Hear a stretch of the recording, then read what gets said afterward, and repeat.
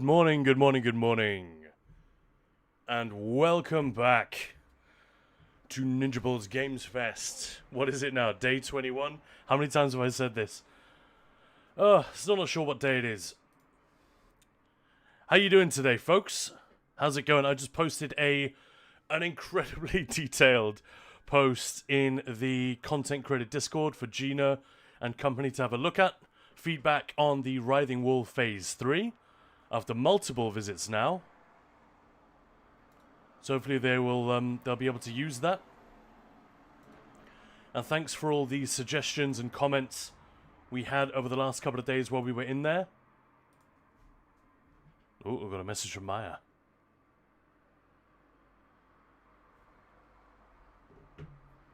Nothing important, it's fine. How's everyone doing? New Noun Tabs, Denya, hello there. Finally, Balorda, hello. How are you guys? Hope you're having a good week. We're getting there. Thursday now, isn't it? We are getting there. Alright, let me flip on over to the game. We're going straight to the live server.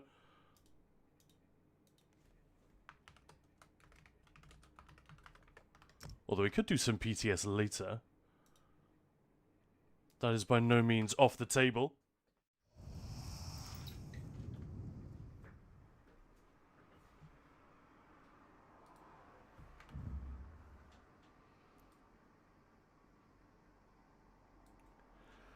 Oh, I'm not going to lie to you guys. I am more than a little bit tired today. Feel like every day of Gamesfest, I start with greater and greater enthusiasm, but less and less actual energy. Oh, I've also not filled up my water glass. Give me 20 seconds.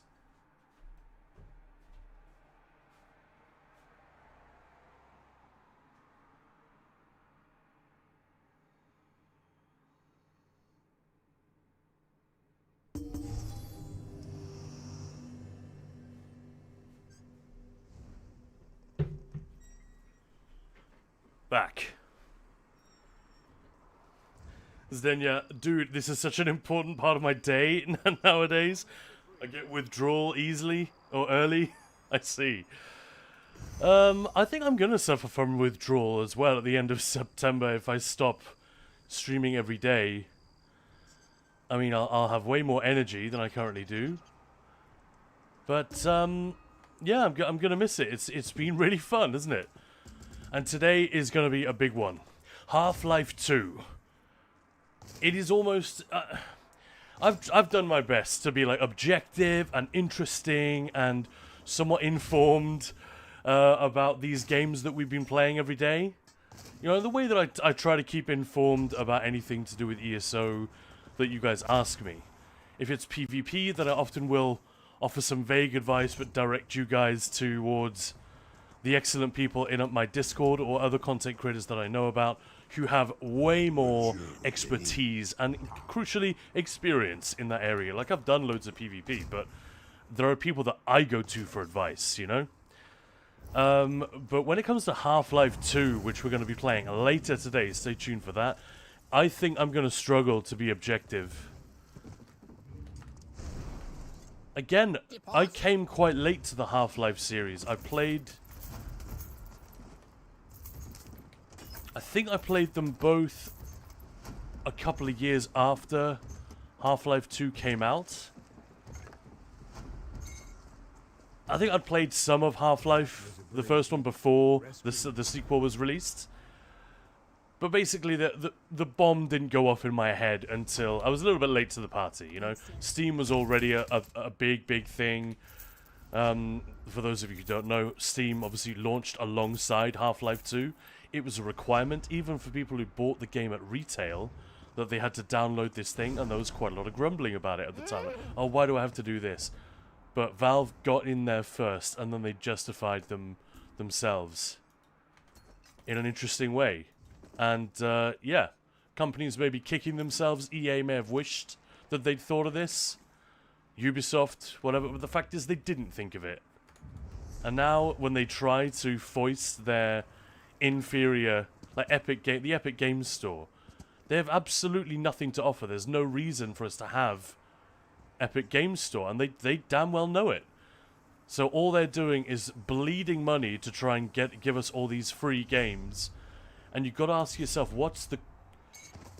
if there's no product here, you know, such as with Facebook and things like that, if you're getting all this service for free, generally it means that you are the product. And this is the case with Epic Games as well. They won't say why they want so desperately to have a storefront like Steam. But, you know, there are Chinese-owned, or mostly Chinese-owned gaming corporations, so, yeah. I don't think we need to work very hard to do the math on that one. But it's weird to think about, because if Valve tried to do that nowadays, we would hate it. And like I said, there was some pushback at the time, but yeah, interesting one. An interesting one. 20 years ago, man. It's wild.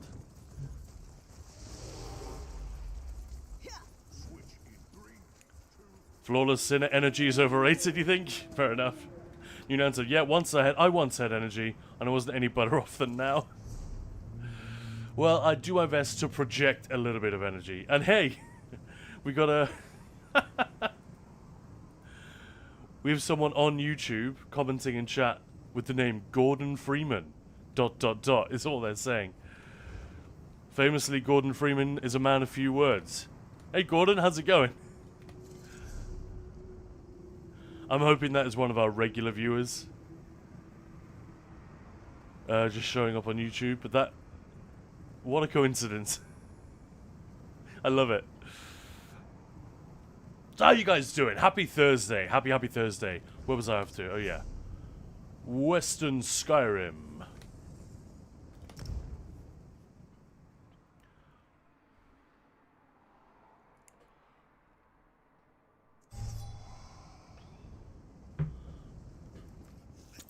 Did any of you miss my session in the Writhing Wall, the Writhing Fortress yesterday?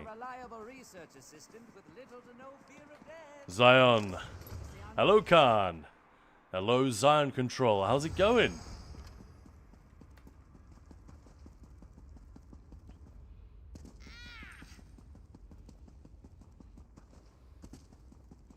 Flawless City, you missed it? It was pretty fun, I've got to say. So actually, let me bring up my... Let's just hang out in the Outlaws Refuge. So, I've just posted a big chunk of feedback to Zos about the event, the Writhing Wall. And I said, there are 4 sections. 1, very positive reaction from viewers. The finale is way cooler than phases 1 and 2. The look and design is fantastic. People are asking why Ossie and Cage didn't use these assets. The side fortresses are both pretty entertaining for overworld content, especially the use of Siege on the west side, exactly what many of us were counting on. The Hellra style teamwork is simple enough, even for random groups, and the central final boss feels appropriately badass and is hilariously chaotic. Content like this could serve as a gateway drug, in inverted commas, into trials and dungeons for players that typically avoid them. Some dungeon and trial veterans, specifically Goaz, I don't mention him by name, but it was Goav's yesterday saying he might prefer future content like this rather than new trials or dungeon DLCs. Not that we don't want dungeon DLCs or trials. Obviously, ideally give us all of it. But if we had to pick one, Goav's was positing that encounters like this might even be cooler and preferable to trials. I thought that was a really interesting take.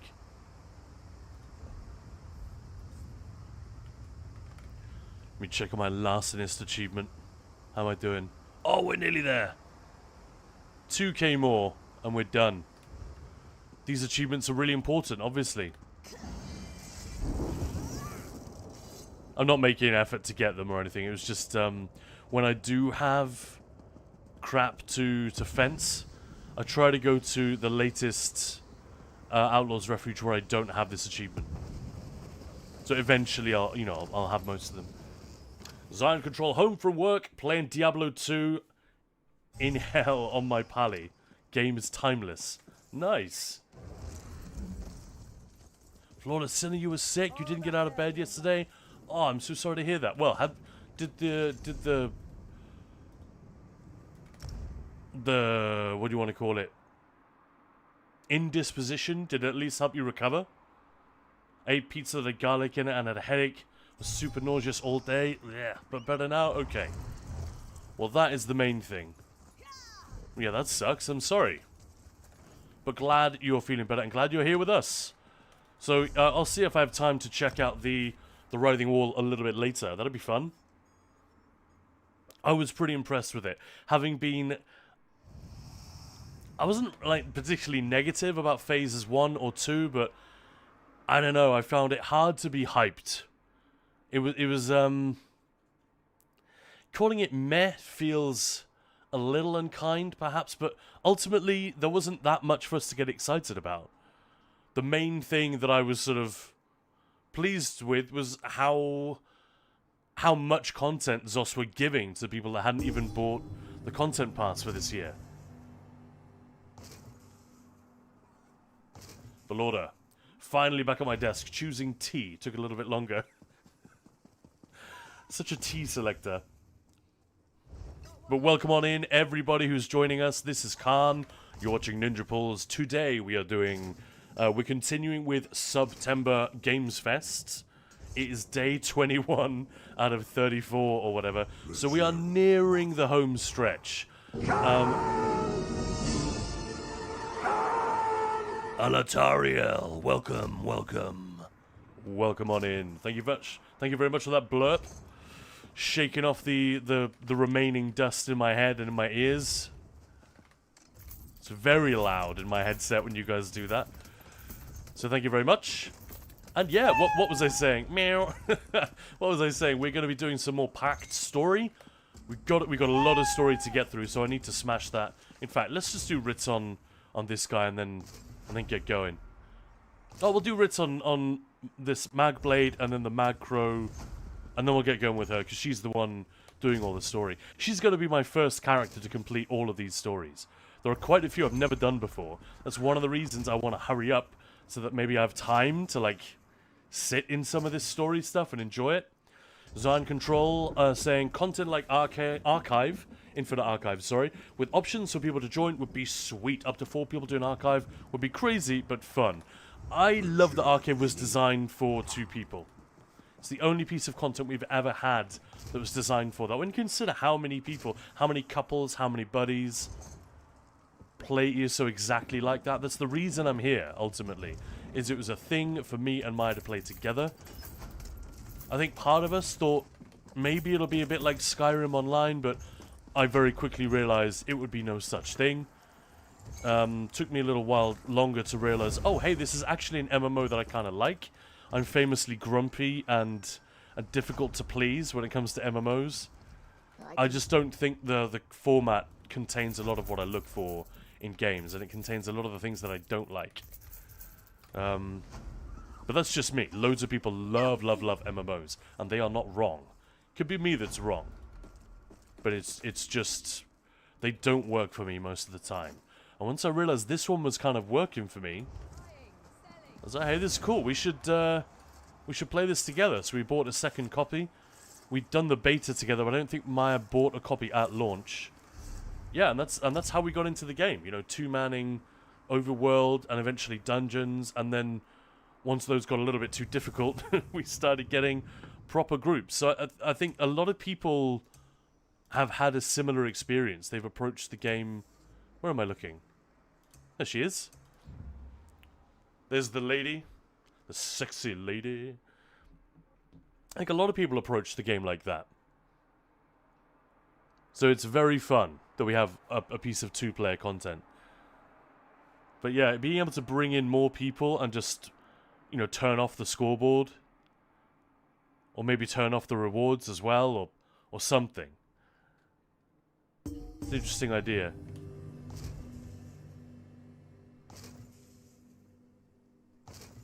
But yeah, how's it going, Alatariel? And Kiddings as well. Welcome on in. Xenia, man, this has led me into an endless rabbit hole of streamers to follow. I need to quit my job. Oh, really? I just unfollow everyone except Ninja Pulls. Nah, kidding. It was fun to see a couple of you hanging out in Tevi's stream yesterday. I wasn't able to watch all of her forays in Dreadsail Reef because I had to go out and do some stuff, get some things done. But I watched the Maelstrom run. That was fun, and I saw quite a lot of the Dreadsail Reef as well. So thank you guys for that, and thank you for hanging out. Belorda, you got 40 different sorts of tea. Maya has a lot, but she doesn't drink tea as often as you do, so I discourage the purchasing of more tea until at least we've emptied some of the shelves, you know? Because they always come in really fancy tins as well. They take up a ton of space, and it's like, come on. It's a jar, or a tin, full of, you know, paper, dried leaves, but mostly air. So, why is it occupying like half of my kitchen? Deposit? Are you talking about us raiding off the people and people coming in, Zdenya? Like, you feeling obligated to give them a follow because they're awesome people and you want to see what they're up to? Yeah, I mean, the more people you get in contact with, the more people there are to follow, and people are also very nice. Always a good vibe. Yeah, the ESO category is really fucking good. We're really spoiled. Like, if the person you're looking for isn't online, take another look at that category, and chances are there are a couple of awesome streamers who are, you know, online instead. It's a really good category in terms of streamers. It's a shame we need to have drops on to get like big numbers in this category. One of the things we always get asked is, why are you streaming in such a small category? You guys are great. And it's like, well, this is our category. We wouldn't be streaming if it wasn't for this game and this community, so yeah. Oh, there you are. I have been tough one. You. Alright, the Lodos Plague is where we were.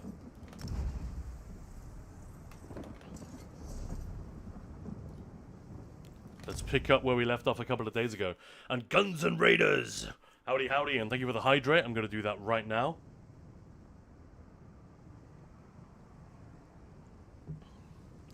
Alatariel doing Black Rose Prison on Vet for the first time yesterday.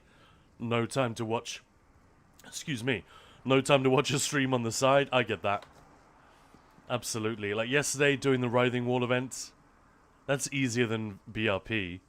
But, It was pretty intense. I was struggling to keep up with chat at times. There's so many things for me to do that I had to pay attention to. It was difficult to tear my eyes away from my monitor and look over at the other one. When are the guards going to do something about our... Hey, LeBro, how's it going? Excuses. When your family disappears, what excuse will you use then? Did you come from the Cirque? This confirms it. The Maulborn need to be wiped out, absolutely. So here we are in Deshan. The Maulborn are up to very, very bad things. We're not going to do all the side quests, and we are not going to listen to all the dialogue. I'm going to kind of power through this. They think their families were stolen in the middle of the night. Speak to excuses. When your family disappears, what excuse will you use then? Gilly-chan, hey, how are you? I am well. Thank you, Gilly. How are you? I told you. Do the guard... No one does... How do you fight something you can't see? Me? No, not yet. It's very bleak. The Deshan storyline, isn't it? Help me. We're deathless.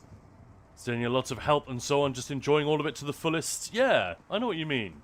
Not obligated, perhaps, but I've enjoyed all of them, really. And if I enjoy it, why wouldn't I follow it? Also make sure to show appreciation. Quite. I don't suppose you're here to buy a weapon. No. Look around. Narcissus is practically deserted. What's happening here? I think the people are scared. Well, there we go. We've spoken to the locals. Bro, hello. Doing well, thanks. And yourself? Yeah, And pretty that's good, why we should thank seal you. The city. We can't allow more afflicted into Narcissus. That makes perfect sense, old friend. But we can't cut ourselves off from the outside world.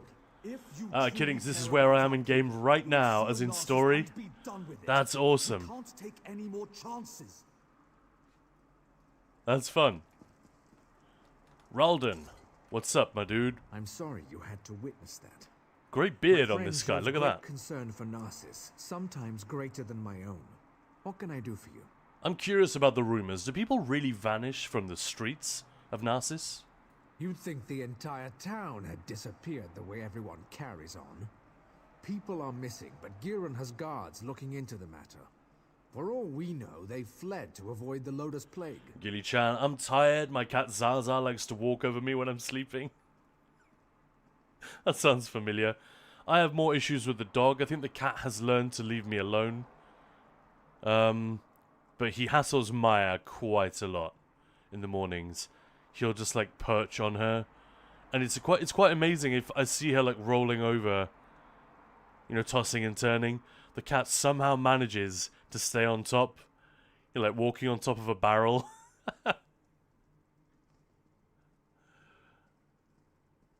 Zion Control, orange Pico tea is my go-to. I don't even know what that is. Orange Pico tea. And, Belorda, I didn't buy all the tea myself. Tea talk. Anyone would think I was British. When people know that you love tea, they'll gift it to you a lot. Yeah, that's true. That is true. That's exactly what I would do. Have the guards made any progress? Very little. Perhaps I can help. I usually don't hire mercenaries, but these are desperate times. What are you arguing about? Giron believes we must seal Narcissus to protect it from the plague. Narcissus is a center of trade, and such drastic measures aren't called for. Though I admit, visitors have been few due to recent events. What's the plan? I haven't decided. They say I'm not aggressive enough. That my... Narcissus, my beloved city. I love how it's just a few As its houses peak, and they get away Narcissus with was calling it a city. vibrant center of trade. Merchants would come from far and wide to hawk their wares. Most are back. Really interesting. So there's a project called Tamriel Rebuilt, and this is a modding campaign for Morrowind. It goes way back to when that game was quite new, and they are gradually rebuilding.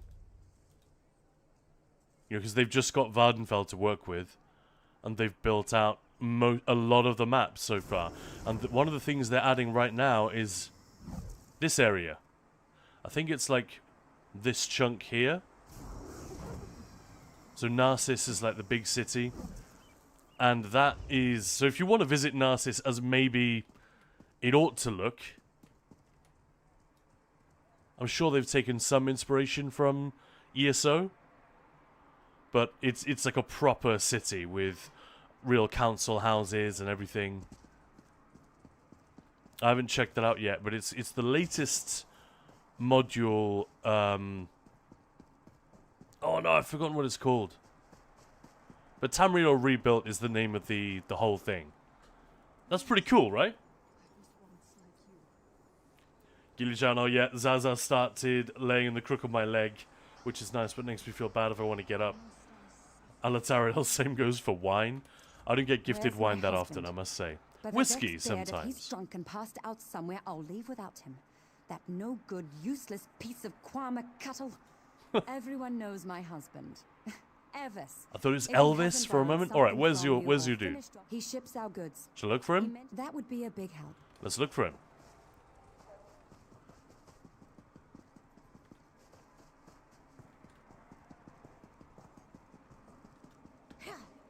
Well, welcome on in and happy Thursday. This is Khan. You're watching Ninja Pools. We're doing a bit of story time here.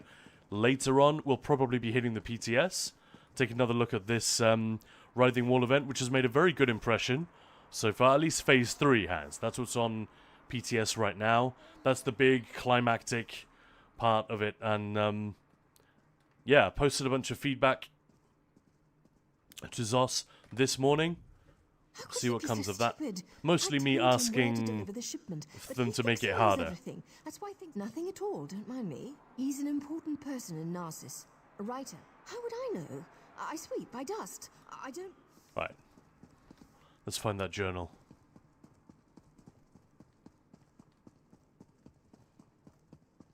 Feels bad skipping. That's a lovely voiceover there.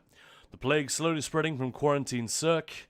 Many have left Narcissus for Mournhold. They'll think it'll be safe there, but they can't escape the coming reckoning. The substance isn't strong enough when added to water. The solution becomes diluted and most of the effective properties fade.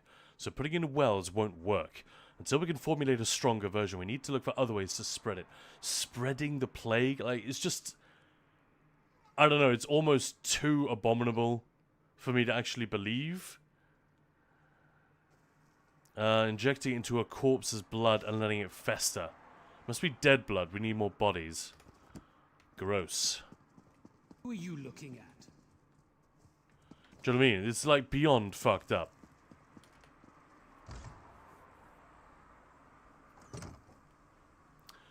War to Pakistan. I'm currently in Greece. When I come back, I'll continue playing The Elder Scrolls Online. Well, if you're in Greece on holiday, enjoy yourself, and yeah, you'll be welcome on back when you return. The plan begins. The amount of the concoction contained, yada yada yada. You're looking into matters that don't concern you, outsider.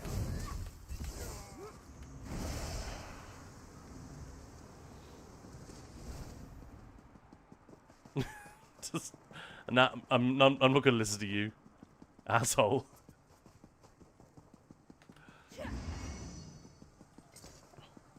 This is some of the earliest story stuff that I did way back when. I've told you everything I know. One more lie and I make you stop talking. Permanently. Understand? Well, hello I have there. no intention of letting an amateur screw up my investigation. What's going on? Turn around. You're interrupting my interrogation, that's what. And just as I was about to get to my favorite part, I have no quarrel with you. Not yet. So go away. I wish I could remember the name of the character we were talking to just the other day, and we said, is that the voice of Naryu?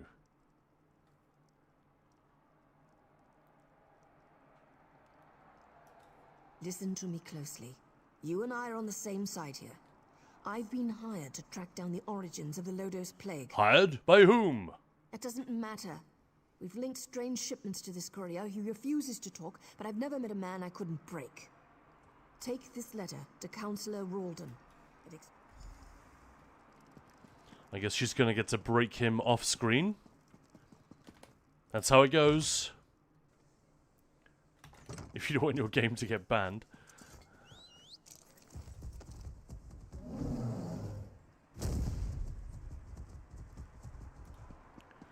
Yeah, I gotta say, I kind of, part of me just wants to jump back on PTS right away and just crack on with the Writhing Wall stuff. You're back. I hope you're here to tell me that my people are just imagining Yeah, things. bad and everything news, is dude. Fine. What's this? Notes? This news. Find gear. He's upstairs, isn't he?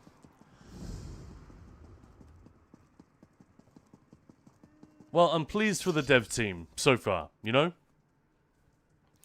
It feels like they could use a win.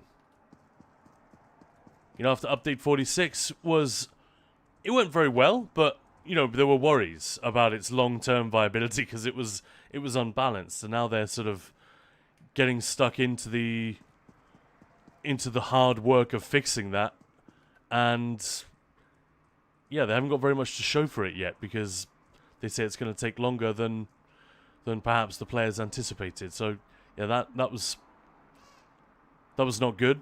A lot of people haven't adjusted very well to the change in the release schedule and pricing and so on. I think most of that is people not being objective or not understanding things. But either way, it's a bit of a backlash. And yeah, Aussie and Cage wasn't exactly a hit. It's a perfectly decent trial, but I don't know. It's notably lackluster compared to, say, Lucent Citadel or Dreadsail Reef, you know? So I really hope the Writhing Wall is a success. I feel like it should be, now that the final phase has been revealed. I had a lot of fun with that. And I've made my suggestions. Think they should buff the living crap out of the enemies. And then I think we're in for a treat. So, I think it could be half of really, Narcissus really good must fun. Vanish and plague must threaten the city before Rawdon comes to his senses? And it takes an outsider to make him understand. Of course he did. Rawdon hasn't been able to make a decision on his own in The Dunmer years. always picking little bits At of least lint he's or finally hair doing the off right their thing. outfits. What do you As for need? The Maulborn are obviously involved. I suggest you slice a path through their camps by the lake. A man of action. An elf of action, I should say.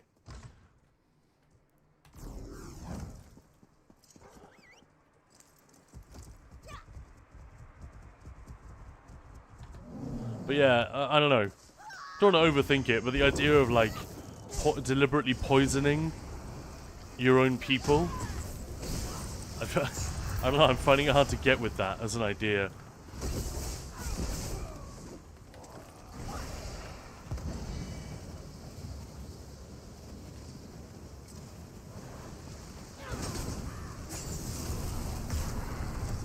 Like Blast Bones never gets to do anything.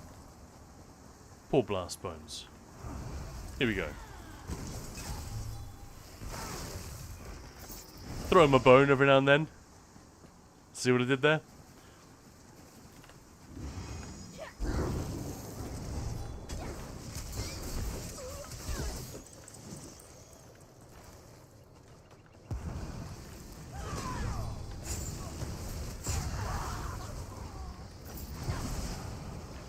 What do we have here? In the name of Magistrix Vox, all Maulborn must continue to monitor and secure Lake Lalu. Tests of the Lodos Plague continue and we maintain camps within the area. The new formula isn't as strong as we hoped. I'm returning to the Gorge to make a more potent concoction. I will also continue to advance our plans for shipping the material throughout Dashan. Until new orders are delivered, continue the tests by adding each new batch of the concoction at the waterfall and record the results. Victory is nigh. Madindril. Do you know what I mean? Like, it is beyond Bond villain nonsense. I know that it's all sort of, you know, socio-political upheaval and whatnot, but... You don't give up, do you? No, I do not. Before you ask, yes, I've been following you. No, I have nothing to do with the missing people or the plague, and no, I'm not here to fight you. Aside from Any that, Naryu fans in the house? Now let's talk about why Giron wants you dead. It's pretty hard not to like her. Even though, I don't know, I find the whole sexy assassin thing, it's a little bit obvious. Like, I think Raz is just a much more interesting character and funnier. But, there's a reason the trope is so well worn. It works really well. Yeah, I'm biased. I love Dunmer. Yeah, same. Gilly's definitely a fan. Of course he did. Sending an overconfident outsider into camps full of Maulborn certainly sounds like a day at the fair. And if they killed you, you'd never find out that he brought the plague to Narcissus, would you? How'd you know? I've been watching Narcissus for weeks. This doesn't look good. There must be a reason why Giron wanted Narcissus sealed. Why are and you he helping? wanted you dead. The organization I belong to does two things. Finds targets and eliminates targets. What organization? My Does she target tell happens us? to be Sorry. Yeah. We don't know each other. I'm not going to tell you that. Not your concern. A very RPG moment. I don't like you enough to tell you about that. Is that what they say in Morrowind? I don't like you enough to tell you that. It's literally something like that. Love Raz too, also Scordo. Yeah, that's fair. Hey, Grave Gron, thank you very much for the follow. Welcome to the party. And happy Thursday. We need to talk. Hope you're all having a lovely week. Rawdon isn't Weekend is approaching. He and Giron left some time ago. Written how many years ago, Giron's Zion connection to Control? Maulborn makes me a little concerned. Oof, probably 2012, 2013 at the latest. I would say. Maybe earlier than 2012, who knows, but yeah, this is base game, exactly, yeah. So I'd say 12, 13 years, something like that. It's hard to know how much of it was written super early. Caffeine and Elder Scrolls. Hello, Khan. Hello, Caffeine. How's it going? How you doing? Let's just say I'm well informed. I've suspected the connection for a while, and his abduction of the counselor confirms it. My So many associate and I British tend to voiceovers avoid amongst the situations elves, not aren't there? covered by our contracts. Still, we might be able to assist one another. That's actually an interesting thing. Why are the elves generally coded as English? You know? Is it just to do with, especially to an American ear, there's sort of an aristocratic bearing, or I don't know, an aloofness, uptight?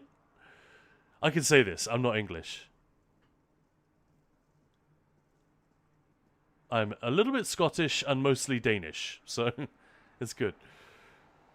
But yeah, Zion Control, I think you're right with that timeline. It's got to be something like that. Caffeine and Elder Scrolls. Well, I got one of those. You know, now you're making me want caffeine. I might have to take a 5-minute break shortly and make myself a cup of coffee. Hey, Figus BM or Figus? Figus. Let's go with that. Welcome on in. Gilly, I need to make lunch, but I don't know what I want, so can't. Chicken satay or mami? Chicken satay. Let's do that. And let us know how it goes. Damn it, now I want caffeine and chicken. It's a weird combo. Right, where's I don't Giron? know. I only know what the reports tell me. Alright. Narcissus is sealed. Villagers are missing. Crates of Lodos plague arrive in the night. Now you discover the plague intensifies when it festers inside a corpse. Where do I find them? Reports tell me that a group of villagers have decided to take matters into their own hands. Slips through fingers. I have a feeling she's going to want your help. I forgot this character. That is an excellent, excellent Argonian name. Slips through fingers. Oh, this is making me think of that ABBA song. Why do I always drop things when I'm in a hurry? Oh, no. That ABBA song slipping through my fingers. I don't have a daughter, but that shit makes me misty when I hear it. When you think... all the ABBA songs are obviously sung by the women, but almost all of the music... Well, all of the music, and I think almost all of the lyrics were written by their husbands, the men. So when you realize that it's a song about a dad, dad singing about his little girl, that's kind of heavy. Maybe that's just me. But we were watching that movie Mamma Mia, which I don't love, with Maya's parents some years ago. And when that song came on, Maya's dad and I, we were just getting drunk. We were just having whiskey or something while the ladies were enjoying the film. We were just chatting. And when that song came on, I told him what it was about. And and he went all quiet for a minute. So slips through fingers. You're reminding me of ABBA. Thanks for that. I can't go into details, not here. But I know you've been trying to find the missing people for House Lalu. That's a very deep cut. And Erin! Hello. Erin for the win, or Erin, what the fuck? Depending on how our reading skills are today. Ultronium Zos, just copying Tolkien with the English elves. Possibly, but were the elves ever particularly English? I feel like the English are the hobbits. For sure. I don't think Tolkien ever got into that. But yeah, it's sort of... I know what you mean. If you're talking about the typical... I think before Tolkien came along, an elf would have been a small, like a diminutive, skinny... More like Santa's little helper type figure. And then in Tolkien, elves are tall and immortal and... all that kind of stuff. And that's what's conferred this idea of the lofty, aristocratic thing, which is present in so many fantasy settings, right? Khan Solo, Gunja Samurai, how you doing?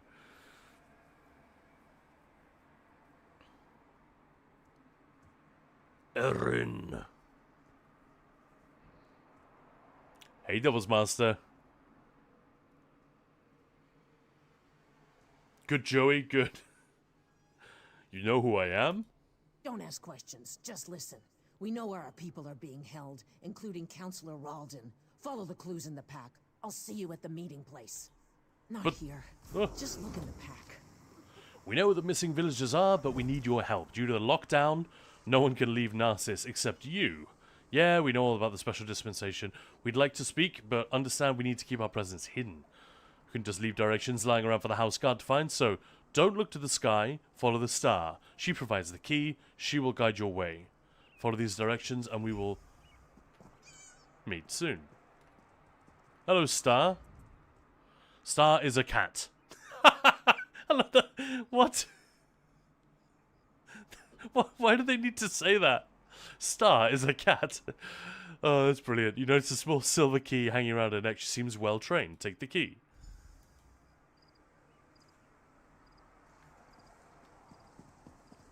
Here, kitty, kitty, kitty.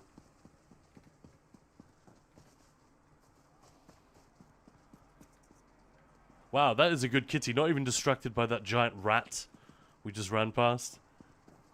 Lockdown, this is update 48 or update 19, yeah.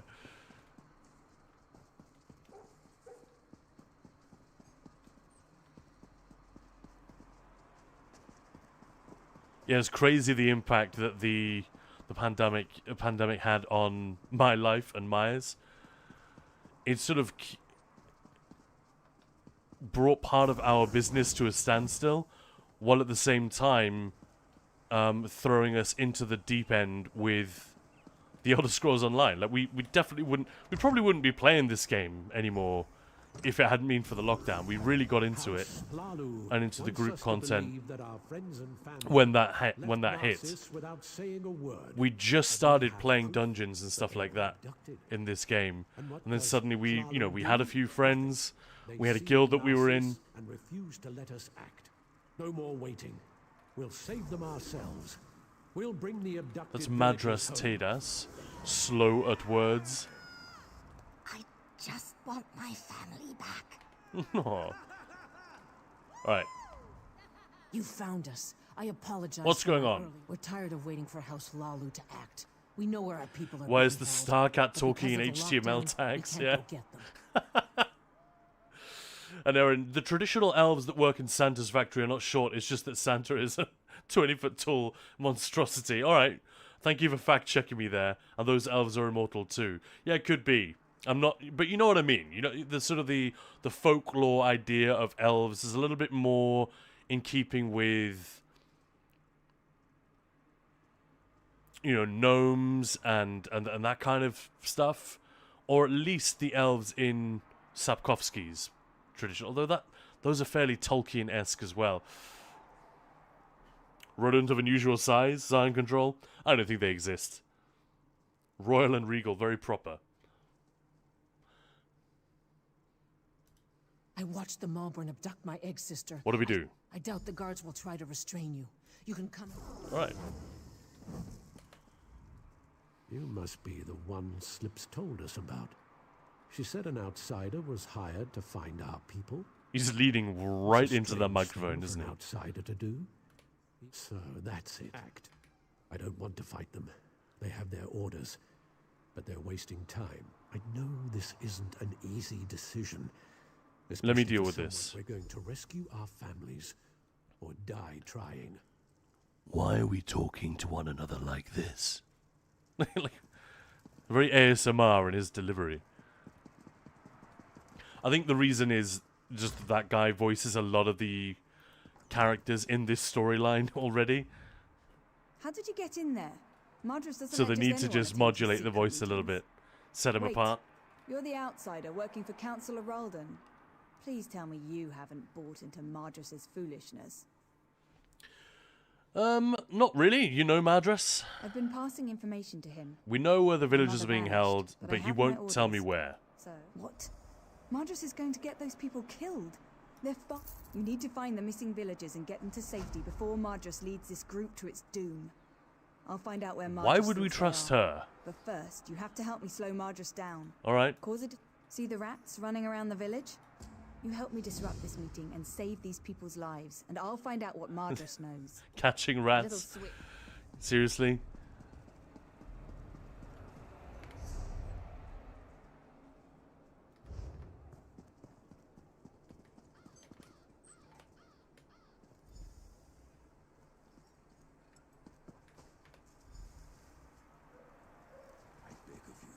It'd be easier with nameplates, wouldn't it? Luckily. Spare a coin for the needy. Should we give this guy a coin? Oh, that bugs me. You can't do it.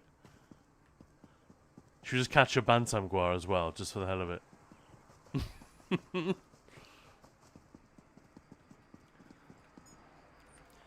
Erin.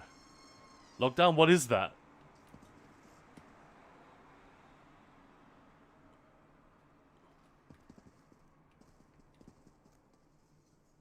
Man, you have to... There we go. Use bag of rats. Do they just start pouring out the door? What's that noise? Yeah. Rats! They have the plague! Run! Man, those are some tight pants on that elf chick. Don't let them bite you! Some of the voice lines must have been really funny to record. Looks like the rats are moving in. I appreciate your help in this. Now no one will get hurt. Those people just want to see their friends and families again. Right, yeah, you don't want to arrest them. I get that, I get that. Lol, flee! And Zion Control, I appreciate the Princess Bride reference. Always.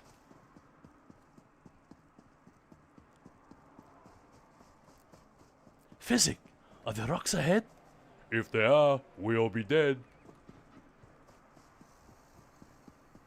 Please, I need to buy. Everyone who hasn't seen the Princess Bride recently is like, what the fuck is he talking about? Welcome on in, folks.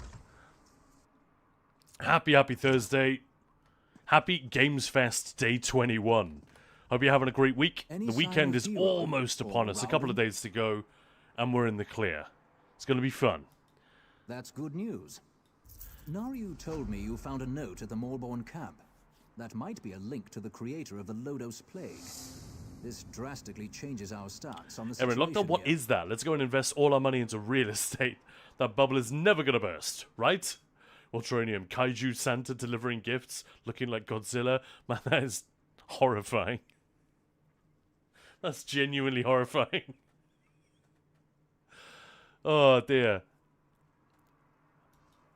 I care only about a name and a location. Such information brings me closer. What assistance? I'll gather the House Hlalu guards and follow you. I'll gather the guards and follow in your path. Now go. Find your ally and let's finish this. I'm assuming most of these actors aren't British. But there are some really good or very close. Like Naryu's British accent is very close. It's not quite there, it's not quite right, but it's more than good enough. A lot of them are really decent. I think the one that they struggle with is the Cockney one, as we've talked about before. Some of the Bosma voice actors got it, and it's close enough to they get away with it, but others are no. Like, God blimey, Mary Poppins. You know, it's that thing, isn't it? How do you know all of this?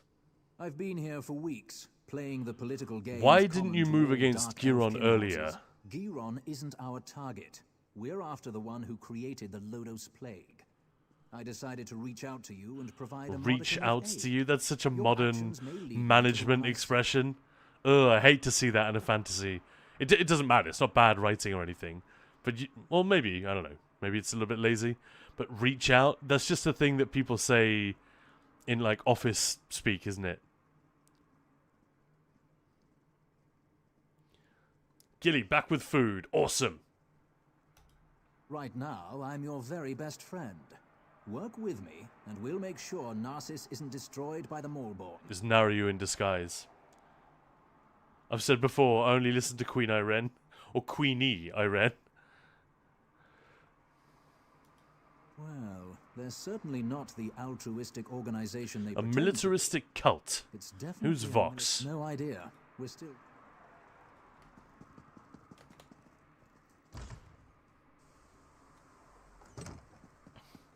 Varen plans on contacting people through Slack. Yeah, exactly.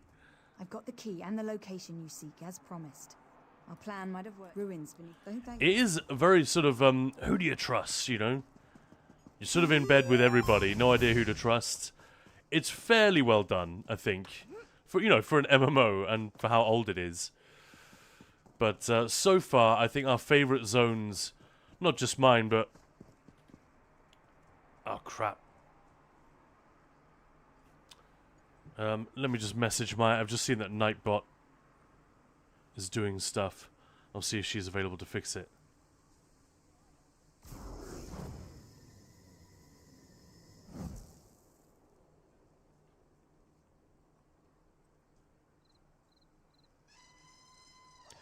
The little mammoth noises.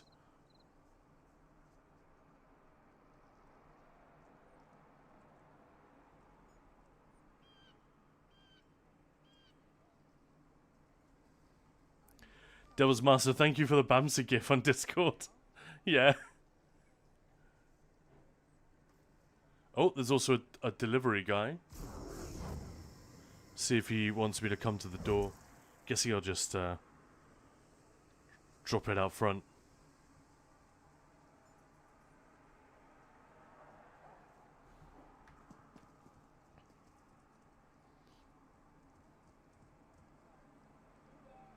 Yeah, you're welcome, Devil's Master, anytime. I just thought that's the thing to do.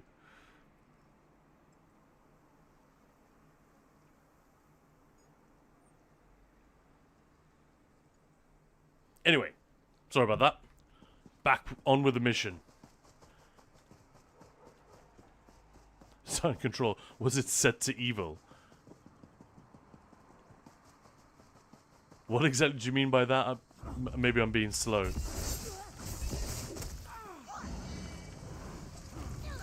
There isn't even that much delay between what I'm saying, you guys hearing it, and typing responses, but sometimes my brain has just moved on, and someone will reply to me, and I'm like, what's that about?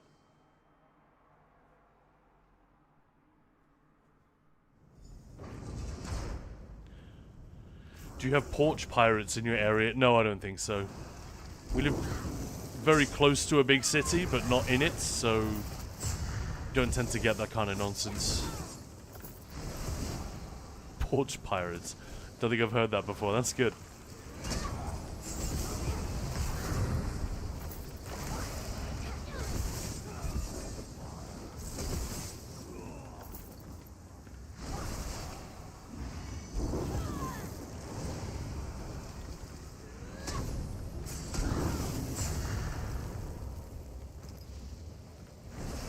Poor old Blast Bones.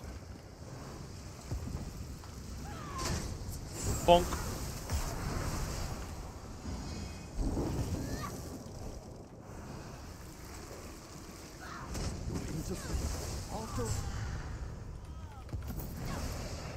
Sit down.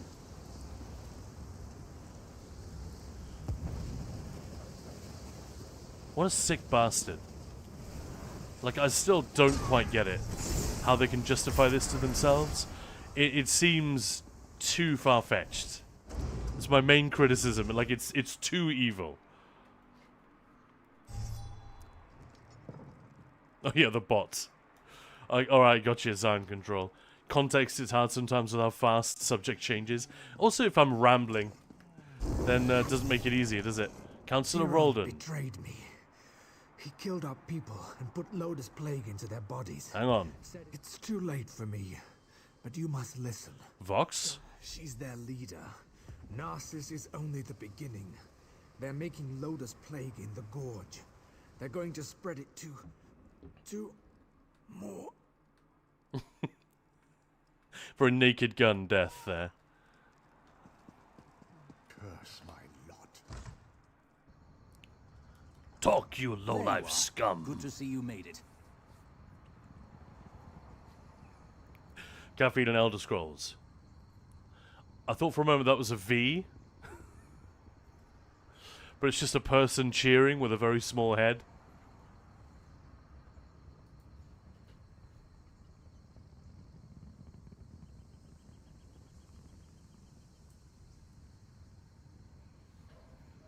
You know, like that. And Schnacks, hello there. Happy Still Thursday. alive, I Tea and see. Guild Wars 2, I also a suppose nice that combination. justifies Naryu's Yeah. policy. Say hi to that Vishy one, if you Naryu find Vishy will in make there. sure these yes.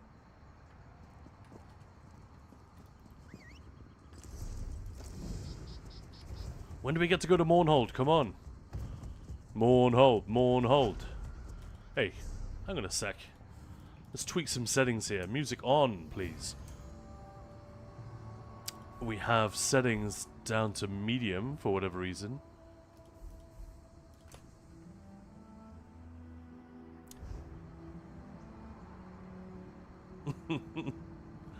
Caffeine and Elder Scrolls, then you can consider it my cat cheering. Yeah. Perfect. Your cat has fine taste. Speaking of fine taste, hey Naryu. I swear, I can't seem to finish a job without you showing up to complicate matters. The documents you found in the Moorborn camp contained several names. A few appeared over and over. After a little bit of digging, I connected one of them to our target. Why are you telling me? Because I also learned that Hlalu troops have been ambushed by superior Moorborn forces at the Obsidian Gorge. Our target leads those forces. We want the Alchemist. Someone showed me one of their one of their Guild Wars 2 achievements. Play with ArenaNet employee. That's an actual achievement in game.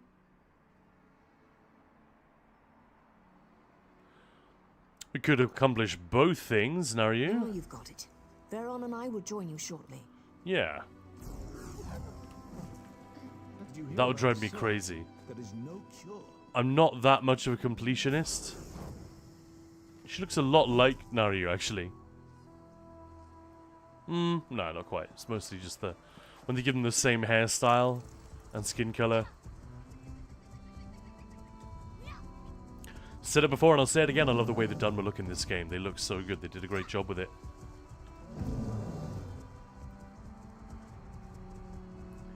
A hidden achievement, you'll only see get it when it happens. Still.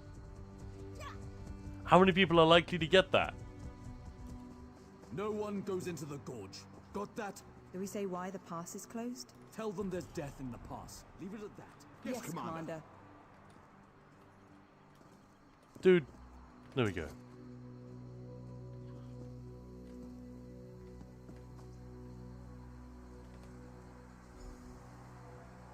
Oh my god. Just wouldn't let me talk to him. I know you guys can't see that, but I was spamming E on this guy. If you're planning to use the pass to Mournhold, find another. The Moorborn have overrun the traders' camp and What's the plan? sent in some scouts to assess the situation. Alright, we'll find them. Look out, Moorborn. You're going down. So what were our favorites so far? It was Rivenspire. Stormhaven was really good. That combo of Stormhaven and Rivenspire was really decent. Grutwood I thought was pretty strong. Need to report back. Moorborn. They're trying to make the Sound plague control. stronger. He's dead, Jim. Man, we have a lot of shared references, I feel like. I'm a doctor, not a mechanic. Same with Emperor Achievements in ESO, that's a crazy one to get. I don't know, like, yeah. And you can easily be robbed of it. I think it's relatively straightforward to get, but the problem is, if someone else is going for it at exactly the same time, and they are better organized than you are. I even know people who, this is hard to believe, but I know people who literally will campaign just to deny someone Emperor that they don't like. Or not even, they don't have anything against them, they're just being a dick. Hey, Daily Endeavor. Well, that's handy. Keep an eye out for thieves' troves, folks.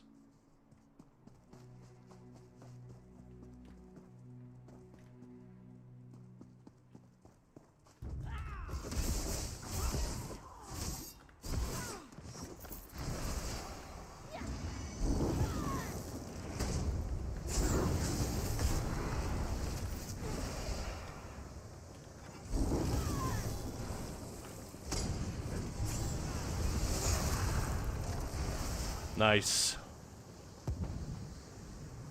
Why am I in combat? Yeah. What?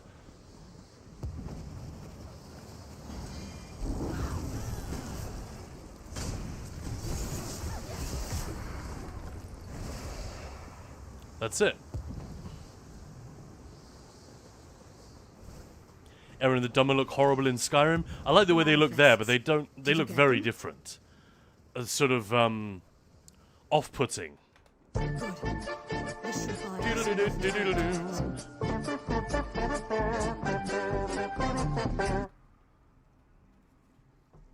Thanks, Dark Metal. How's it going?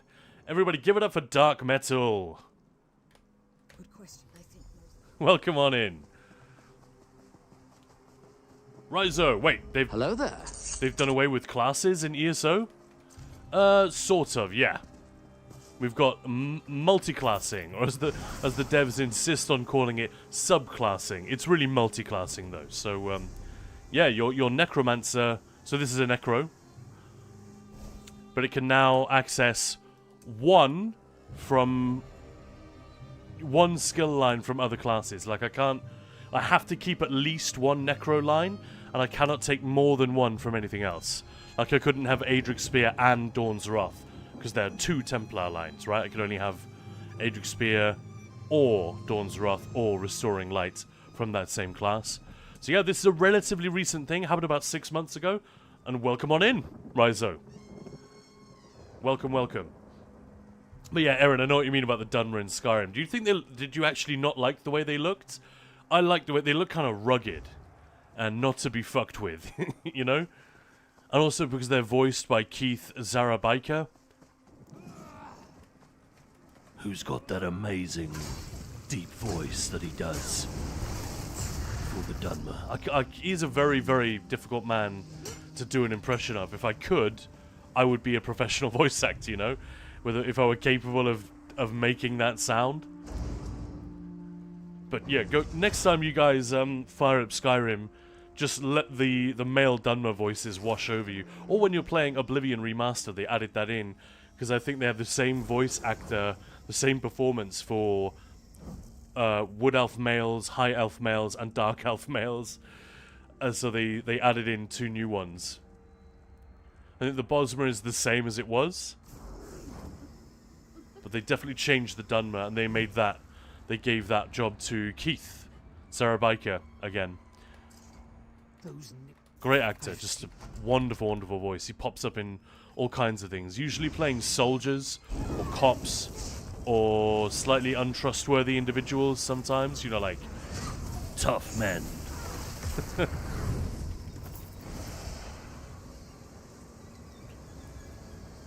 Voltronium, the elves went ugly in Skyrim. Must have been the Dragon Break breaking their faces. I like it. I think it might have been a response to Oblivion being so high fantasy and not high fantasy. What do I want to call it? It's sort of quite derivative, you know, medieval European fantasy stuff. And they wanted to go a little bit more. Like Morrowind was a very strange and alien place. Oblivion was extremely familiar. It's a great game, obviously, but I think that may have been part of what they were wanting to do. Just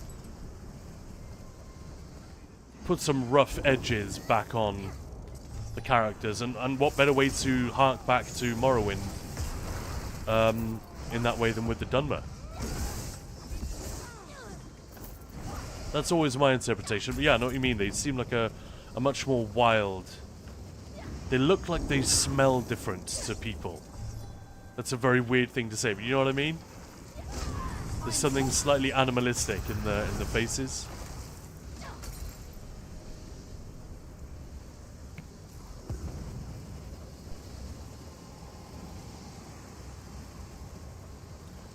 Oh, you reckon it's easy to get, Belorda?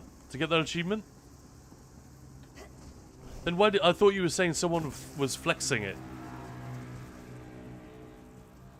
Maybe I'm missing something. Good, we have to always.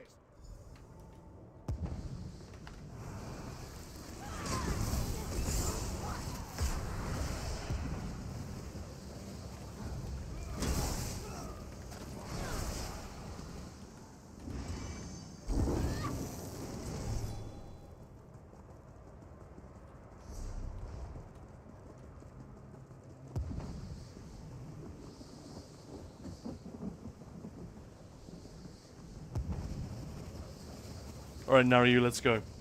Ready for a fight? Once the archers start shooting, the Maulborn will Beta test on the live server, so the devs will join a lot. When you're ready. Still laughing at the dude who didn't get Emperor because he went for a smoke and the friend helping him got it instead. Dark Metal doing great. How about you, Khan? Yeah, pretty good, thank you. Thank you very much. And Tiago, hello there. I didn't notice that was you with that one. Welcome on in. Devil's Master, so hungry right now. I must eat hopper and have... Oh my god. Chokio is that. Man, I remember that. I haven't seen or tasted that in ages. Has it been half a year already? No, that's... It hasn't actually been 6 months, has it? It will be once update 48 goes out. So it's like 4 months. Nearly 4.5, I guess. Ultronium. If we refuse to call it subclassing en masse, perhaps Zos will stop calling it subclassing. Oh, it hasn't worked for X, has it? Almost nobody calls it that. The only time I hear people calling it X is when they add cremant after it. Everyone just calls it Twitter.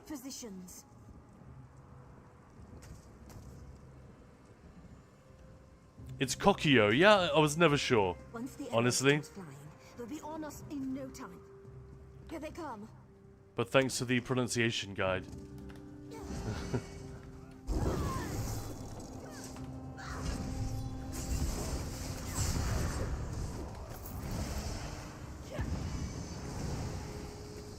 Gilly, there's one specific Dunmer in Riften in Skyrim. And when I saw it for the first time, I thought he was a vampire. Yeah. That's sort of it. And the way that vampires tend to be depicted is exactly as I described. You know, animalistic. You know, those bat-like faces. Upturned noses and... You've doomed us all. You get it a lot when movies have to depict a demon as well. And they're not terribly original in the way that they do it. Back to the cave. Back to the cave. What was that? Like I said, the British accent comes and goes.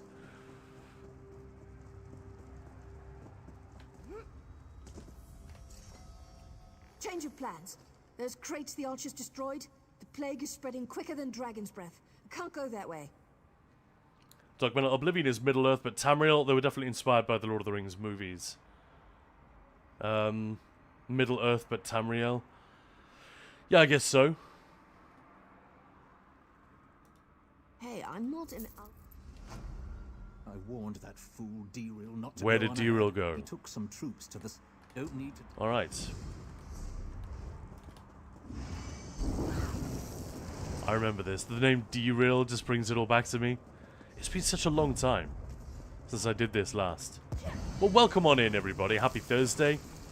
You're watching Ninja Pulls. This is Khan. It's just me today. No Maya. But as of tomorrow, we'll be entering the really, really fun part. The home stretch, if you like, of our month-long September Gamesfest. We've been streaming every single day. It's been crazy. Sometimes for like 10 hours a day. Actually pretty mad. I'm not sure it's something I recommend.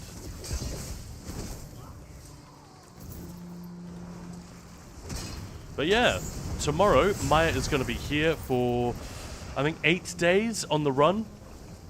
So we'll be streaming together every single day. We're going to do a lot of multiplayer games. So Left 4 Dead, Portal 2, Baldur's Gate, Space Marine 2. We're going to be giving away 2 copies of Space Marine on the channel during that stream. That'll be on the 22nd. So stick around for that. But today it is more Ebonheart Pact story. Maybe some PTS. There's some fairly cool things on the ESO PTS at the moment. Very cool, actually. I was there yesterday, cleared the new events for the first time, and it was really, really good. Reaction from chat was also, like, extremely positive.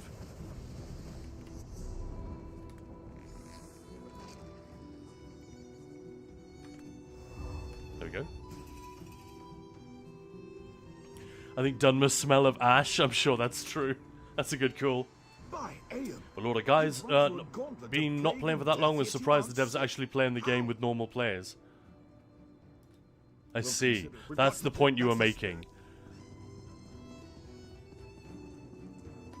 Yeah, it's a good policy, honestly.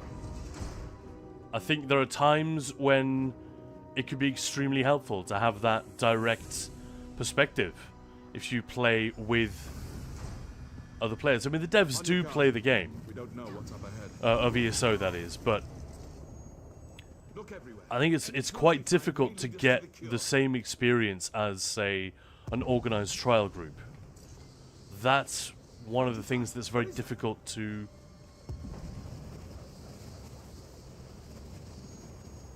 It's very difficult to guess at, you know? That's the recipe for the Lodos plague. We've done it! Wait, what's happening?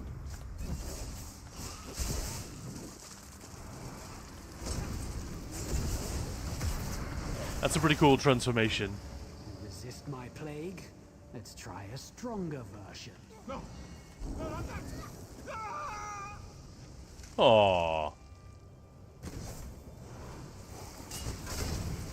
Sorry, Daryl, I'm saving my ult. Didn't think it would be that easy, did you?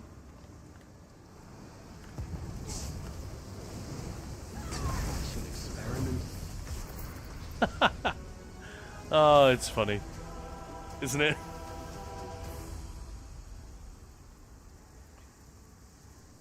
And Alatariel. Yeah, and next they'll rebrand it Infinite Archive to Endless Archive so we can call it EA. It started as EA, they renamed... Exactly, yeah. I still don't know exactly why that was. Whether it was Electronic Arts or whether it was, you know, Endless Dungeon, Endless Space, Endless Legend, all those games in that series. Our champion survives. But yeah, it was in the middle of... We were doing this giant raid train. We were in the final stages of, like, planning it and everything. And I was making all these assets, these animated overlays to give to all the streamers and, like, logos and stuff. Endless Arc Live, it was called. You know, Archive, Arc Live. It was the first big raid train we did in ESO. And, yeah. Then Gina messaged us with, like, a few days to go. By the way, we're changing the... Don't tell anyone. But in a few days, we're going to change the name of the archive to Infinite Archive. So, just a heads up. And I was like, fuck!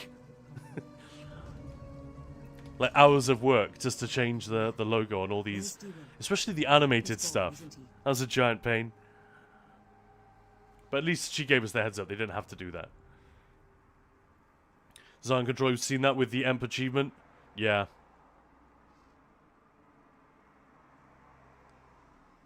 Yeah, my ex social media app. Yeah.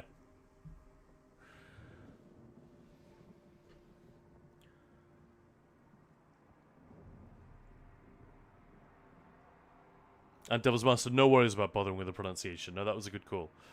You know me. I like getting these things right. I never knew. I always wanted to give it an Italian read for some reason. Maybe that's my mum's influence. She speaks a bit of Italian. And Russian and French and German. Not to mention Danish and English. That makes me feel bad that I don't speak more languages. Kev, next year is getting changed to Unending Archive. Yeah, Repetitive Archive. But Lord, I almost tipped over my cup of tea with my knee. Would have been a new flavor for my mouse pad. Already took a black tea vanilla bath a while ago. Tea is among the things you can spill on your gaming peripherals, though. Tea has got to be one of the better ones. He died valiantly then. Not really. He changed into a zombie. Anything in there that would help us? All the notes. With the notes, we can finally craft a cure. The stuff in the crates was extremely potent, but still, we can't lower. Skill point. We saved the day yet again. Right, Varon. With the death of the alchemist, oh, he's finally happy. Look at him. He's been grumpy Gus this whole quest line. Someone has to tell Ordinator Kilau what happened here. Cool. Ordinator Kilau. We finally get to go to Mournhold as well. Been waiting for that this whole time.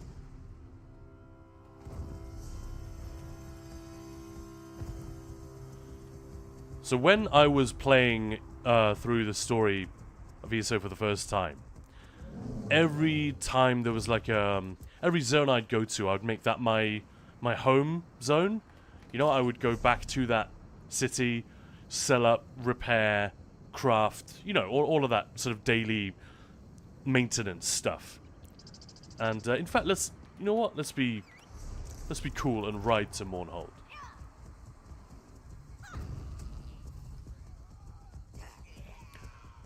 And probably because of the temple, and especially the fact that I played the original Morrowind game and the Tribunal expansion, which took place in Mournhold, I was pretty keen on this one, so I actually stayed there, or I went back there after I was done with other parts of the story. I think a lot of people do this, and that's why Mournhold, and you know, it has the Undaunted Enclave and all that. That was my home city for a long time. I mean, look at it.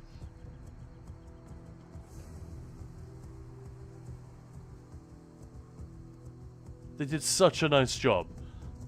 For a game that we play mostly like this, you know, looking down at the top of our characters' heads and looking at the feet of the enemy we're attacking. Actually, super beautiful vistas in this game. Road trip. Yeah, you've seen that POV before, right? That's exactly how we do the road trips on this channel every now and again.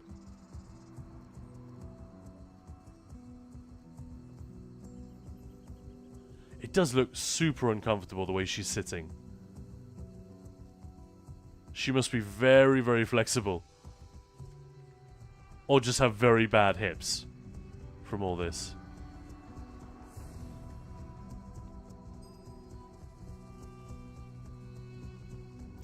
Alatara, I really like the archive for its styles and the possibility to fill your book with unknown items. Yeah, like, I was singing its praises as a thing to do. Someone was asking for, you know, how to get XP. And I was like, you know, it's not the best way to grind out XP. That would be Black Rose Prison on normal, you know, that method that people do there. But actually, Archive there are so many reasons to go there. We listed all of them. And I said, you know, one of them, actually, an underrated one, might be to, you know, you collect all of the random overworld sets that are available. And just to illustrate that, I said, I've probably collected many of them. I've probably filled some of them up. And then I just went through and noticed, hang on, they are all full. And I've never attempted to collect any of these. And literally every single overworld set is now done. That's just because I visited the archive. Obviously, I don't need any of these. Ever for anything, but you know, it's fun. It's fun that I was able to do that without spending any gold or like having to grind it out or farm it in a zone by doing delves or world bosses or whatever. It just happened automatically. And yeah, these sets are worth collecting. I really hope one day they'll get their shit together and buff these. It's such a good idea. Such a good idea. Especially now with subclassing. To make these class-specific sets a little more meaningful. I think that'll just do so much to soothe the pain that some people have felt over their classes being kind of taken away from them. Welcome to Mournhold, capital city of the Ebonheart Pact. That's another one. Mournhold. A lot of them. Hold. It's not quite right. You could tell they didn't have any actual British voice actors they could hire. Welcome to Mournhold, capital city of the Ebonheart Pact. Why the bureaucracy? Deshawn has speak with Registrar Revel in the city centre. Yeah, like I said, it's pretty good. The Dunmer voice is generally very, very nicely done. And let's be real. It's voice acting. You're not going to fly out a bunch of British actors. You might hire some, if they're available locally, but you're going to hire the best people for the job. Not based on where they come from or where they grew up. Word of the plague in the west has reached Mournhold. We were told to watch for someone matching your description. Fatu Mix. It's good she? to have you in the city. That was a she, yeah. Oh, were you talking about my character? Yeah, of course it's a she.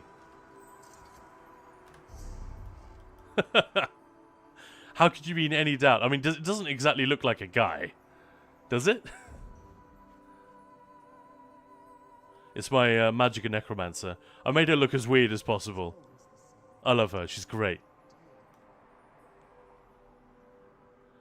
She's also enormous. Like, if I take the, that personality off, so she stands up straight.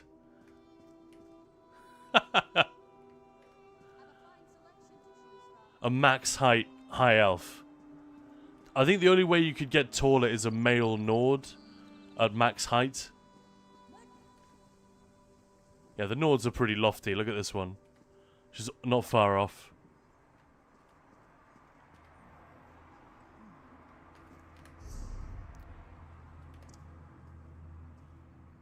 No, let's put the wormwoods back on. I just love that smirk. Look at the face. Brilliant. Okay, now we need to go around the other side, don't we? I remember this bit. Man, it's been such a long time. Yeah, we should submit this quest first.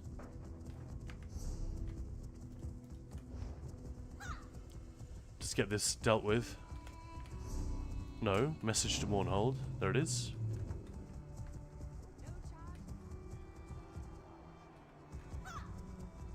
News from the Gorge has arrived. The Maulborn have been defeated. Oh, I didn't realize we needed to go indoors for this one. Fair enough. Actually, in the Fighters Guild. Wow. Is that in... Do they do that to encourage us to join the Fighters Guild? They must have done. The Ordinators must be vigilant in our pursuit of preserving the peace. Obsidian Gorge is safe once more. So the rumors are true? Yes, yes, yes. The rumors are true. I am wonderful. I saved everyone. You're welcome. But Lord of Mine's own sticker book was already completed before Archive dropped. Wow. Like, why? Do you have a touch of OCD or something like that? Because I knew someone who... well, no need to go into what it was, but he had... he was on the spectrum, basically. And he was saying that he found it very difficult not to go and, like, fill up all of those sticker book things. I think all of us have that to a degree, you know, collect them all. There's a reason it works as a marketing ploy. But this guy was particularly like, must collect. And, he, you know, he laughed at himself for having this impulse, but it was evidently quite strong. Hey, Naryu. About time you showed up. I was going crazy waiting out here. This place isn't exactly on my list of favorite places to hang out, you know. A Dunmer who doesn't go to the temple? No way. I won't use sugar or something to sweeten my tea, nothing sticky. I will only go to Mournhold for handing in master writs. Yeah, that's what I do now, yeah. But for a long time, this was my hangout. And Voltronium, nowadays I think voice actors can work through the interwebs. Definitely. But still, if you want that absolute crisp... I think a lot of voice actors have set up stuff at home. But I think the ideal experience is still... You know, the studio is in LA. You live locally or can get to LA very easily. I think that's where a lot of it happens. It's just the way it is.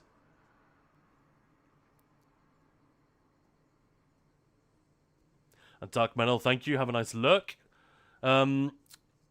Gilly, I once got the scholar personality. Put it on one of my characters. I love how he never puts his book away. Yeah, my Arcanist DD has the scholar personality as well. Alright, Naryu. No, I just enjoy hanging around the temple. What's up? The Maulborn are in the city. They saw what they did in Narcissus, and I don't want to see the same thing happen in Mournhold.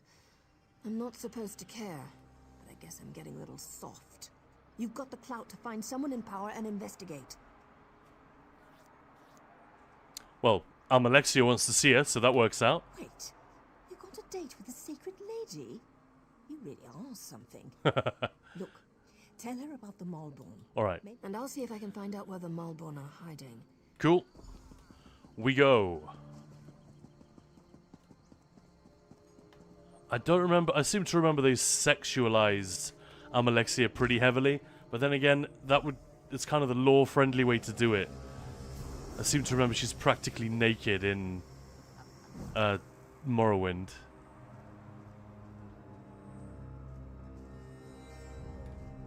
Let's have a look. Yeah.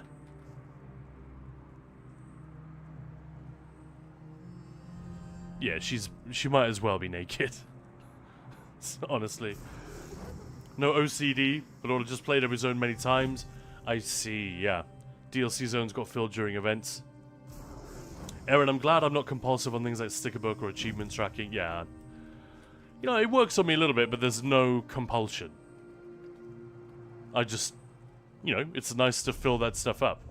But as you can see, I'm like, it's the easy stuff that I'm missing. All the quests and things like that I haven't done. And a lot of this stuff I do on PTS. Like when there's a new chapter, I will often play through a good chunk of the story, sometimes even the whole thing, to see what's up. And, you know, make some vague recommendations about buying. Like I did for Seasons of the Worm Cult. And then I feel like it's done. I don't feel a pressing need to do it on the live server, which is a shame. Hey, Foreign Lord, thank you very much for the follow. Your name is known to the Very kind. Welcome. You're wise to heed my summons.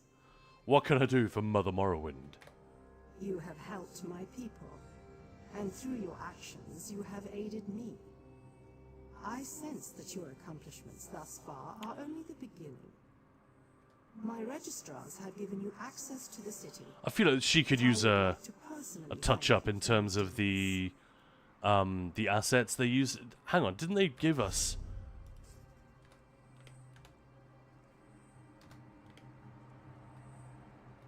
Yeah, Mercy Mother's attire. They could just put her in that, couldn't they? I wonder if that would work. How difficult would that be? Because she looks quite dated. You know, they all do, but this outfit doesn't look as dated to me as this one. I would love to see that. I dread to think how much work it would be. Likes to play catch. Hello there. How you doing? I dread to think how much work it would be, but man, wouldn't it be cool? I think it would be worth it. They did the starter zones, and I was disappointed they didn't do more character stuff, like the Malma style. We have much more of that stuff now, and they could make use of those assets, put them back in the base game. I think that would be a cool project. It wouldn't make them any money, I guess. Welcome to Mournhold, my child. Hey Khan, hey chat. Your name is Hey, known likes to the play catch. You're wise to heed my summons. Alright, anyway, sorry. You have helped my people. You don't need to thank me. Nonsense. Nonsense. I take pleasure in rewarding those who serve my will. May this lantern provide you light in even the darkest situations. I sense that there is more to your story, but I won't pry. I trust your What about this instincts. lantern? Do you always question a gift? Okay. Walk in wisdom.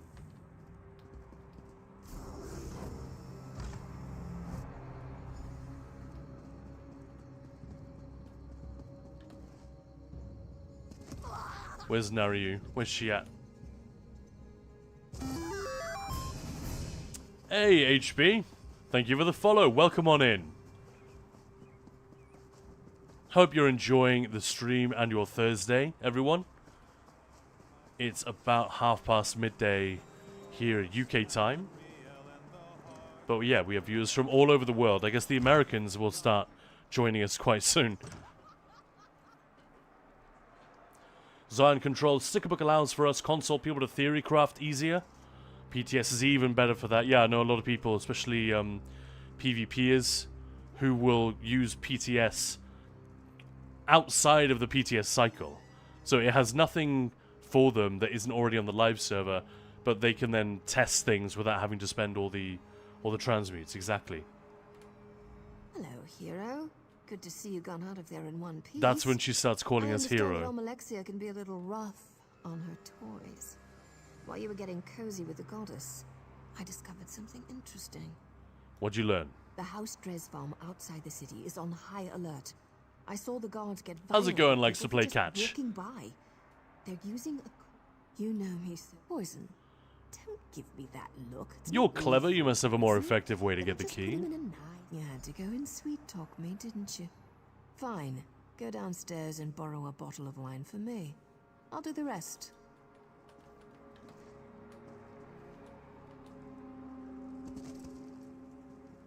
Borrow a bottle of wine.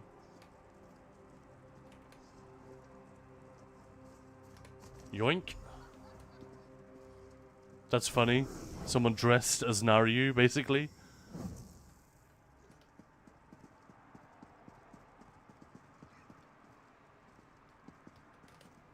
Did you get it? I'm gonna need that wine if this ruse is Yeah, here it is. right. Alright, let's watch this play out. Hey, handsome. Did you send this fine bottle of wine to little old me? What? Are you talking to me? No, I'm talking to the other good-looking House Drez guy over there. Look, if you didn't send this to me, just say so, and I'll show my gratitude to somebody else. Well, I'm the only House Drez courier who delivers wine in Mournhold, so that bottle must have come from my supply, and it certainly looks good next to you. You mentioned gratitude. How thankful exactly are you thinking? Why don't you come upstairs and find out? Someone has to help me drink this wine. And then she runs off. Black Sand, thank you very much for the follow. Likes to play catch. I'm very good, thanks. And yourself? It's pretty decent, thank you very much. Yeah, looking forward to the weekend. Tomorrow, obviously Friday, Maya is going to be home for like 8 days on the trot. So we're going to go through a bunch of multiplayer games. We're still going to be in ESO every day. But, you know, Ninja Balls Gamesfest. We're doing it all month long. Well, that was Different fun. games every day. Didn't you see my signal? Go get the key. Yeah, I got it. Keep your pants on. So yeah, we got Space Marine 2 giveaways. We're going to play that game as well. 2-player. Obviously, you can play it with up to 3. Never actually played it with 3. I've only played it with one, like, single or 2-player. We've got Baldur's Gate. We've got Portal 2. We've got Left 4 Dead 2.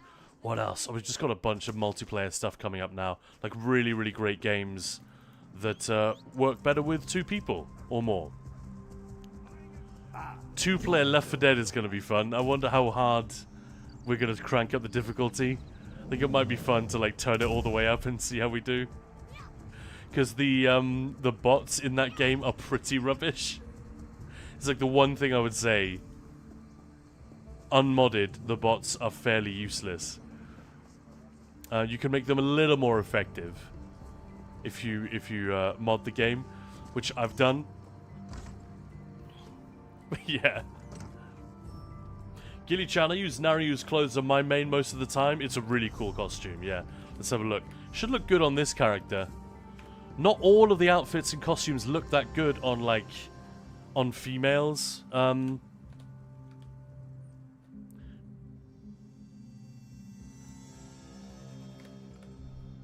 yeah, that's the basic one. Even that isn't too bad, but that's the shit. Looks really good. And it looks unmistakably Dunmer as well, with like all the chitin on the shoulder. Very fun. Suspicious Ash.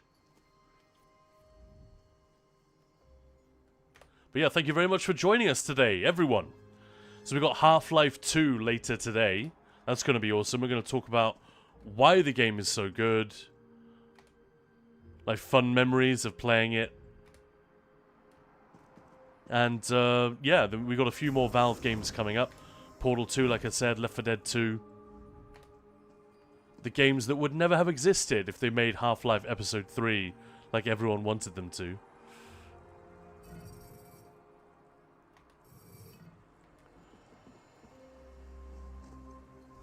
There we go. I made it. Did you miss me? Find anything exciting before I got here? What do you guys think of her weapons? They don't look like an assassin's weapons to me. But they do look pretty badass. Well. See that? That's an impressive trapdoor for a simple farmhouse cellar. Yeah, so if you're on the Discord, likes to play catch, and saying, have you decided which day Left 4 Dead 2 will be? this goes for anyone who's on our guild Discord. If you look in the stream section near the top, there's a channel which says upcoming. And underneath that is next stream. I post there every day about when we're going live. But yeah, in the upcoming channel, Maya posted the... Let me just bring it up for you guys.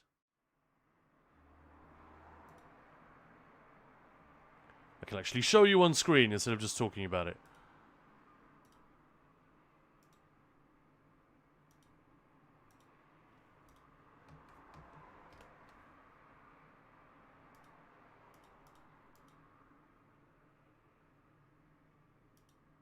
Okay, there we go. That's everything we've got left.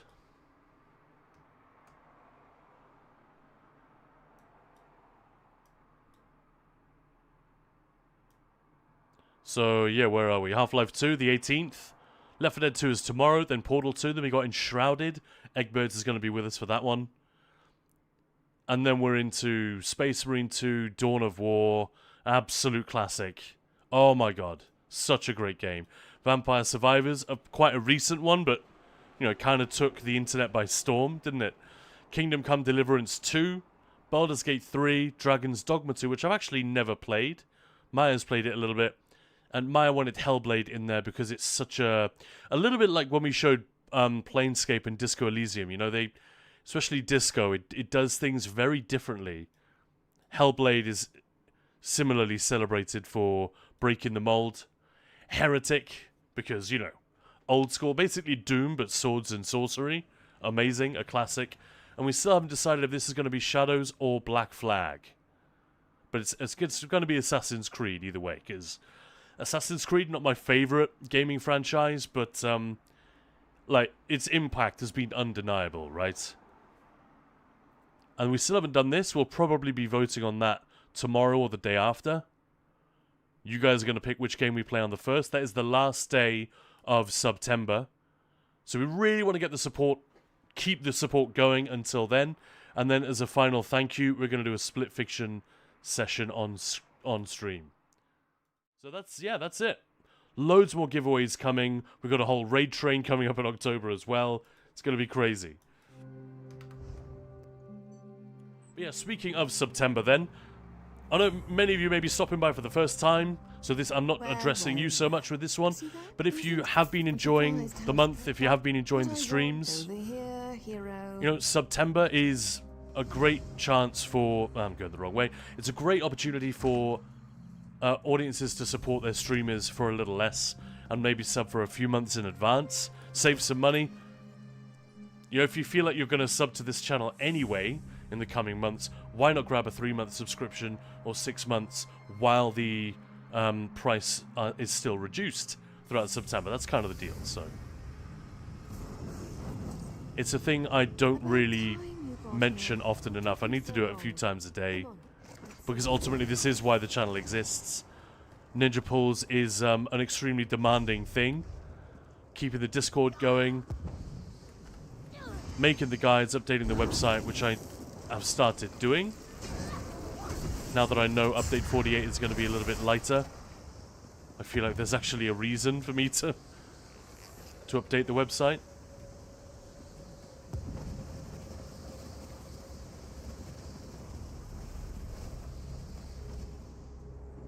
We need to talk to her first. Whoops. This isn't good. This cave system, it links directly to the sewers beneath Cyborg, I like Black Flag and Rollin's later work. The sewers are more extensive than you'd think. That's Naryu. Ah, yeah. To be or not to be, Disco Elysium's such a goated RPG. Yeah, it was awesome. Some people were loving it, but it was quite a tricky game to stream. I definitely noticed people drifting out after a few minutes of that, because it is very funny, but it's kind of static. But I love it. I think it's a great achievement, and I absolutely wanted to put it on the list. That and Planescape Torment, very important games to try and, like, spread awareness, I guess. You got to read and listen a lot. Exactly.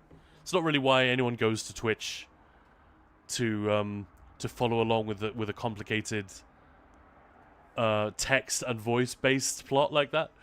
But whatever. Baldur's Gate 3 has elements of that too, but it has much more visual bells and whistles to keep us interested, you know?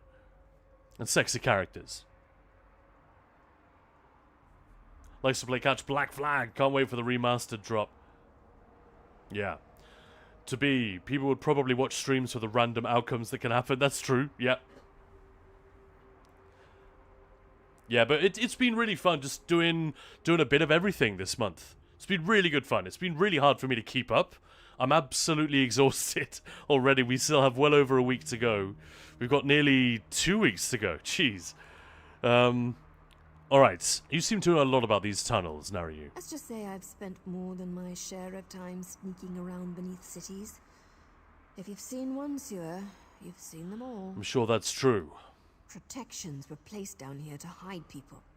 People with Daedric wards. That's not relevant right now, hero. Stay focused. Need to know basis. There's no way you'd follow her. Search around.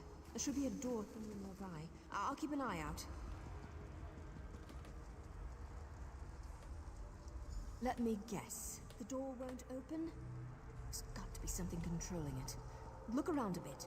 And watch out for those creatures. They're ugly. What can we grease it with?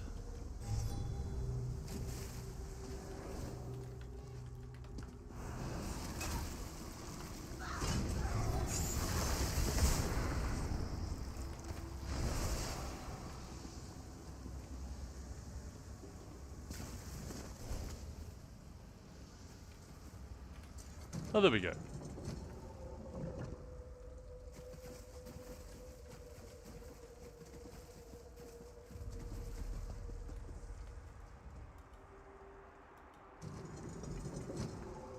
That's fun.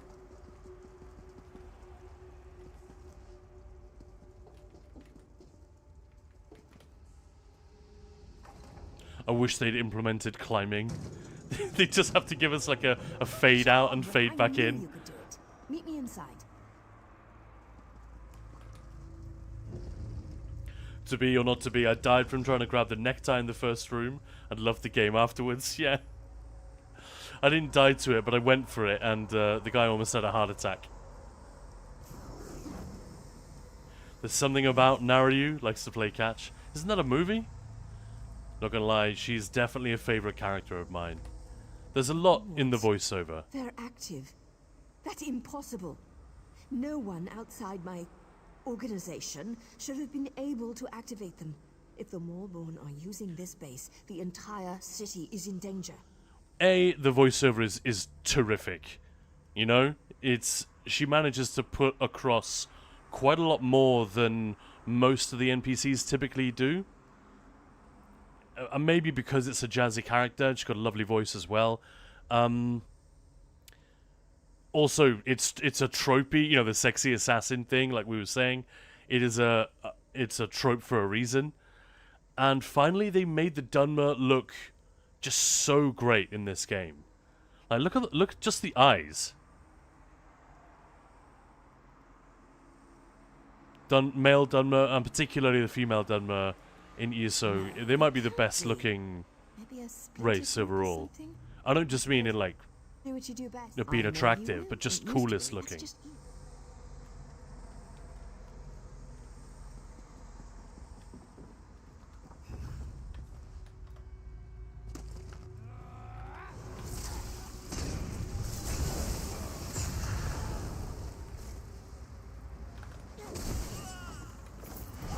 I find myself jumping a lot when I'm jabbing. I don't know why.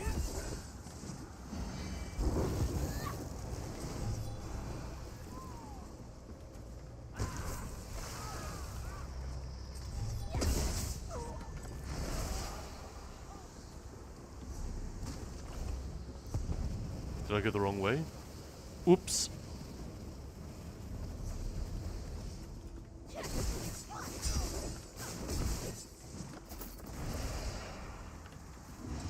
But yeah, excited about Half-Life 2 later. That's going to be fun. I guess we'll do that at around, I don't know, sometime after 3. So maybe in an hour or so I should head on over to No, we do need to go around. I was right the first time. God damn it. I should head over to PTS in the next hour or so, I guess. If you guys are up for that, joining me on PTS, that'll be fun to have another look at the Writhing Wall event. I'm hoping maybe there'll be some more people there today. Last couple of days were a little bit quiet. Attacking the city, stay back! What fool dares enter the lair?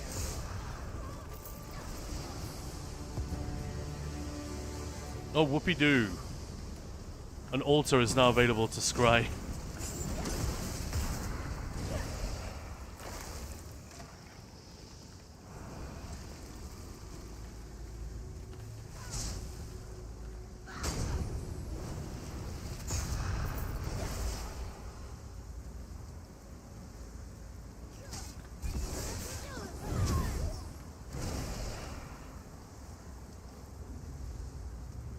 Belorda to be hey there. Top 3 characters in ESO. Likes to play catch. Olorime, I love. Partly because of the reason we just talked about. You know, the voice, the delivery is so good.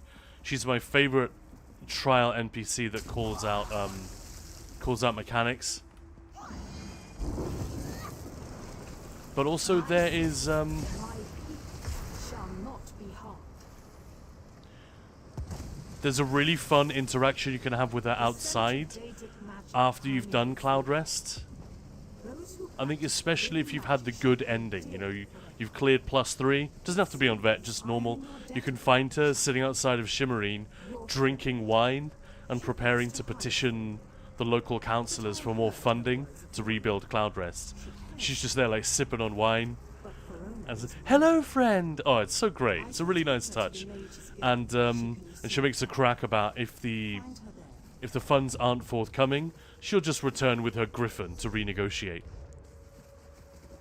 And like, she's such a prim and proper sort of high elf Templar archetype, and yet she's a fucking badass, like absolute badass. In Execute, when Zamaj is in Execute during the final phase in Cloud Rest, Olorime comes down and uses the old jabs animation on Zamaj. You guys notice this? Most people, when I tell this to them, they're like, "What? I've never seen that." Olorime joins you in the fight.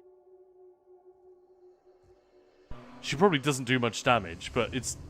yeah, that just makes her character cooler than almost everyone, for me. And I find the voiceover just really, really great. Like, it's just really bright and lovely to listen to, and yeah. So that's a very personal take. But I think Olorime is, like, low-key, actually a really fucking cool character. The High Elves are so often, like, one note, you know? And that one has some layers. They did a really nice job. Especially for a character who's just, you know, very easy for dungeon NPCs or trial NPCs to be very, very thin. You know, there's no depth to them at all. I know you. You were in the sewers, right? Yeah. I came to mourn. I only know what I heard. Where You Ordinator? saved King Emmerich, didn't you? I can't wait to tell my To be, friend I we jump while met. passing from time to time. It messes up the pass often, but I keep doing it anyways for some reason. Briar Dog swimming mounts, they do look fun, don't they? Yeah, it's a lot of fun. Welcome on in, Briar Dog. Lovely to see you. How you doing? Hope you're having a lovely, lovely week. Where Ordinator? Seriously, there we go. Likes to play catch. Mine has to be Raz, Queen Irene, and Narayu, but Everly gets a shout out too. Actually, you know what? Everly gets a lot of shit, I think, especially from German players, because apparently, I haven't heard it, but apparently Everly Sharp Arrow's voiceover in Orsinium is absolutely painful to listen to. I don't know if that's true.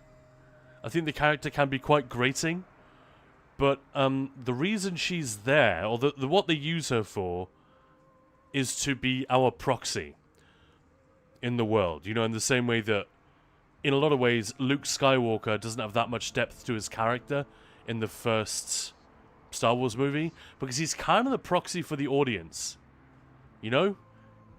We are ignorant of the things he is ignorant of. We feel the same way he feels when he walks into that bar in Mos Eisley, and You know, it's sort of that slightly naive thing. Everly Sharp Arrow is used cleverly by like writing in Orsinium is some of my favorite in this game. And if you play that story again, pay attention to how they use her. She's basically there. She's often not pivotal to the plot. She's sort of your buddy, you know, your wingman, but she's there to comment on and sort of process the events that are happening, especially the smaller, more intimate, personal things. Like if a character dies or if something bad happens, she gets incredibly upset. She's like really sad about it. And you know, there are various outcomes to that story. Different things can happen. I won't spoil it. And yeah, and equally when good stuff happens, she's there, like infectious with her enthusiasm. It's not amazing. It's just an MMO. You know, it's not going to make us cry or think profoundly, reflect on life. But in terms of what you can achieve with writing and dialogue in an MMO, I think Everly Sharp Arrow in Orsinium, while the character can be a little bit annoying, what they do with her is actually really clever and cool. I don't think I noticed it until like halfway through the story, what they were doing with her. And I was like, respect. You know, when I noticed they were doing it, it didn't ruin it for me. I just realized, oh, that's working. Like when you notice that the soundtrack in the sad movie is really tugging at your heartstrings and is making you feel extra sad in addition to all the action and unfolding drama that's on screen. It's like that. You notice it, but you don't resent it. So Amalexia believes. And one more thing. The Sacred Lady wishes to speak with you. The Sacred Lady doesn't share all her secrets. What aren't you telling me? We've been ordered not to discuss the entirety of the situation in public. All right. To prevent panic, you understand. The lady summons you. Go.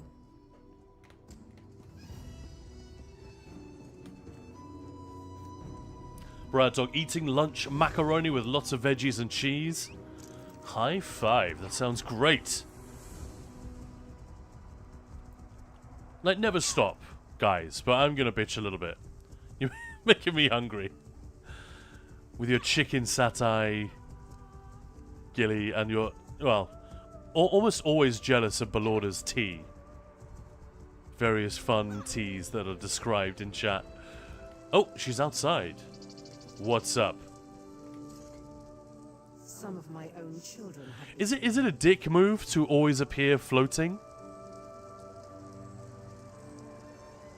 You know? And is it befitting a god to show that much of your ass? I don't know. Like, she could just stand or sit. But the fact that she appears everywhere levitating, I don't know, is that is that a dick move? Probably not. It makes it look cool though. I understand why it exists from a production standpoint, obviously. But if we just take it literally for a moment, how can I help? Rage consumes me. The Moorborn invade my home, they attack my children, they attack me. Gilly-chan. I like Everly. I don't find her voice annoying, and I play in German. They might just not have liked her being so excited about stuff, maybe? Yeah, could be. It's just a thing I've heard. But it's not just German players. Apparently, quite a few people don't like the character. She's very chirpy. And I think maybe they don't realize that is... they're not wrong. You know, if something annoys you or is grating, that's that. But I think it's deliberate. She's supposed to be very naive at the start of the quest. I'm an adventurer, you know? And she's like Merry and Pippin at the beginning of Lord of the Rings, you know? In the movies, I mean. They're not quite so silly in the books. They're a bit more on the case. They're just unprepared. But, you know, they find their courage and they experience some serious shit. She's kind of the same sort of archetype. Like, woefully unprepared for what's about to happen. You're a god. What can I do that you can't? You shall hear, though you shall never speak of it. This enemy uses guile and subterfuge. I need time to understand the threat they pose. My divine defenses have been breached, and the temple has been invaded. I cannot be seen to fail. Appearances. Appearances are everything. They feed opinion and belief The Moorborn penetrated the temple and opened a portal into oblivion. Even now, Daedra swarm within its hallowed halls. We could get really philosophical on her line about appearances are everything. So truth is nothing. Vivek would not approve, but he's guilty of exactly the same thing, isn't he? But Lord Everly's voice is really annoying in German. From time to time, okay. Brad Dog, tomorrow evening dinner with family to celebrate some birthdays. Oh, that we're in the holiday? I see. This is one of the things I remember most clearly from the entire Pact storyline. Not sure why.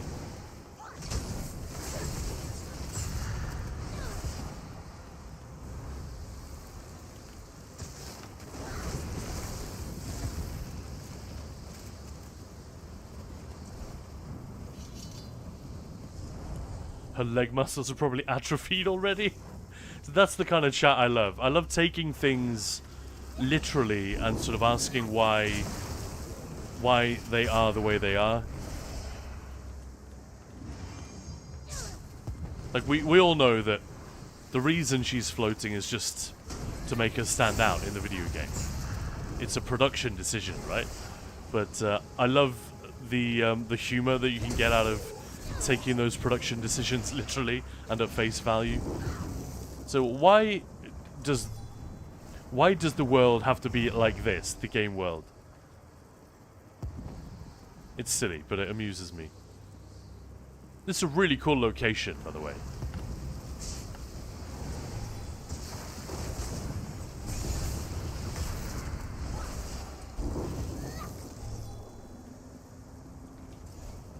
It's a really cool building.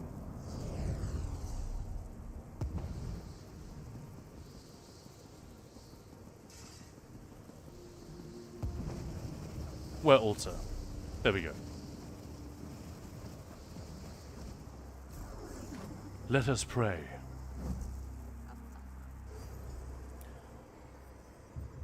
Gilly-chan, Almalexia just wants to feel special. What does she want us to feel by whipping her ass out like that all the time? That's my question. Alright, we did what you asked. Let's go. I sense the temple is free of the Daedric incursion. We are well pleased. There are things I want to say about this character, but I can't. Because people may not have played Morrowind, and I wouldn't want to spoil it for them if they pick it up one day, or if one day they do a remaster. I mean, I feel like that's too much to hope for, but maybe the astonishing success of Oblivion Remastered might prompt them to at least consider it. I would be so there for it. It's such a great story. And it's the kind of game we don't get... It's probably the kind of game that wouldn't get made by a AAA anymore. It would be much more of an indie thing to tell a story like that, to have a game that worked like that. I really hope they are giving serious thought to it, at least. But it would be nothing like the process of... You know, the whole reason why we're getting Oblivion Remastered and Fallout 3 Remastered is it's relatively easy to do. Like, the game engine and the code underpinning the entire game works very much like a game that came out this year or last year. It's close enough, you know? All the functionality in Morrowind is wildly different to how we are used to playing games now. So it would be a completely different proposition. Much, much, much more expensive. But I wonder if they're looking at the Oblivion revenues and wondering, well, let's do an analysis of how much it might cost. If it made a similar amount of money, would it be worth it? I've no doubt they could make it work, but games are incredibly expensive to make now. But yeah, I won't say too much about Almalexia and what she's really like in that game. But suffice to say, she's pretty interesting. Pretty interesting. And yeah, the way that she's depicted, it's not that sexual because, well, the graphic fidelity wouldn't allow it to be. Much like when we were playing Arena and Daggerfall the other day, you know, back at the beginning of Gamesfest, and we were laughing at how ridiculous the ladies are. But it's partly because it's just pixel art, you know, 2D sprites, and they really don't have a lot to work with in terms of making it clear this is a man with a beard, this is a peasant, this is an innkeeper, this is a woman. So all the women have like crazy badonkadonks and boobs, and it's very sort of childish video game fantasy stuff. And Morrowind didn't have much of that. It was much more restrained. But in the way that they set Almalexia apart, they did make her all kinds of naked. And that's why she looks the way she does in ESO. I feel like she's a bit small, though. Doesn't she seem a bit small? Whatever. Anyway. What can I do? You need to get into the High Chapel. Vox managed to bypass Port the Cujo. defenses, but its wards are still in place, drawing on the full power I need of the her. Tribunal. Me and her are Nirvana. I We need must Morrowind get you remake past and those Daggerfall walls. and New Vegas. Oh, New Vegas. Oh man, that would be cool. Since Shivering Isles was bundled with Oblivion remastered, I wonder. It's not the same thing. They're kind of apples and oranges. Shivering Isles was a DLC. Fallout New Vegas obviously was not. It was a standalone game. But I wonder. They must have thought about it. I wonder if they contacted Obsidian and did some exploration at the very least in terms of the legality of that. If they could do that in one. Wouldn't that be cool, though? Yeah, like Sublicatch, Mournhold Temple, yeah. And haven't they already been confirmed for remaster? New Vegas and Morrowind? I don't think so. I would be very surprised if that had happened. I hadn't heard about it. She's just my type, Port Cujo. You mean almost naked. And very shiny. Why would Vox open an Oblivion Gate? Vox seeks to desecrate the temple, steal our holy artifacts, and then loose Daedra upon Mournhold.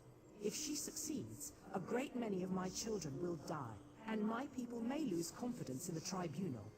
That would be catastrophic. It would be very difficult not to be distracted talking to her. I'll be honest. You need to get into the High Chapel. Vox managed to bypass the defenses, but its wards are still in place, drawing on the full power of the Tribunal. We must get you past those wards. How? Without the blessing of each of the three, no mortal may pass through the wards and enter the High Chapel. You have more than proven yourself to me. You have my blessing already. Bradtog, some quests really change when you do them with a high level compared to a low level. You mean just in terms of mowing everything down? But also, one of the fun things for me is coming back and redoing these story beats, knowing so much more about not just ESO, but about the lore in general. You know, last time I played this, I was not an Elder Scrolls content creator. I had no idea that that would be a thing that I might dip into in the future. You know, I've played the shit out of this game since then. I've gone back and played Oblivion again since then for the remaster. I've spent a lot of time on the UESP.net, you know, reading about what exactly is the lore of this thing? How does that fit together? All of that stuff, like the gods, for instance. I wouldn't have been able to tell you many of the names of the gods.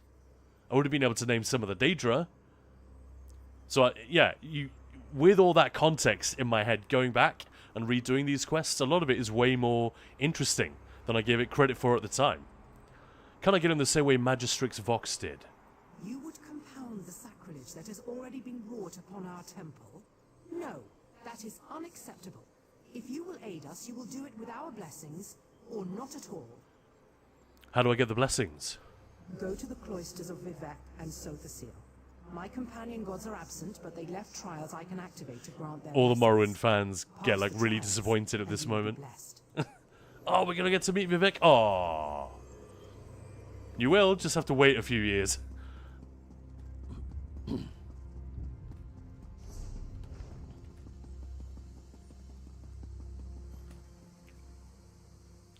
Brad took Morrowind story is one of the best. Yeah, I'm looking forward to that one. Sotasil.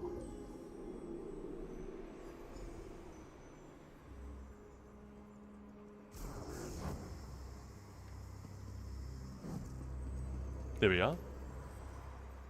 Sotha Seal values intelligence and ingenuity. He builds, he maintains. He is the master of his creations. He shall test these Right, so last time they had a sale, I bought all the old games. Oh, you're talking about Morrowind as in the single-player games. Sorry, gotcha. Of course you are. Last time they had a sale, I bought all the old games for pretty cheap so I would have them in the future. Yeah. I own so many copies. Like, I bought them...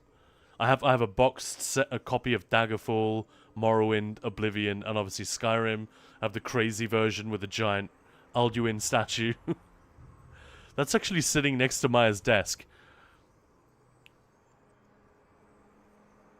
I also bought the Anthology physical edition when that came out.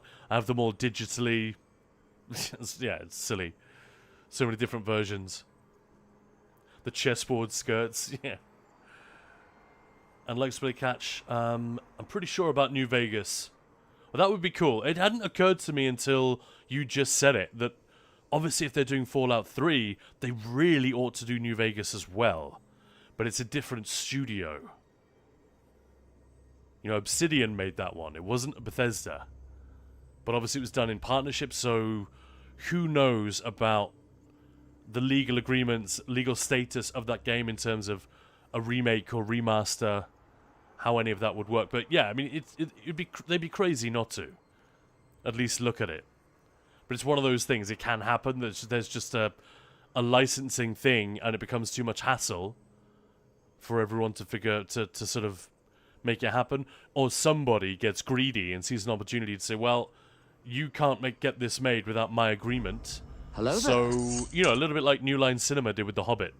You know, they held up production indefinitely because they wanted a bit more money from, I think, the distribution of the Lord of the Rings films. And the court eventually... I think they settled eventually. But it was completely frivolous. And it's the reason the Hobbit movies suck. Because Guillermo del Toro was supposed to direct. And he ended up leaving the project because it was taking too long. And they couldn't progress on it. And he had other projects and had his family. He was away from his family. So he left. And Peter Jackson, bless him, had to make 3 films that he never really wanted to make. So it's no surprise they turned out to be very silly. And vastly inferior, I think, to what we would have got otherwise. So yeah, fuck New Line Cinema for doing that. Absolutely. Just getting greedy. Spying an opportunity to make more money. We'll talk about this again later with... Hey Maya, how's it going? She's naked. Exactly. We'll talk a little bit more about that with Half-Life 2. Just that their publisher was so greedy, they literally tried to kill the game. They almost succeeded. Half-Life 2, Valve, and Steam could easily have been killed. And think of what we would have missed out on. Jeez. No Portal, no Left 4 Dead, no Team Fortress. Counter-Strike 2, no Dota. Like, it's crazy. Just because the folks at Vivendi were assholes. So, yeah, it can happen. But, yeah, I'll look into that. Be interested to see what goes on with that Fallout 3 remaster and whether or not Fallout New Vegas is bundled with it or is going to be redone separately. But I would love that. What a joy that would be.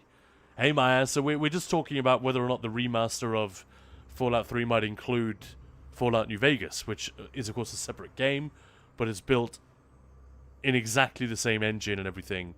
It's very much a companion game to Fallout 3. How do we receive the blessing? Sotha Seal has devised a test that allows him to learn more about you each time you complete it. You are to repair one of his clockwork toys, and then break it. I have to fix something just so I can destroy it? Sounds like a game show. Turn like the hurling disc. All artifice is ephemeral, and at times, parts are of more use than the whole. There. Divine wisdom. Does that satisfy you? Does that satisfy us? Brad Talk, most of the box sets you can't use anymore. Of course, yeah, they're just for fun. Several of them, but you have to buy them anew. Yeah. Obsidian did do New Vegas. Yep. They also did Knights of the Old Republic 2.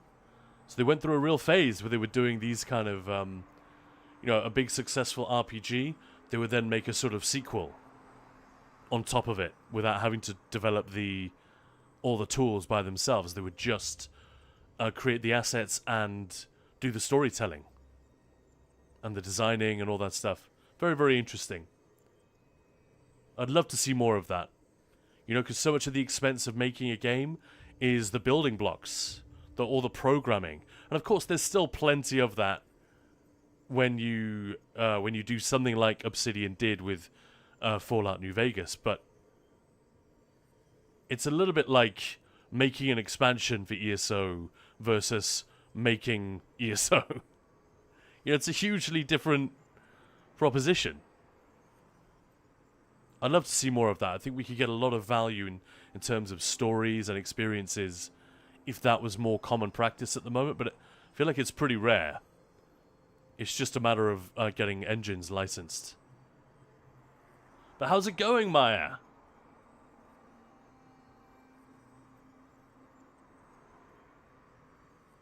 And Brad, so you watched the Hobbit movies, but yeah, pretty different. They were pretty different, weren't they?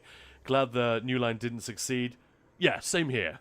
I would rather we got those films made than not at all. But they were a huge disappointment, I think, to fans of the Lord of the Rings films, and particularly fans of the books. They like, in many ways, they are good films. They're like Warhammer films, not Tolkien films. And I like Warhammer. That's not I'm not dunking on it. But they have a very different vibe.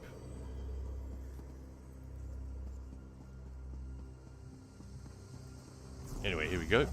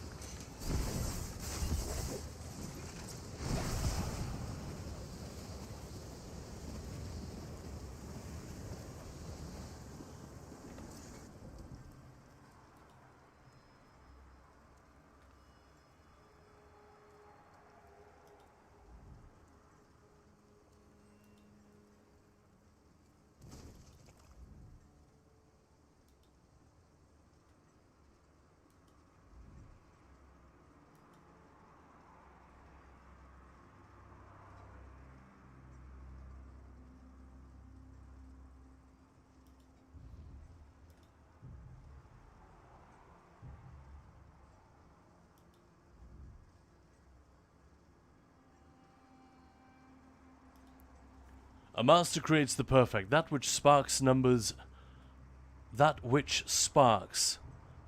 houses which built this temple. So 3 dynamos. Oh no, hang on.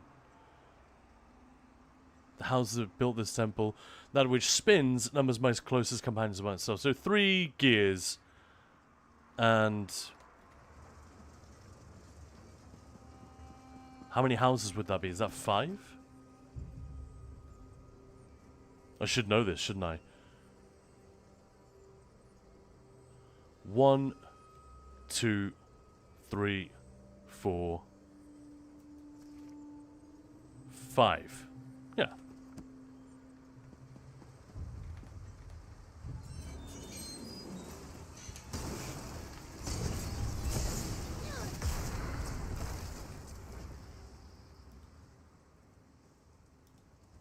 Done with the gears.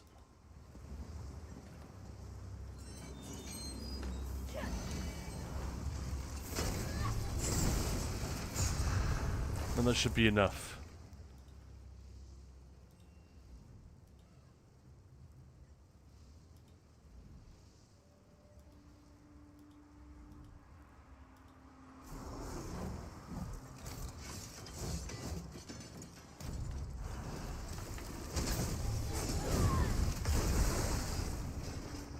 Boop.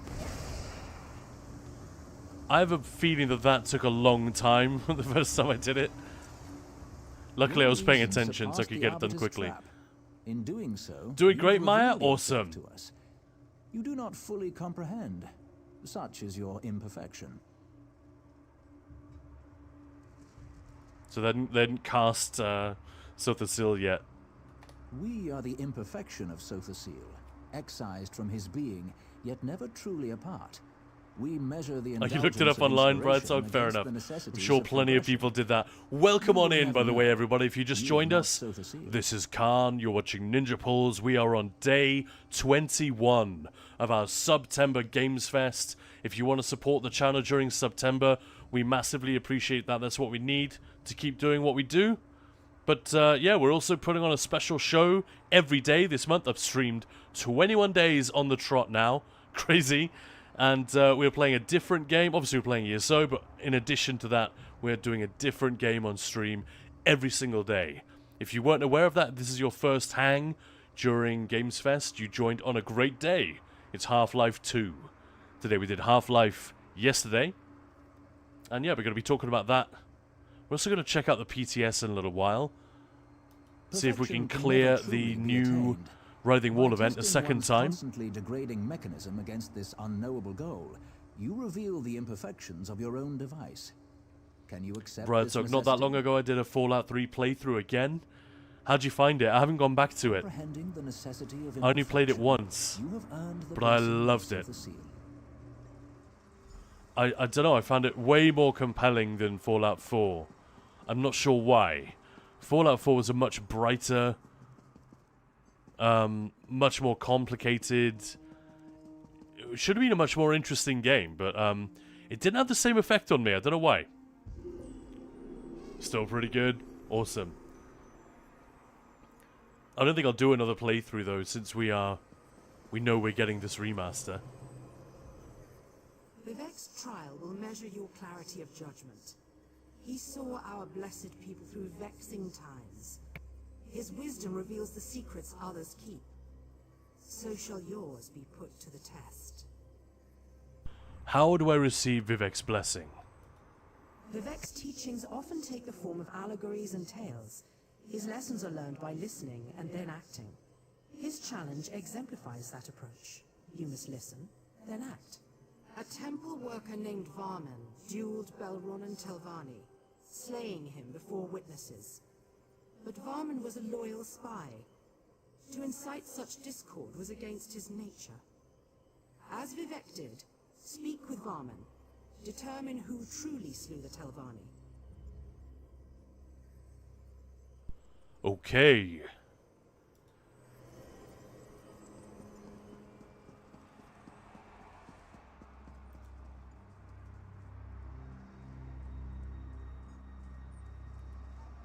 My lord Vivek, I bear the most grievous news. Belronan Telvanni challenged me to a duel of blood. We're not going to listen to all of that. Sorry, Varman.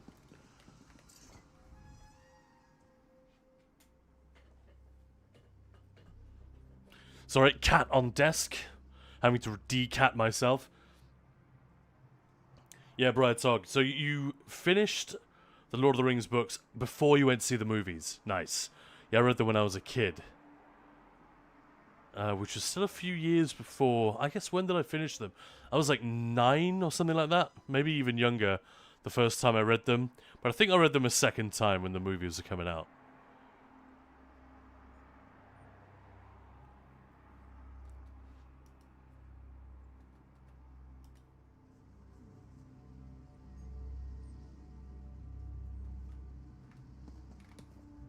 Lord Vivek, I was here when Belronan issued his challenge. Fenila urged the duel to happen. Curious. A tragedy, Lord Vivek. Yeah, this is a fun one, isn't it? Death in the temple brings great shame to his house. I had thought reasoned words could dissuade him from the duel. Such temper is common to House Telvanni. There's that voiceover again, you know, the one who does Cliviathan. The scroll is mine. You know, that whole thing. Few could doubt your artless certainty.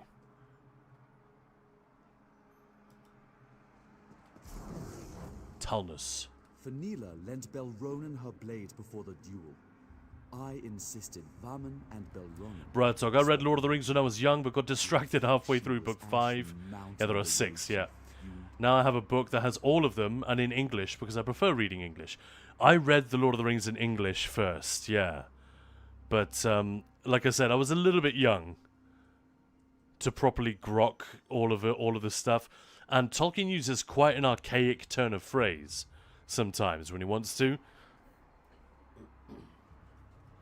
And then I read it, I think the second time I read it, it was in Danish. And that was, it just made me laugh because the translation was done in the 60s or whatever. And it was, yeah, it was not great. Like they missed, because Tolkien was a linguist.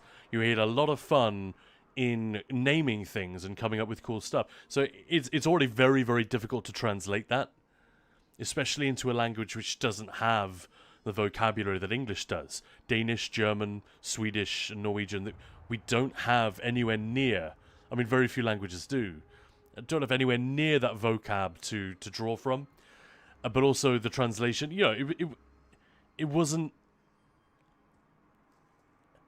I don't know if when it was translated they took the book that seriously. It wasn't done very well.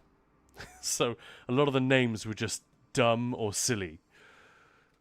Fanila's blade killed Belronan. Your words illuminate more than just your pettiness. Lord Vivek, Varman should be dead on the floor. Belronan wouldn't share the note. Ah, right, so when you were young, you read it in, when you were young, you read it in Dutch. Fun. One sworn to the temple, quibbling over coin. You should kill him yourself, my lord. You deserve Varman's death? Yeah, sure.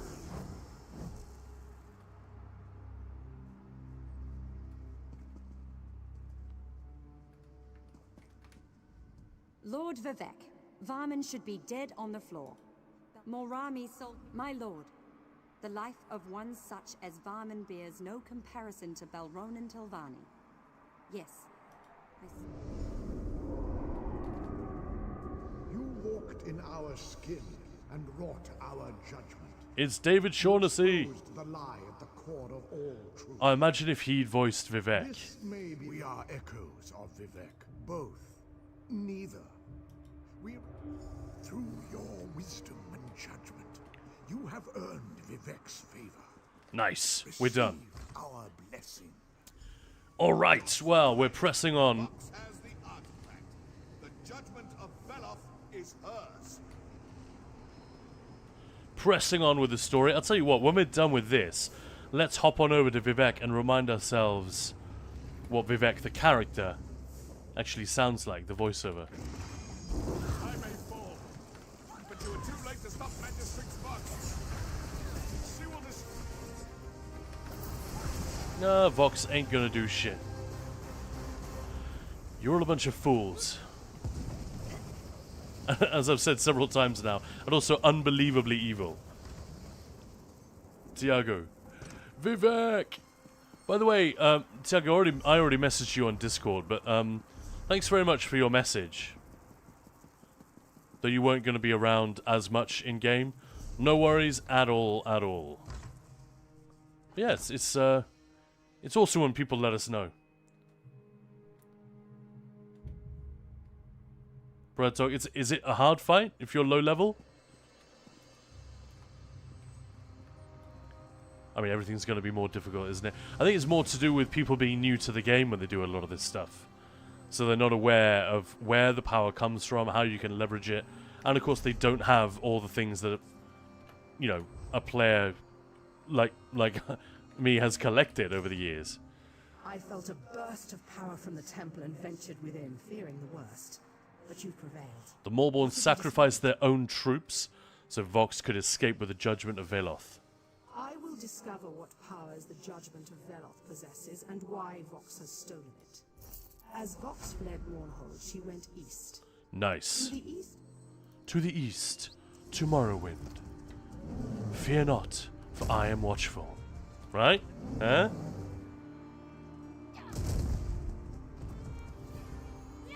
Let's hit up Vivek. I don't remember what the voiceover is like. Just strange, because I've done the Vardenfell storyline a couple of times. It's one of the few stories I have done multiple times. Likes to play catch. Going back to favorite NPCs. You forgot about Cadwell. I'm ashamed of myself. Cadwell definitely not one of my favorites. There's nothing to the character. He's just funny. Praise Vivek. He's great because he's very funny. And it's just a delight to hear John Cleese doing his thing. Our Vivek isn't here unless we do the quests. Boo. Tell you what, I can re-log and probably... I think I have a character that can go and see him. Tiago, just ashamed, I think. Likes to play catches, ashamed that they forgot Cadwell. We were talking about favourite characters, you know, so I only mentioned Olorime. Everly, I'm not sure she's one of my favourite characters, but we talked about that for a bit. What about the rest of you guys? Just 3 of your top characters or 1 of your top characters? You don't have to commit to like, oh, this one is the best or my favourite or whatever. But I threw Olorime into the mix. I think Raz is really well done. It's actually quite low-key. I think the things that can be a little... Sometimes like Cadwell and Naryu, they can be a little bit obvious. You know? I don't need you guys to draw me a picture. Thank you very much. And in the case of Raz, you know, there's humor and there are like obvious jokes that he makes, but generally his deal is a little bit more subtle. And I appreciate that. Oh yeah, Ninja Balls Gaming, that'll be Maya, not me. This is Maya in our chat. Saying, Lyris, that's a really good one. Again, feels like a one-note character, but actually much more interesting. The reason I went to this guy is I remembered for a video that we wanted to do ages ago. It's literally years ago.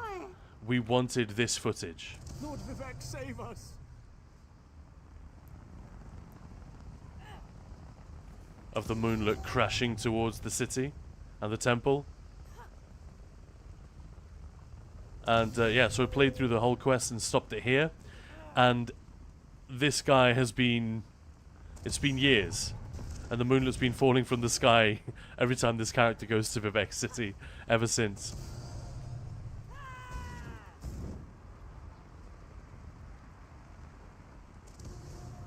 It's funny how people look different at characters. Yeah. Yeah. Also, I'm a big Monty Python fan, so I'm very happy to hear John Cleese in stuff. But because I'm British, well, I live in the UK, it's extremely familiar. It's not there's no novelty. It's like in Portal 2, there's a comedian called Stephen Merchant who's great, and he's from Bristol, and he does that sort of accent. That's how he talks, right? And he plays that up in the way he does his comedy. He's a very funny guy, very tall, sort of awkward looking. He's actually a filmmaker as well. He's written a couple of scripts. He's made a movie called Fighting With My Family, which is really good. He made that with The Rock. But he did the voiceover for that one core from GLaDOS, you know, that gets stuck on a... When GLaDOS gets stuck on a potato. So you hear Stephen Merchant's voice talking to you when you're playing Portal 2, and I gather that the Americans found this just an absolute delight. But because I literally lived in Bristol when this game came out, I found it really banal and kind of irritating, because he really plays it up. But that was just because it was something I was so used to. Right, it's going to come crashing soon.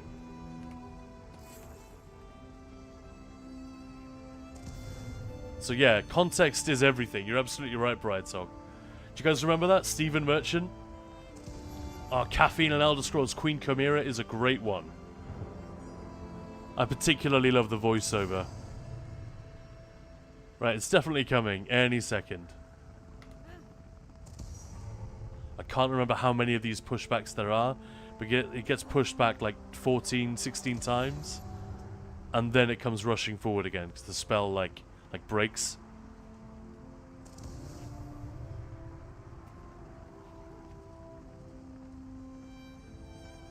Oh, come on. I don't want to wait here all day, but I do want to see it. Now I've built it up. Brad's like, I like Cadwell, but he is odd.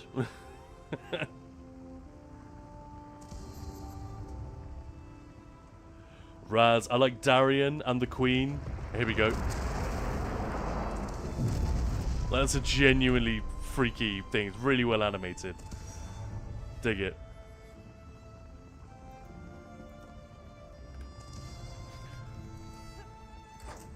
You think Raz is number 1? I find it hard to pick one. Where would Vivek be? He's in here, isn't he? What would you recommend for a Stam DK DPS in terms of subclassing, Ahelt? Do you mind using Fate Carver? Assassination and Herald of the Tome, probably. Keep Ardent Flame and run the other two. Bardal must keep Bardal above us. Well, it's not David Shaughnessy, is it? I didn't think so. Bardal must keep Bardal above us. I'm sure most of you know this, but Bardal, of course, is the thing we were just watching. Do what you can for Vivek. I think she's a cool I'll pray to Azura character. for guidance. Then I might go and poke around the Archcannon's office. I think she might be cooler than Naryu, actually. Like, Naryu's cooler in the, you know, in the sense of being a badass. But Serian is actually pretty fucking cool. I remember her entrance. She's one of the coolest entrants of any characters in the entire game, I think. Like, you're being attacked, you're being waylaid by a couple of those Ashlanders, and she just rocks up and beats the shit out of them. It's a complicated scene. They don't do a lot of those in ESO, but it's really, really freaking good. And she has to take out her own brother and wrestle with, like, the burden of leadership and faith and all this. Yeah, it's really interesting. They put a lot on that character's shoulders, and I feel like she carries it. And the voiceover's decent as well. I mean, they all are. Really hard to find a bad voiceover in this game. But I'm sorry that was very obvious. But hopefully that'll help. That's certainly a good place to start, I think.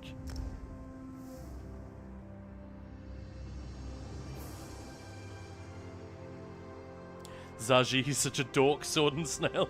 Zaji is pretty good fun. Some people don't like that character. I'm down. I think it's I think they get away with it. He's so close to being annoying.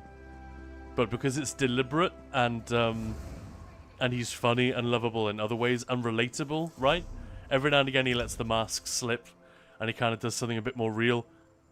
And he comes with Casca as well. Brian, hi, when do the drops become active today, please? I think they're active right now. They certainly should be.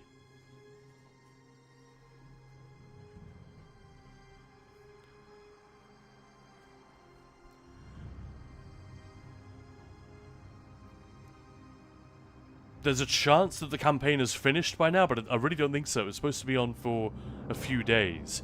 You just have to watch. They're not showing in my drops for some reason. I don't think I've been told exactly when the campaign was ending. Let me check.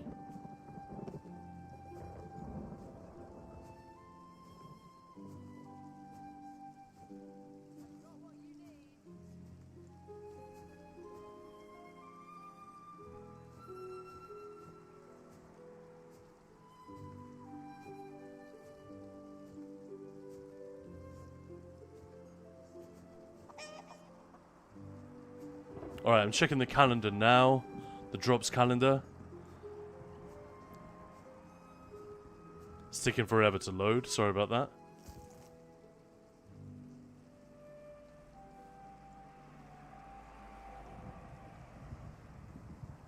Yeah, they're on from the 18th to the 21st. Although they actually started yesterday, I think.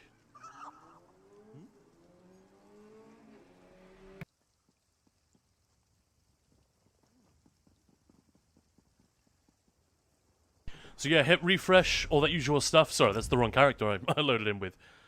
And it should start. It's just a crown crate and a Roboros crown crate, I believe. And you just have to watch a participating channel for long enough, like an hour, maybe a couple of hours. The crown chest drop, but is there a new one coming? No. So if you already got it, that'll be why. But stick around regardless. Yeah, I think it's 1 drop per campaign. That's why they only last a few days. But yeah, it's because the PTS went live.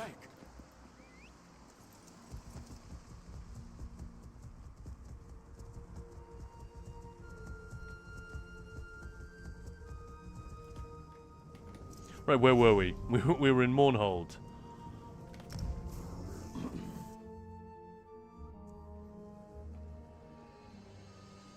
Likes to play catch, saying, yeah, Lyris is a great shout. And likes to play catch. Again, I love all and everything ESO, but there's one NPC I absolutely want to knock out of every time. I have to visit Riften. Which one is that?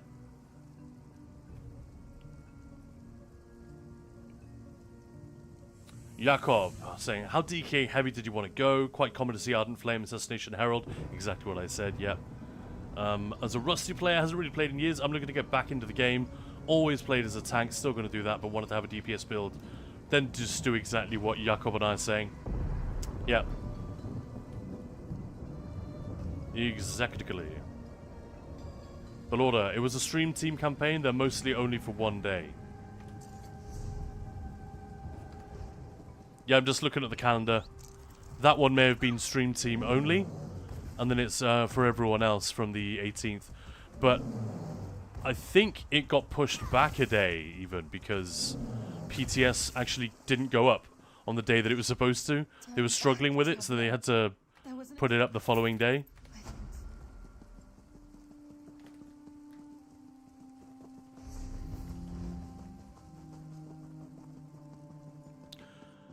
Discover the terrible secret of Selphora.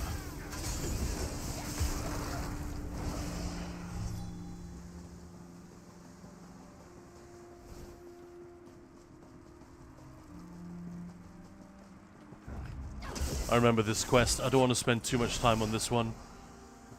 This is one of those ones that it's perfectly fine, but it does feel like a bit of a stepping stone and just a roadblock to the next interesting thing. Elenisi?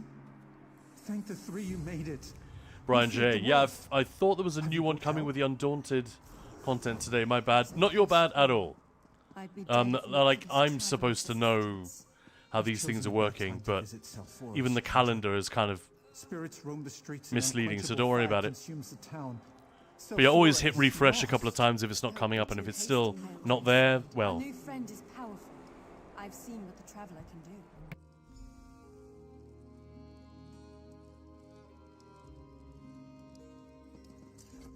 I hope that Amela can help my brother Neelis. I never thought I'd be so happy to get back in this inn. I should probably take a little break, guys. I've got animals to feed, dog and cat. We're no match. Yes. We're no match for ghosts. So I'll tell you what, I'll leave it here for just a minute. But don't go anywhere. I'm not even going to put the BRB screen back on. I will be very, very swift. Go and refill your drinking horns, your glass of water, whatever you need, and I will be back in a jiffy.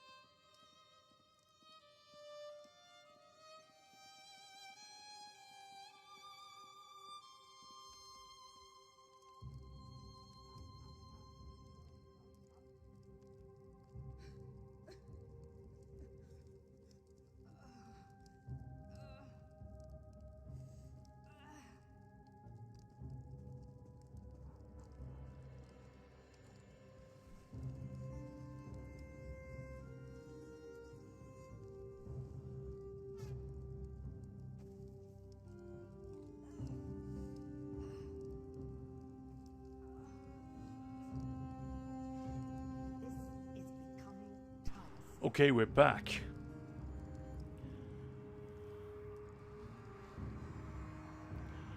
Back with a small tin of cat food.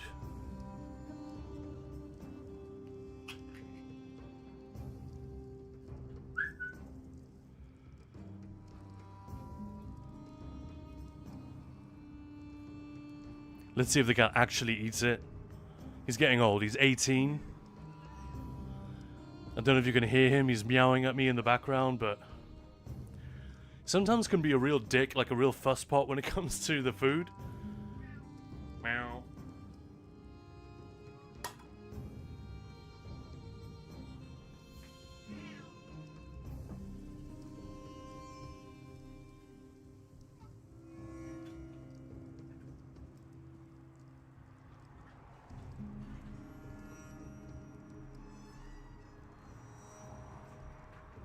Good kitty, yeah, sometimes. He's sweet. Good. He might be the naughtiest animal that has ever walked the earth. Like, he is a compulsive thief. I know cats generally are quite cheeky and kleptomaniacal, but this one is, for a start, he's an acrobat. He's not very big, but he's a Bengal cat, so his, like, acrobatic prowess is pretty insane. He's very strong. His claws are like velociraptor, you know, big toe claws.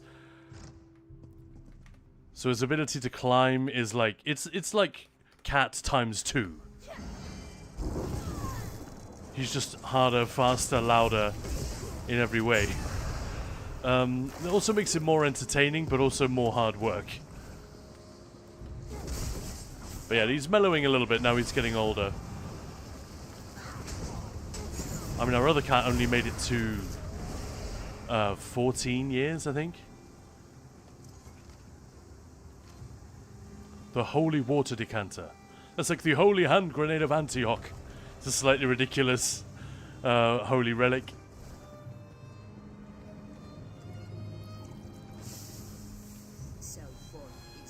Well, welcome on in, everybody. Sorry if you arrived while I was AFK just now. I was feeding my cat. I'm sure gamers will forgive me. Gamers love cats, right? She straight up despawned. The hell was that?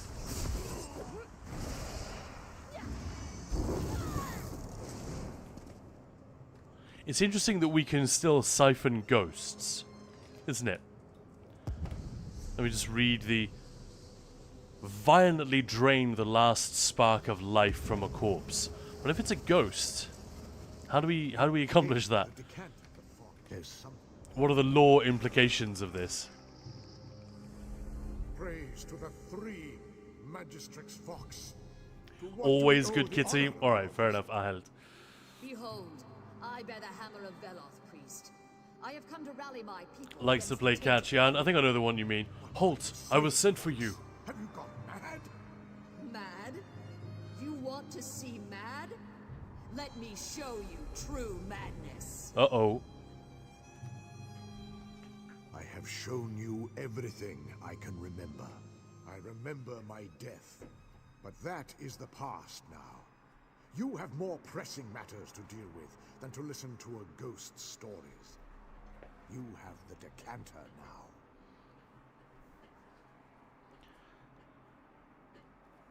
You have the decanter now. You must perform your duties as the butler. Lovely to hear David Shaughnessy, always. There are 2 people still trapped in the town. What a voice. A young man and a woman. But the magical fire closes in on them. I feel like people are going to start recognizing him better, people who come to this stream. Because I feel like I call out David Shaughnessy every time he's in the game. He's so good. Yes, that should work. Find the houses in which they are trapped and save them. Alright, let's go.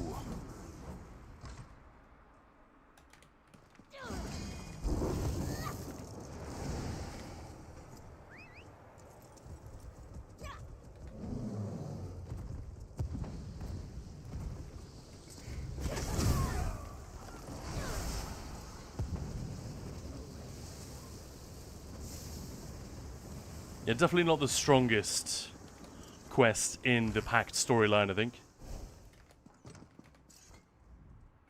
Who are you? How did you get past the flames? You don't have to tell me twice. I think it might be time for us to kick things up a notch and go to the PTS. What do you guys think? Maybe let's wrap up this this area and then bounce.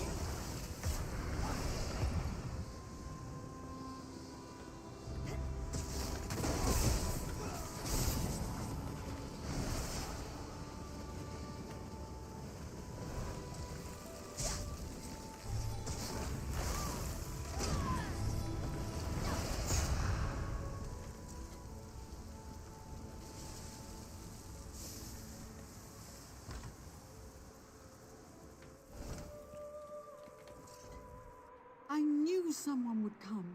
I never gave up hope. Aww.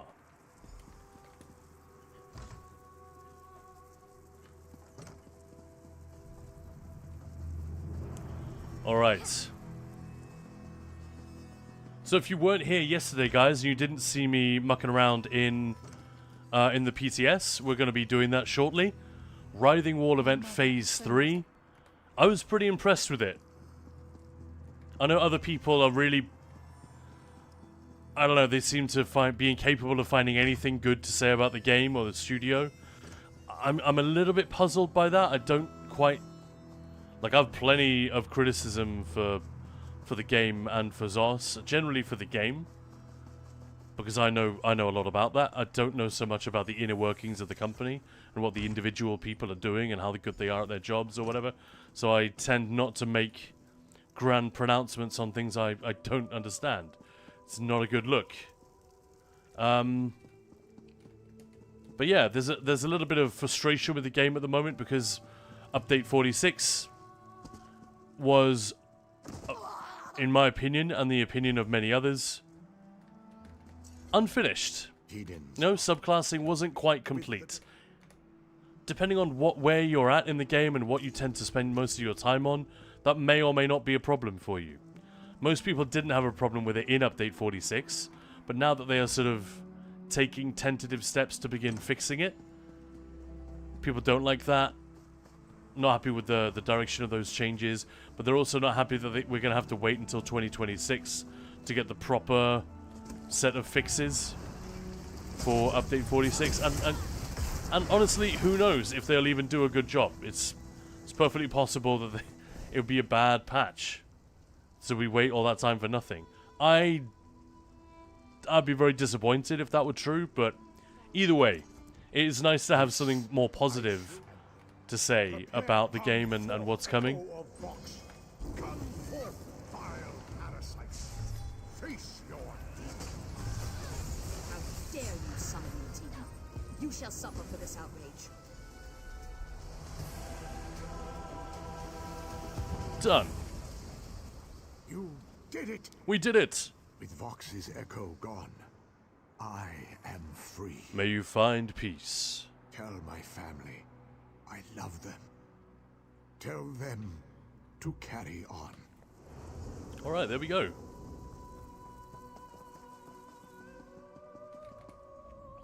We heard a commotion outside.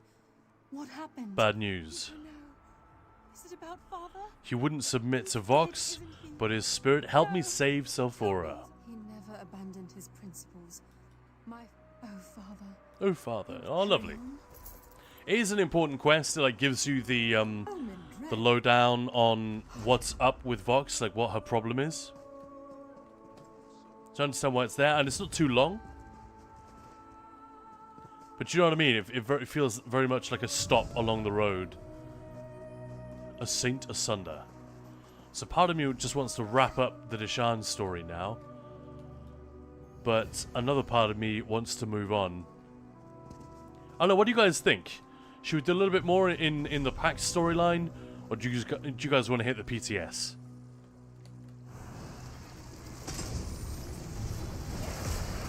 Honestly, I'm not just asking rhetorically. I really, really don't mind. We're staying in ESO either way.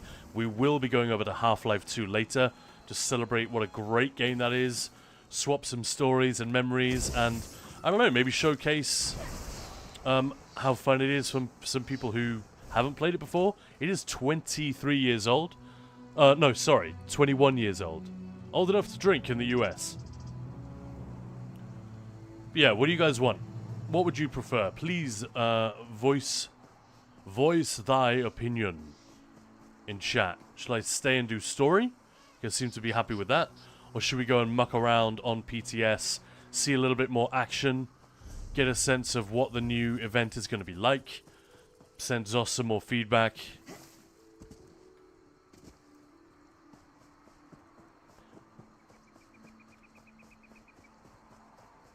I hate demanding stuff of chat.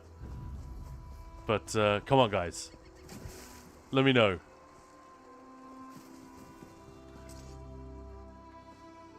But order replying to Brian J. That campaign might start at 4 PM. Okay. Well, I held once PTS. The thing I won yesterday, what is it? Some edition of ESO? I didn't quite get what you meant. Oh, it's the content pass. And I think it contains everything. So it's like the entire game. I think it was the Content Pass Deluxe Edition, which means you get a couple of bonus. So, you know, basically Seasons of the Worm Cult, Parts 1 and 2.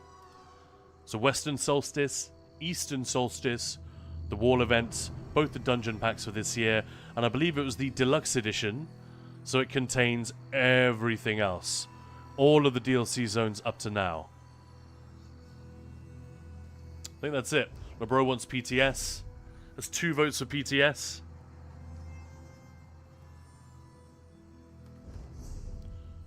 Well, let's flip on over then. Ads are on.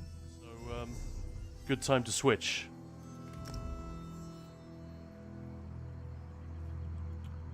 I need to refill my glass of water. Isn't ESO Plus only for the craft bag then? Well, all the other dungeons as well. Ads, yeah. So ESO Plus still worth having. But yeah, pretty much. Dungeons and craft bag, that's it.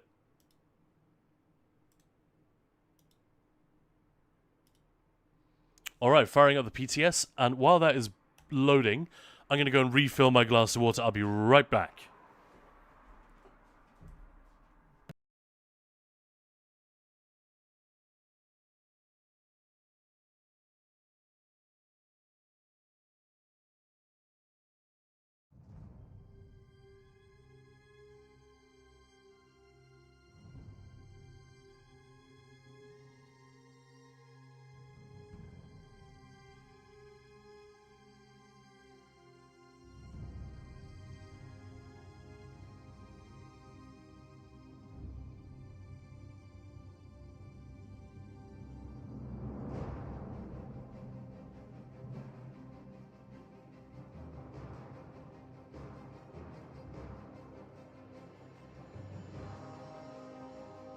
Back again.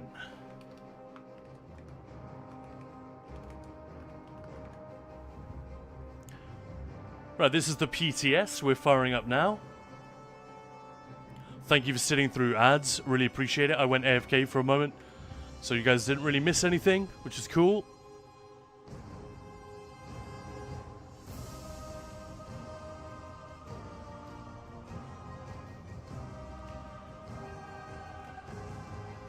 I'm glad that Brad Derrick, he's the sound guy and the music, the composer and everything at Zos.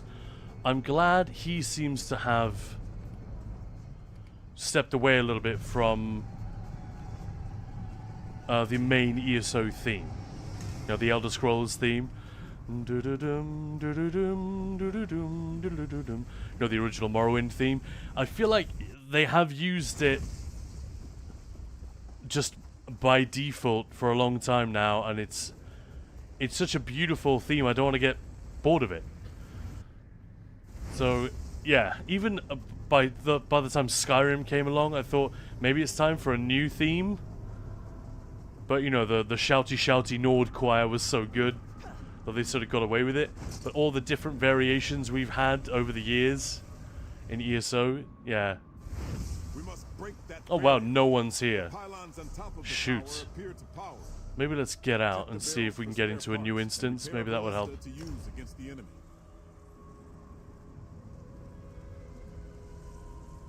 But order craft bag, all old DLC, furniture vault, and all the other bonuses. Yes. Thank you, Belorda. Oh, font of wisdom. So yeah, here we go. This is PTS. Oh.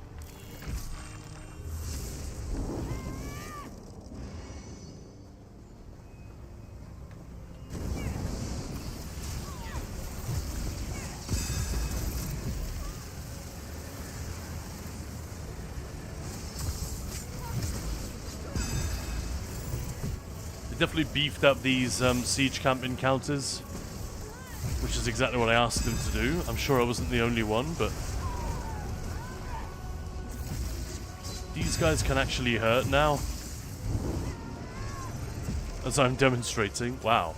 Ouch.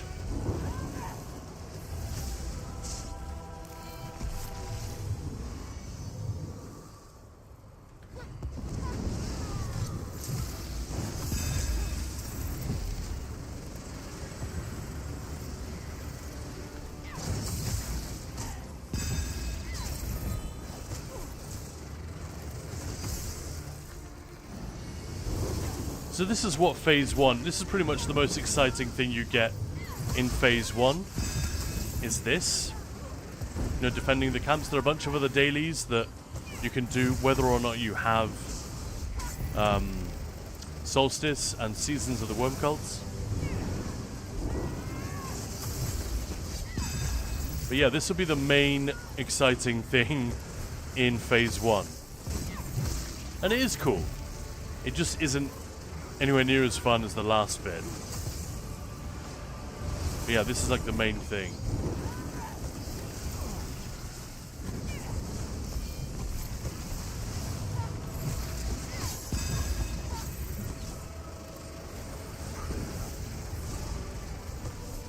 Just want to take out all of these so I can focus on the big fella.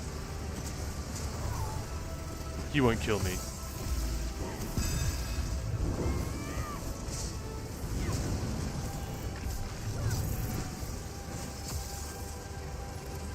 I like Vorvoom. He's cool, isn't he? Look at him.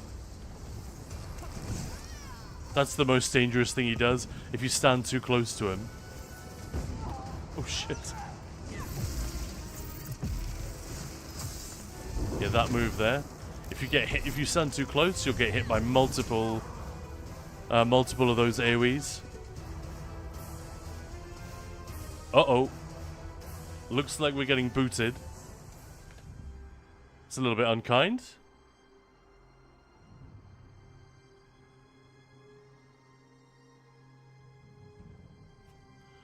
Well, if PTS doesn't want to play ball... Friend, I have news. We may have to rethink this, but I'll give it another go. But yeah, guys, let me know what it is you want to see.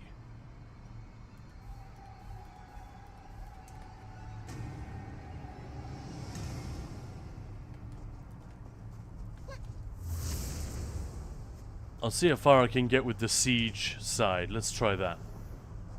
I think that's my favorite. Well, the finale, that big fight at the end, is definitely my favorite. But oh, there are people here. Awesome.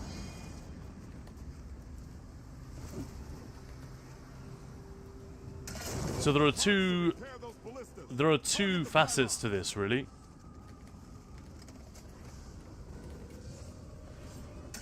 One hand is what I'm doing here, and the other is what those guys are up to just in front of me. Fighting the mobs and breaking down these wards so that we can get through. The basic structure is there are 3 bosses, 1 on each side. They're like guardians. East and west. Here. Gufatares and Gauztul the Terror. Gufatares is a harvester. Gauztul the Terror is a bone colossus. They're both absolutely gigantic, like kaiju-sized motherfuckers. We don't fight them directly. The Harvester is a siege fight, and the Colossus is more of a mechanic fight. Like, you need to take down 3 protectors at the same time, and if any of them are down for too long, they will come back. So you need to sync things up a little bit.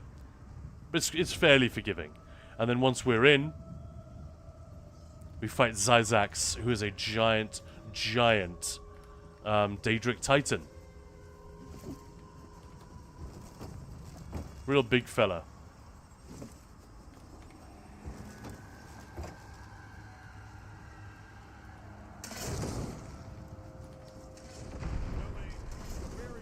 Oh, there's one. And at each stage, someone needs to... You don't need a lot of hits, as you can see. But at each stage, you need someone to target these gates. Take the towers down on either side, and then we're through. This is coming on October the 13th, by the way. The part that I'm doing now won't be available straight away. We have to complete phases 1 and 2 first. This is the 3rd and final phase of the Writhing Wall event, where we go inside it to the place which is powering the wall. We could use a health bar on that thing. Look for parts to repair those ballistas. Target the pylons.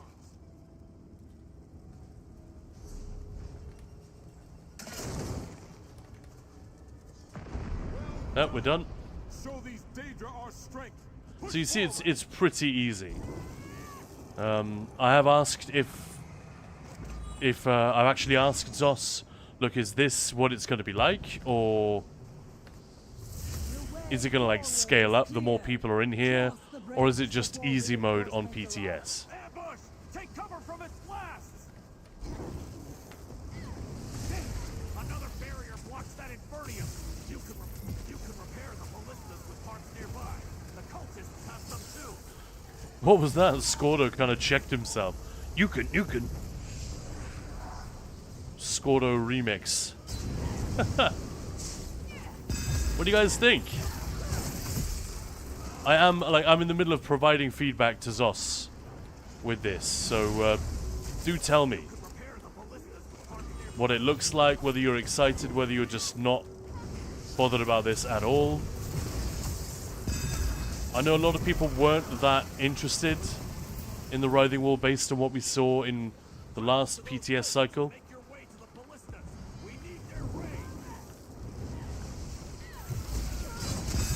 But I think this definitely is altering the balance of that a little bit. If they just pump up the difficulty and such, I think this would be pretty fucking cool. And like I said, we could use something cool and fun. You know, combat changes we're having to wait quite a long time for them. And the new trial wasn't exactly a smash hit. Like, it's fine, it's good. I think especially the boss fights are pretty good. But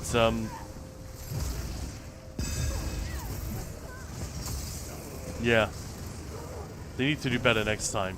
I'll say that much. That's a nice touch. They're already using the siege. So we're turning their own shit against them. That's cool.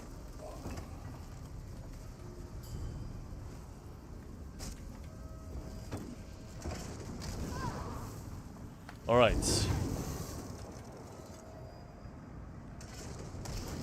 Target the pylons with the siege weapons before more Daedra show up.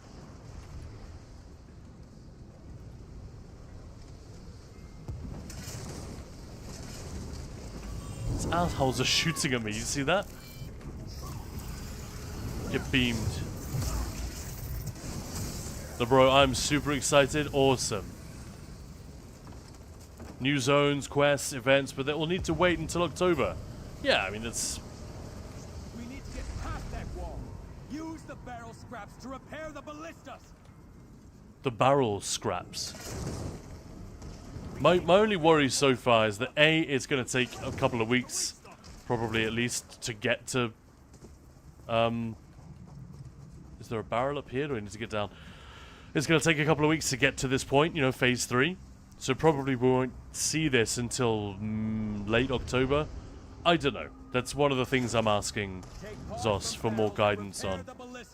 We need to bring that war down. And that it's very easy right now. Like I said, I'm not too worried about that. Because A, they've probably made it easy on purpose, just for PTS's sake. And even if they haven't, you know, I'm telling them, hey guys, too easy. Fight the last war. We can't take this assault forever. The ballistas are broken. Repair them and bring down those wards. I've also said, maybe the NPCs talk a little bit too much. Like I've only been in here a few times and I'm already getting annoyed. I did not mean to do that. I don't like this. Double back and head left to right. Find your grapple point and get to the ballista.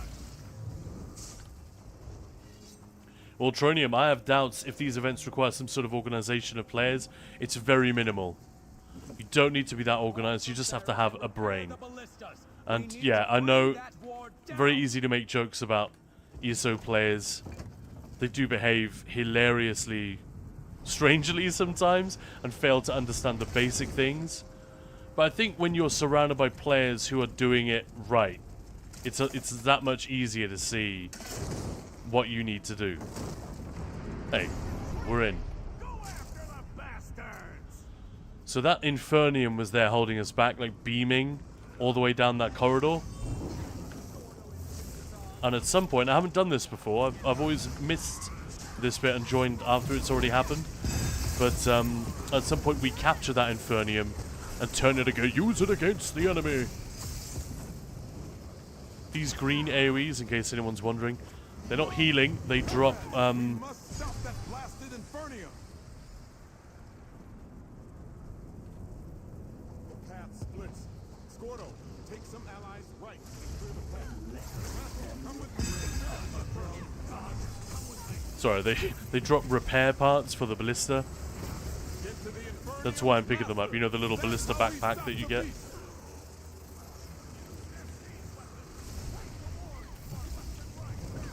Yeah, I feel like that beam should kill you a little bit quicker. I haven't seen this before, actually. This beam mechanic. I think that I just think this kind of event, it'll be funny if people are just getting wrecked left and right. I don't think it's the same as typical overworld content, that if you keep dying, it's frustrating. I think it'll be quite funny if companions are just dead left and right like that one. And if, you know, the burned hand teaches best, you know?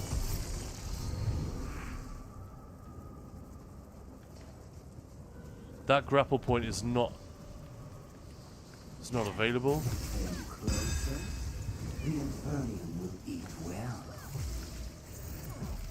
So we need to control the Infernium somehow. I guess by killing the Daedra here that's controlling it.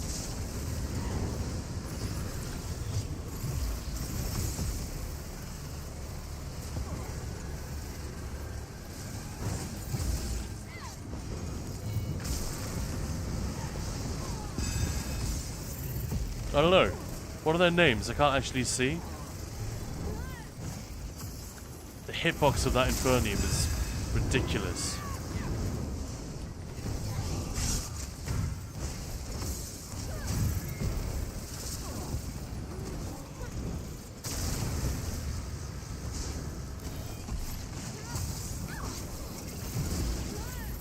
There's one down. Beast Handler, yeah, surely if the Beast Handlers are dead.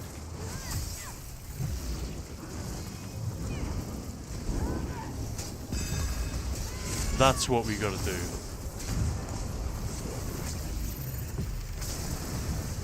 I would guess.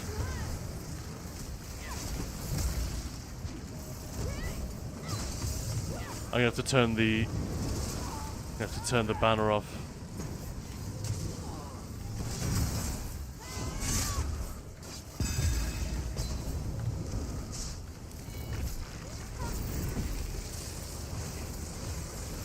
By the way, how is Scordo in charge of this stuff? Guy gets promoted through failure. He's just part of the whole thing on Solstice. You know, the Sturk Fellowship.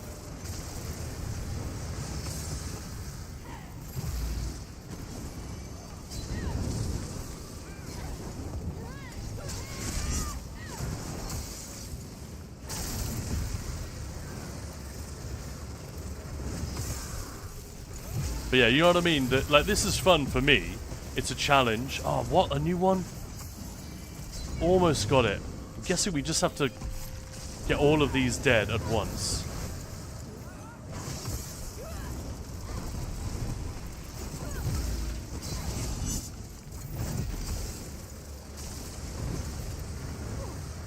That's weird.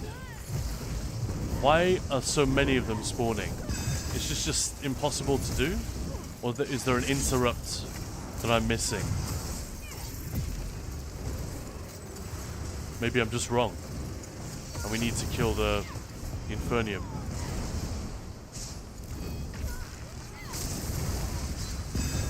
I don't remember Squardo being particularly useless.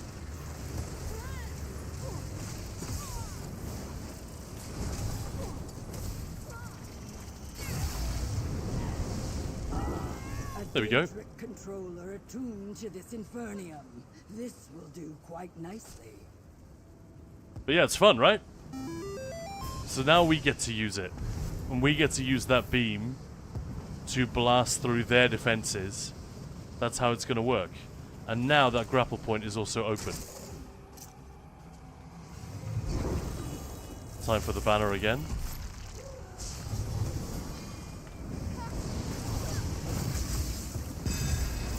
But yeah, absurdly easy that I can just solo all this shit. That ain't right.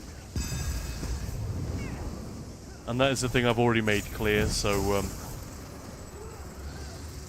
whether this is intended or not, I'm sure that'll be changed before it goes live. But yeah, like a group would just whiz through this way too fast, wouldn't they?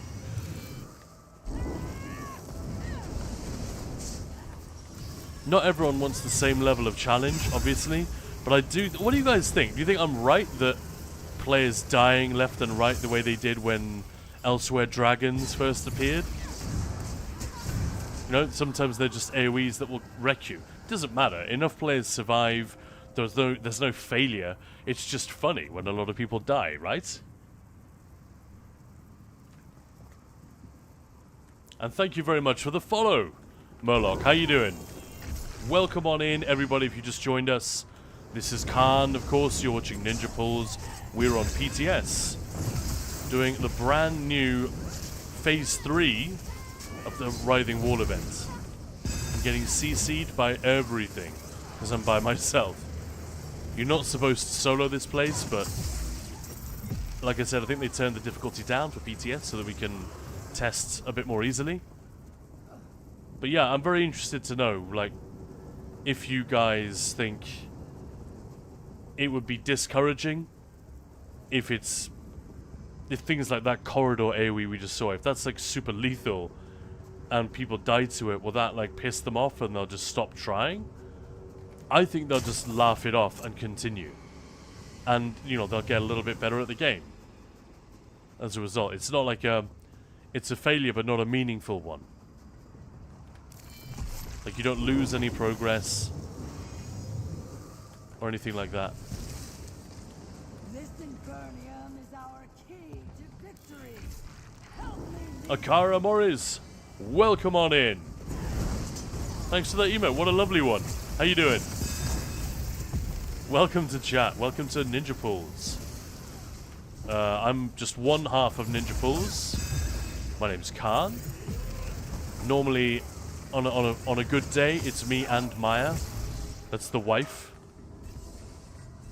We stream together. We play an awful lot of ESO. We play a bunch of other games as well. But she's working today, so it's just me.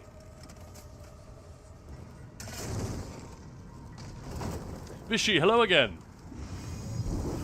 And LeBro, if I was home, I would so join you right now. Got PTS to play around with. Builds more than anything. Fair enough. The barrel is down here, isn't it? Yeah, that'd be cool. LeBro, maybe when you are at home, we can do this shit together.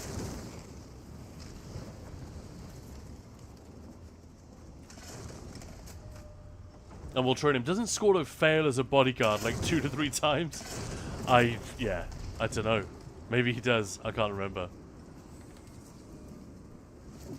Protect the Inferno. It is our best hope in this battle.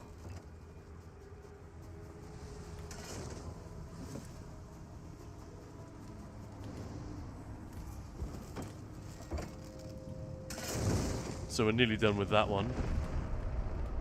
There's going to be so much bickering over siege. Now we can wait for Princess Oz. Isn't there? Or you can go help them while I stay here. Ah, we need to go over the other side to progress this. Yeah, I don't know what you mean. Oh, Walter, it all takes place in 1 year. Well, we finally broke out of that cycle. And Vishy, hey there. See that problem while building this? Some prefer it easy, some like a challenge. Most MMOs tend to go the casual, friendly route. Yeah. But that's what I'm saying. I think they don't need to make it super difficult. Like, the mechanics are very easy. This would not make an interesting trial.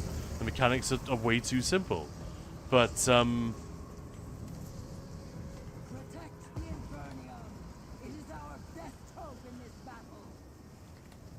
it's just a matter of whether or not you can make it fun whilst players are dropping like flies. You know, like the dragons in elsewhere, Harrow Storms, you get a lot of that. Even Miramore incursions, which are very easy. A lot of people die. And I don't think that's a problem. I think that's fun. If you want to help Princess Oz with that last That is a little bit wonky, the aim on that thing.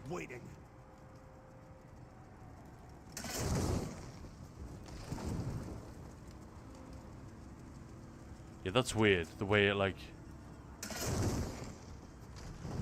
bounces between top and bottom on that one.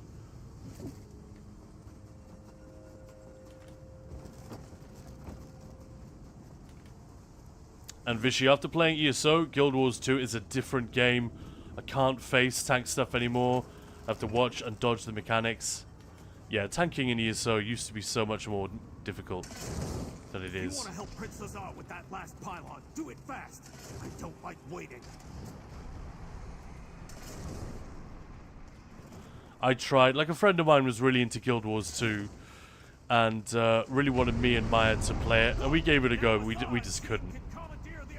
Just the way the game looks, I was already out, you know? But I'm not really an MMO person, so it was always going to be a tough challenge.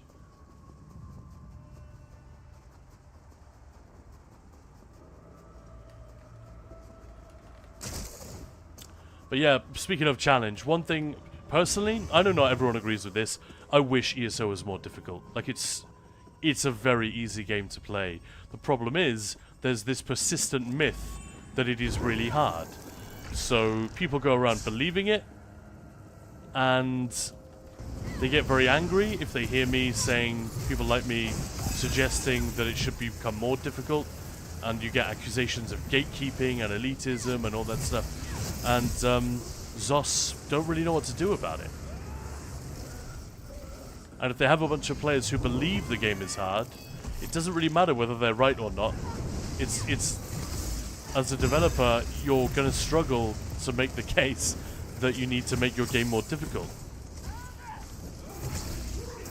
Truth is almost irrelevant. It's what people believe that matters in that instance. Right, now we can target the other pylon.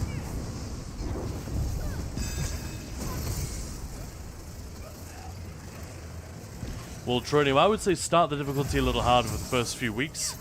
For the dedicated players who want harder content, then dial it back based on feedback. That's also true. They could, yeah. I'm thinking like they need to get this right before it goes live. But you're absolutely right. They can patch it on the fly.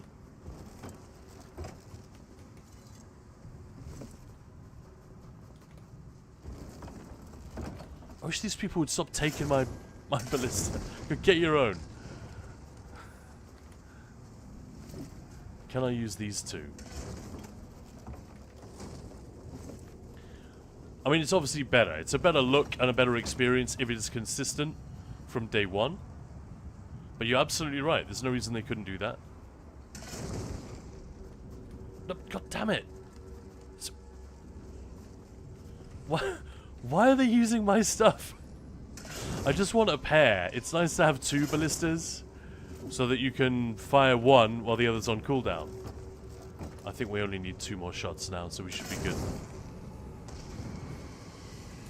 Sword and Snail, Miramore incursions are great. They feel impactful to complete compared to things like Dolmens. Yeah, Dolmens are super old.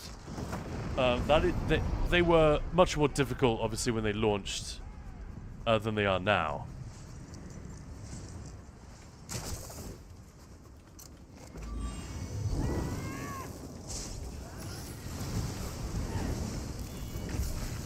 I think this is where the Infernium bugged out on day 1. I came in here having completed the other side, hoping to see the final boss here, and the Infernium just didn't move. But now that's working. Cool. Lord of the Rings Online does it in a good way. Close to 9 levels of difficulty. Each level decreases outgoing damage and increases incoming damage. You get tokens of heroism when you choose any difficulty higher than the base one, and you can barter it for emotes. Yeah. That's an older MMO than... I think one of the watchwords that they were trying to adhere to in the development of ESO, and definitely you can see it in the years after it released and they figured out how they wanted to change it, is simplicity, accessibility. I don't mean easy gameplay, I mean easier to understand.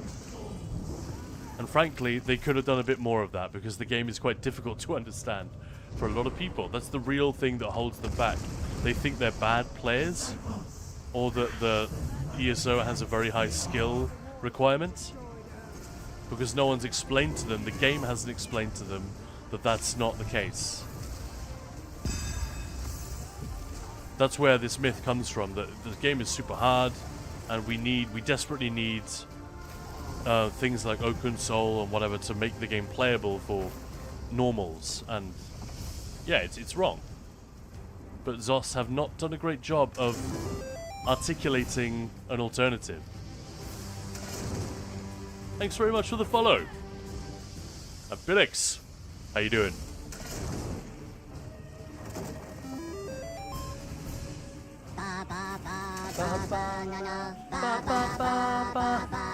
That feels so out of place, given what I'm doing.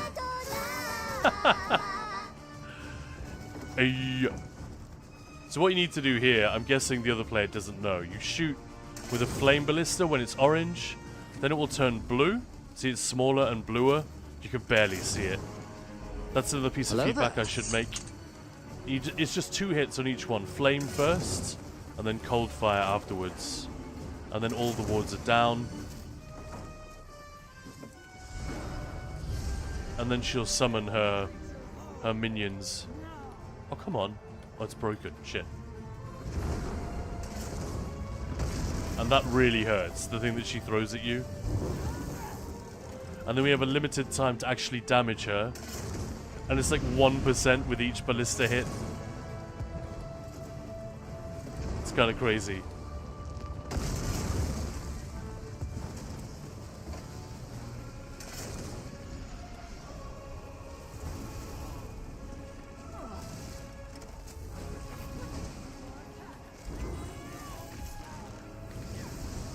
You're welcome.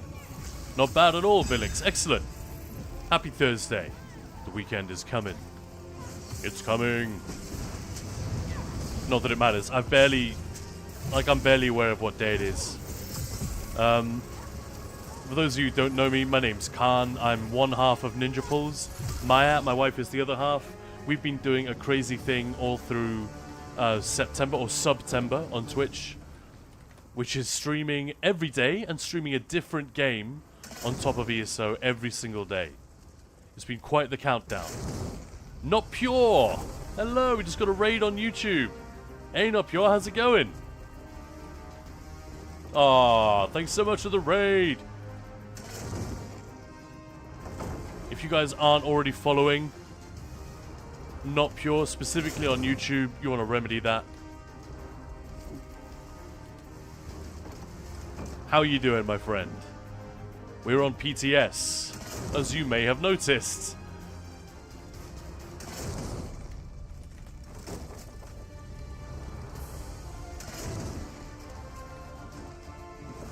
And Lord Faunty and Billix, thank you so much for the follows. Much, much appreciated. Welcome on in. We'll train him. So with these mechanics, how does someone know? Does the game tell us? Yeah, the NPCs tell you what to do. If you're not doing it, I think on the other side, it takes a little too long. Like, I'm not sure which one it is. Is it, Walks in Ash? You see, she's vulnerable. Now is the time to strike. Don't know if you can hear that. And then when the wards come up, she's like, attack the wards. And if it's not happening, they will call out the, you know, the color mechanic. When it's orange, attack it with fire. When it's blue, attack it with cold fire.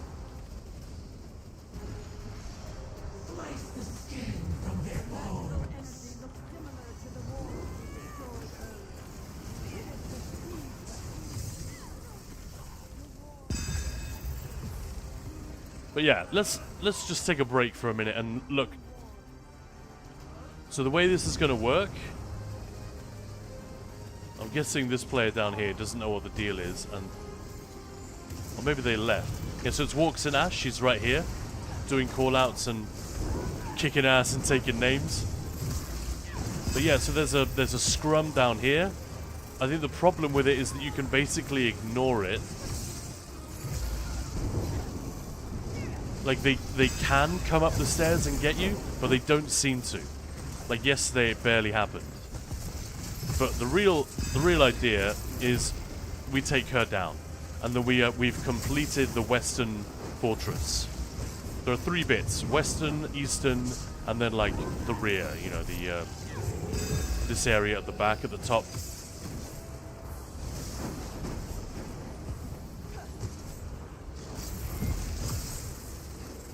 So that's how it works. We're in the western area right now. That's the siege one. Let's try and aggro everything. But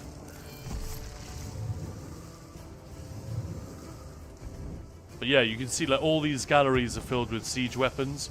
These are the Worm Cult siege weapons. And we can commandeer them and use them for our own ends. That's basically what's happening. So, I'm not sure if this is by design, but these enemies are aggroed, but they're not really doing anything. You know, they don't know they need to go up the stairs to get to me. So, I think that's an issue, and that breaks the mechanic a little bit. In that, I think the idea is that you're supposed to have people shooting the ballistas, and then you're supposed to have people out here mopping up the trash, which continuously respawns. You know, these guys will just come back once per phase. And if they up the difficulty, I'd love to see a requirement for healers in each gallery. There's a healer up here, a healer up there. I think that'd be so cool, right? And a really badass enemy down in the middle, which requires a tank. Hit it with siege weapons. But as you can see, I'm not on a tank. This is squishy DD, and I'm having no trouble at all. I do not need a healer, I do not need a tank. I got this. And that is hopefully just because PTS, they made it a lot lighter to make it possible for people like me to get in here and test, because it'd be pointless having a public test server with a completely uncompletable, you know, an utterly uncompletable challenge. And I've just got no hope, because I would need 20 people, or whatever. Yeah, you can barely see what's happening as well. There's a lot of light going on. But there are various... So this is like a mini-boss. There are various ones you can get down here. There's a giant Ogrim. I think he's my favorite. They just look so funny. Hey, Cynical Alchemist followed. How's it going, Cynical Alchemist? Welcome on in. Nice to see you. It's been a while. How you doing? Hey, how you doing? Oh no, she spat her stuff at me and I died. You might, yeah. When the big boss spits her siege AoE at you, do not stand in it. That is like the one thing which is extremely dangerous. Not pure. Hope you're good, mate. Send some peeps and lurkers. Have to raid and run. I'll catch you soon.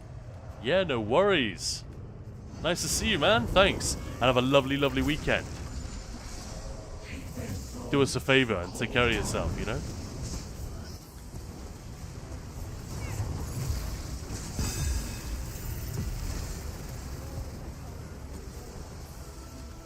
No merch? We actually do have merch. Billix. Let's see if I can find the link. Maya may have removed it because we had a limited edition 10 Fest t-shirt a while back. Yeah, look at this guy, look how big he is. That's what she said. Actually, no. No innuendo around this guy. Too gross.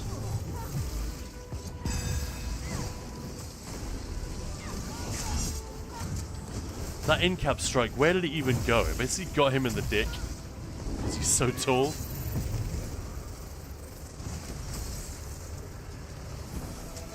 But as you can see, like, this would be cool if that's a really big threat. And it just needs to be tanked down here while the rest of the players are up here in the galleries, you know, shooting at the harvester.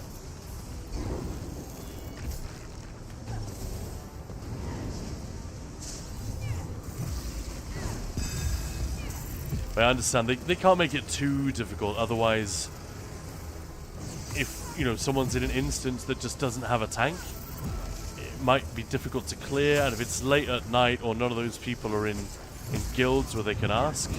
But I don't know, part of me feels like just fucking go for it. It's an MMO. It has a really deep and very good social system in it. There's a massive community of like helpful and skilled, knowledgeable players. In some ways, I feel like this should just be tough, and people need to like bring in. They need to announce. Like people will port out and say, "We need a tank. Group up with me," or go to their discords and say, "Hey, we need a tank in the Writhing Fortress. Stat. East side is done. West side is stuck." That kind of thing. I think that would work great.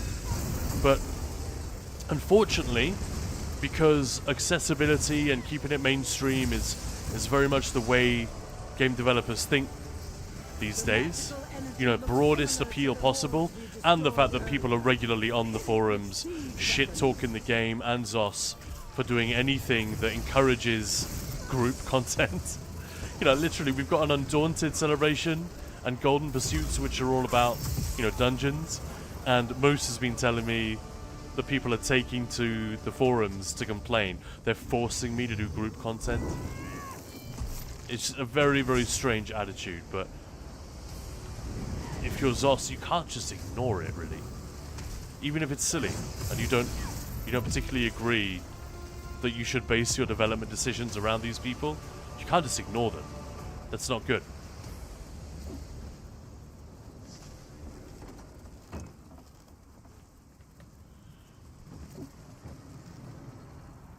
Oh, we do have someone here now. Hilda of Iverstead. Sigic Saint. I feel like I recognize that name.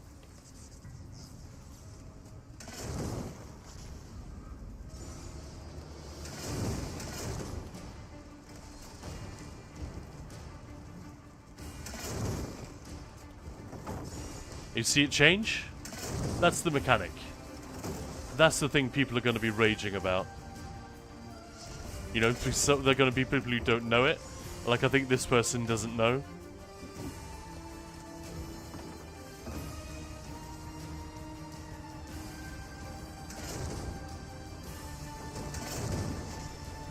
It's an MMO that directly says it is solo friendly.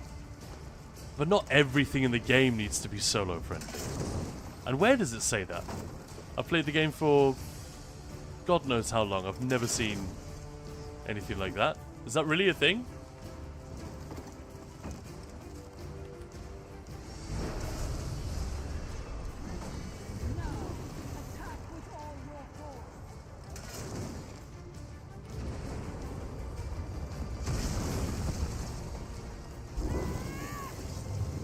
Luckily that AoE doesn't last too long, but man, it is hella dangerous.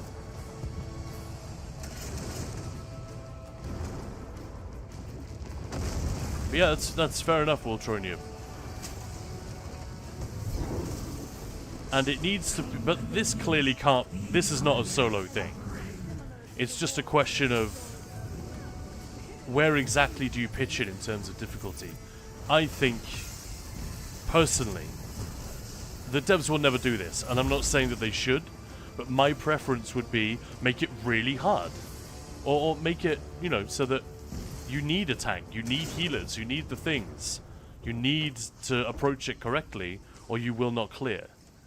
And just rely, you know, it's like,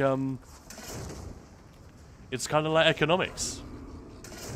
Players will eventually figure out that they need to recruit for certain roles, and it'll become standard practice very quickly. Struggling a little bit to see where to target that. That's maybe a useful bit of feedback I could offer them. But seriously, guys, I'm really interested in your opinions on this. Don't be shy. I know you don't log into Twitch to, like, answer a quiz from a streamer, but I am in the midst of providing feedback for this already. Are these already blue? I guess so. And I'd really love to know what you guys would prefer. If it's over very, very quickly, if it's just dead easy. I don't think that's going to be fun for anyone. But if I'm wrong about that, then obviously let me know. Because right now I'm going to encourage the devs to make this much more difficult. All the trash packs, basically, I feel, maybe with the exception of these ones here, I feel like these can be squishy and weak. Because they're just to shake up, you know, they're just there to get in the way and to prevent you from just sieging and doing nothing else.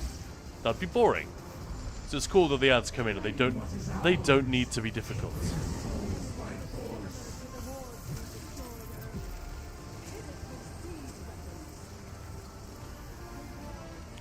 Dorothy, the harder the better. No one wants easy content.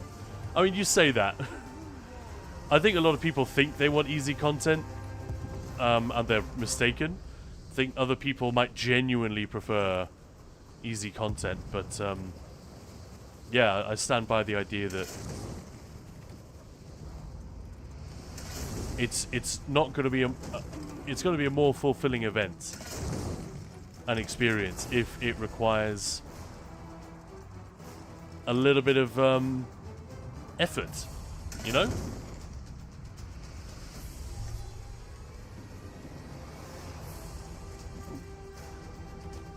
But yeah, so my question again is this, basically. Would you rather have something which is quite safe and easy, or would you rather have something where hilariously lots of people die? You might die 3 or 4 times in the course of clearing this thing. I mean, I died yesterday, but that's just because I didn't know what the hell I was doing. Should be quite easy to avoid. But I always thought it was hilarious when you had dragons killing a bunch of people. You know, especially when the dragons take off in Elsewhere. Where they take off and do that strafing attack along the ground. You just like a sea of deads. That always made me laugh. I thought that was a real fun thing. I would love for this to be a similar experience. Because there will always be players who know what they're doing and or who've done it before, and they can stay alive and keep the fight going. So you know what I mean? It's not like it's a failure with no cost. And yeah, frankly, a teachable moment. if we die in video games, that's one of the primary ways in which a typical video game teaches us how to do stuff.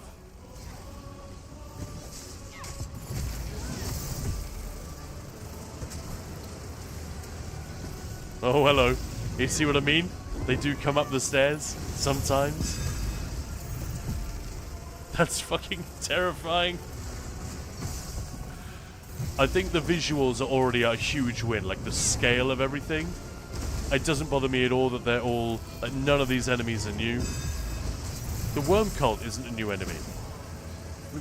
We do get a couple of Maldriths in there. They were new in update 46. You know, the big horny goat dudes. Safe and easy, this is my comfort game. Even the Writhing Wall event, you would rather it be... like, you just can't even die, no matter how hard you try. Yeah, I don't mean in general, by the way, guys. I'm talking just for the Writhing Wall event. You know, this thing that I'm doing right now.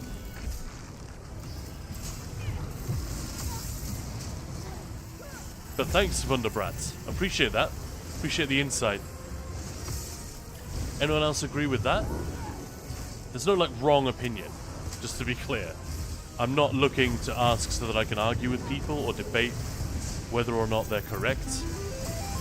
It's simply about saying to Zos, hey, I asked my community, here's the general sense that I get from people.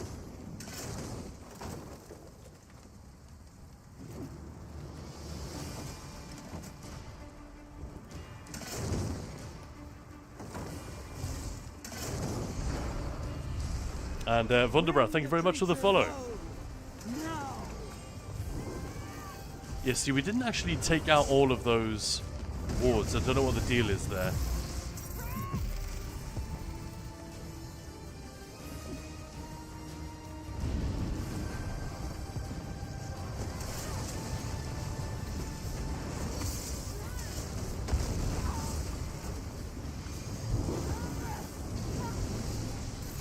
Yeah, obviously I'm not going to be able to complete this. I think you need more than 2, otherwise it's just going to take too long.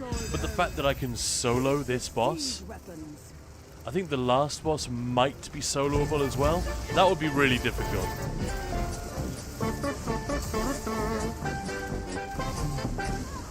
Such a silly bit of music that. It's almost akin to like the Benny Hill song, right?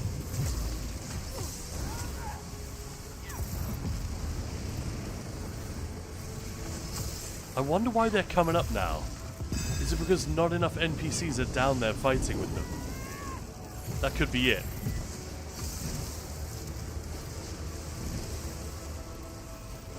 I have noticed though that this guy, this big Colossus, he will be over here where he's walking back to now, and he will aggro on the group that is over there on the other platform.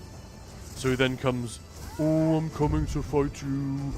I smash you. And by the time he gets here, he does that thing in Overland where, you know, an enemy's been following you for too long, and they sort of change their mind upon contact and just go back the way they came. So, oh, what am I doing here? I'm making him sound too cute, but you know what I mean. Nice to see a Templar join the fight, yeah. I noticed the, oh shit, what's it called? You know, the single target heal. Always a bit of a red flag when I see someone using that. But that's just the try-hard in me talking. Oh my god, help me out here, guys. Why am I being dim? Honor the dead, and what's the other morph? Can we self-res here, or does someone have to res us when we die? No, you can res with a soul gem. It's all good. Attack with all your force. See, again, this is either bugged or, again, it's a thing on PTS just to allow us to test things, that she will automatically stop her ward phase.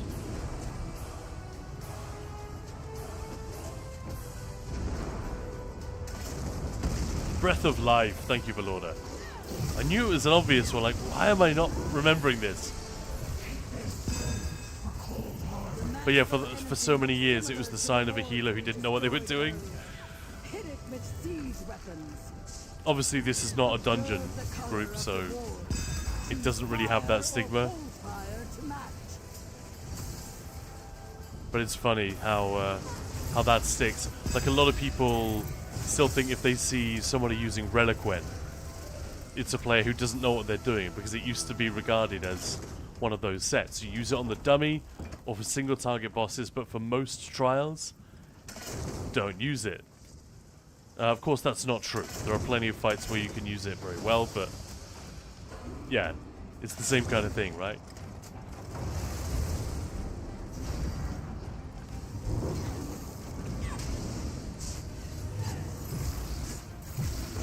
I use it a lot when running solo, otherwise it's Ritual of Retribution. Yeah, so I don't tend to slot a burst heal for solo stuff. Ever since Ring of the Pale Order came out, I just run that if I need the heal. Or I'll use Vigor for a heal over time. You can often fire that before you get into trouble. Now here he comes again, look, watch him. And when he hits the beam, oh no.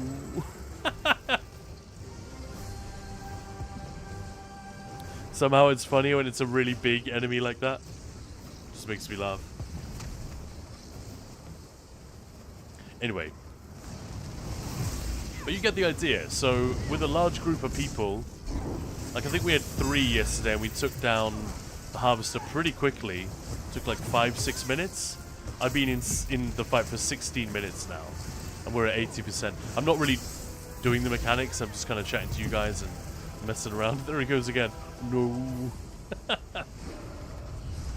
Maya's gonna love this guy.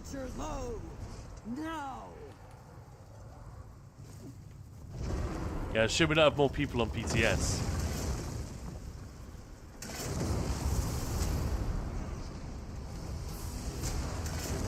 Any more opinions on whether or not this should be a thing wherein people who are unprepared for it will die? Or whether it should just be you're kind of just going through the motions, you're not really in any danger.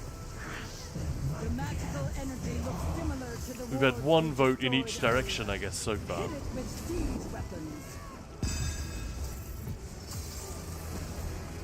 I would ask in my Discord, but I know what I'll get. Because Ninja Volts is a teaching guild.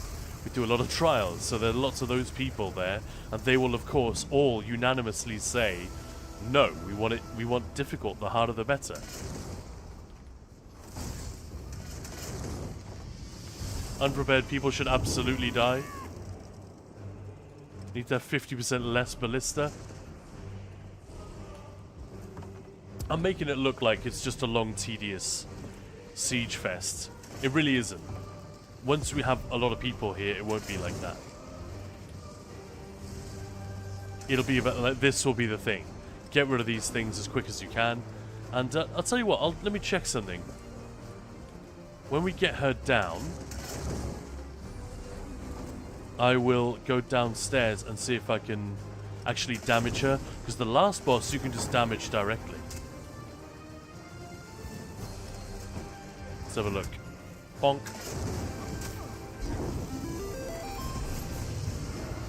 Right, let's see. If I just go up to her and beam.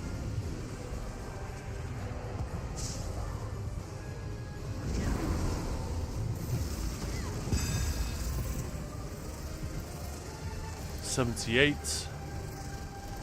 Doesn't look like that's having any impact. No, so you definitely do have to siege.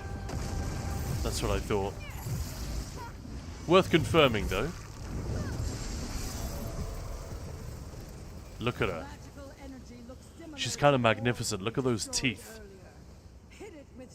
And, yeah, and the chest. What was it? Guns N' Raiders said yesterday? A lovely set of bangers and mash.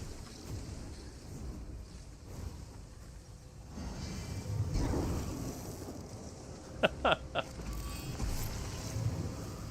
Lord also a skill which is not really good, but a lot of Templar healers will use Ritual of Rebirth. Yeah, burning all their mag and not being able to keep up combat prayer. Yeah, it's a very sort of textbook red flag. A lot of Templar healers, sadly. Or it used to be, anyway. Moose. Unprepared people should absolutely die, and LeBro saying just this. You need it to be difficult, otherwise you just breeze through it. Well, we've got at least one who says the opposite. But yeah, a few people saying they'd prefer if it was tough. Where did all the ads go? That's eerie.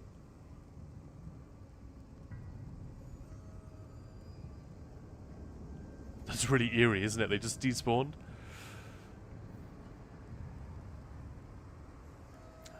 And Stand Hard, thank you very much for the follow. I'm definitely keen to hear all your opinions, guys. Absolutely magnificent. Look at those. Wasn't expecting you to say teeth. We have enough easy content. Yeah, I'm not looking for the truth or like to decide. It's just, you know, what individual people think. I'm not like we could interrogate it and say, ah, you think that, but actually you're mistaken, and here's why. I'm not going to get into that. Some of the time, maybe. It's just what are the preferences? I'd love to be able to report that accurately, because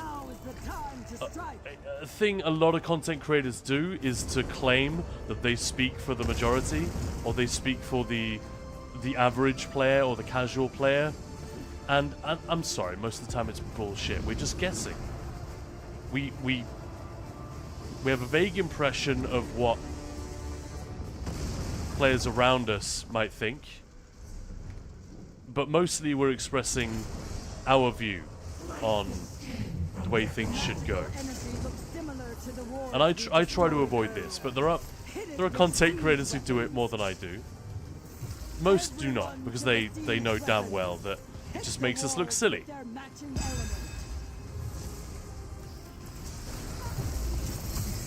But, you know, there's a reason people always reach for that line. Politicians love it as well. Well, I've been talking to the people in my constituency, and they all say, how funny that, isn't it? You know, how they've... Oh, well, I spoke to a plumber the other day, and he happened to endorse exactly what my policy is. It's fucking bullshit. But if we are able to actually do it, it's a very powerful thing. That's why it's such a trope that people are claiming to be able to speak for, you know, give voice to the Vox Populi. Vasculator. Once you add too complex mechanics, people mostly shy away. But at least it's not Final Fantasy Step Mania BS. Most DDs still refuse to learn the book mechanics in Scrivener's Hall, even though it's not that difficult. I think you're right. At least they've done that correctly, as far as I can tell. The mechanics here are not complicated or difficult. They're very easy to understand. You could almost argue, I'm sure some people will argue, mechanically it's quite an uninteresting place. But I'm sure that's deliberate. They've got the Hellra Citadel mechanic where the group splits, and one group has to open the gate for the others. This is my main issue at the moment. Targeting from some ballistas is... it's basically impossible to hit that thing. I'm just going through the motions now. I think the other players left.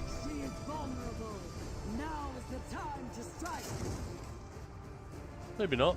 Oh no, they're still down there. Okay.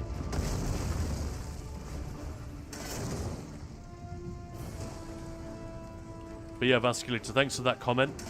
So the mechanics in this specific case, although I agree with you, I think they've got them about right. They're not difficult or complicated. It's just about the level of incoming damage and health. I think that's mainly what I'm interested in. The magical energy looks similar to the wards we destroyed earlier. I think these enemies are fine. Observe the color of the ward. Because like I said, these are just a distraction. They're not supposed to be a genuine obstacle, I don't think.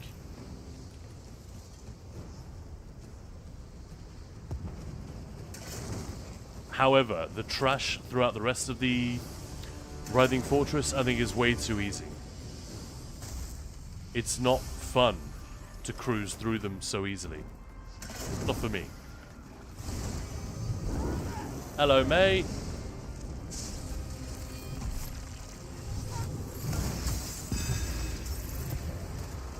Undaunted event started. Loading screens away rest takes forever. Most, an insanely high number shy away, even from veteran base game dungeons, have almost zero mechanics besides get out of random AoEs. That's why I think they may have hit the nail on the head with not having a bunch of mechanics here.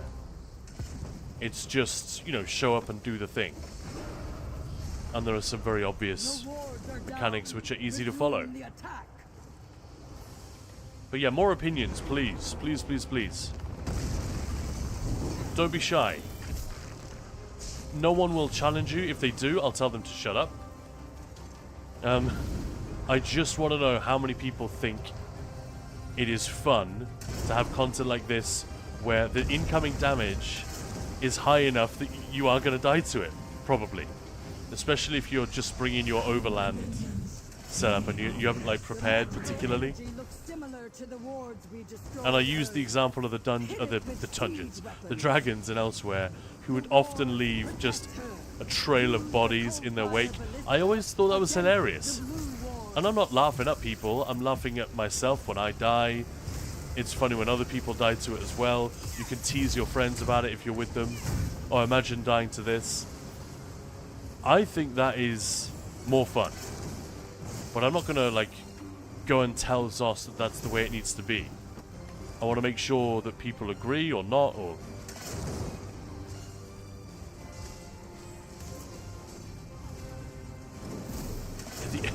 The fine-tuning of the aim there. Vasculator, as long as I don't have to do math. Or look for a light show rhythm to match my autism tics with a gamepad, I'm happy.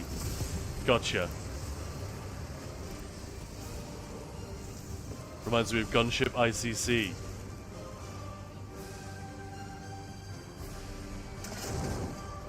Tell me more.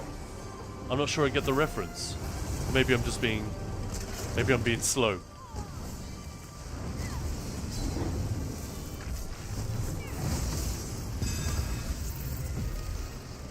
Same vibe, atmosphere, use boat cannons to push to the next phase. Yeah. I'm sure they've taken inspiration from some places. Maybe that one. Who knows? I love the giant armored Daedroth. They look cool as fuck. Look at this guy. Alright, I killed him.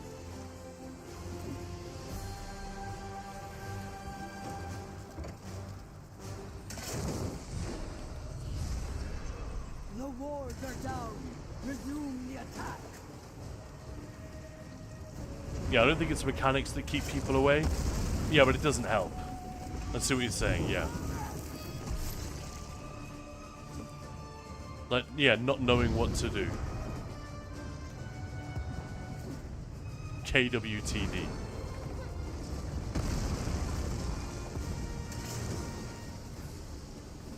But yeah, there's a lot about here which is already on the money. Magical energy looks similar to It's sort of my point. destroyed earlier. Hit it with siege weapons.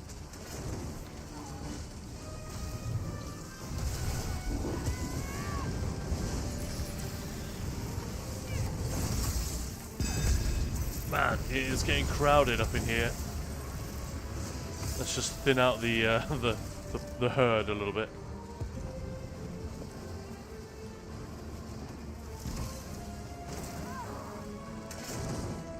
Oh, that's that damn hound, isn't it? He's spitting at us from down there.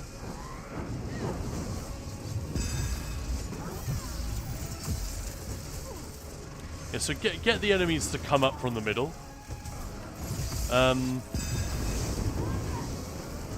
Also, do you guys think there should be more than 2 charges on the...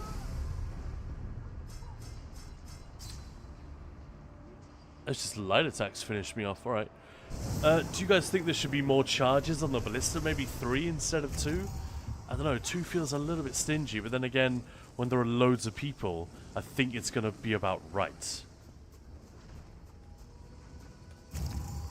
Billix.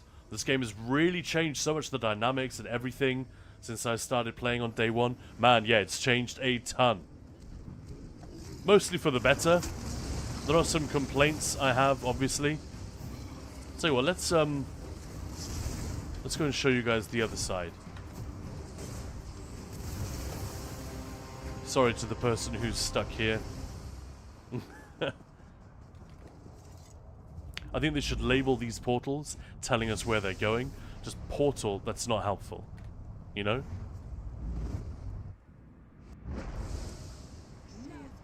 Portal to...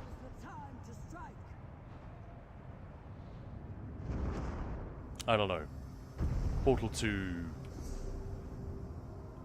Gufitares the Harvester, or the Harvester Guardian. Something like that. Basically, no need to do overland if it's not rewarding or offer anything unique that can be found elsewhere. Easy fix with housing and guild dynamics.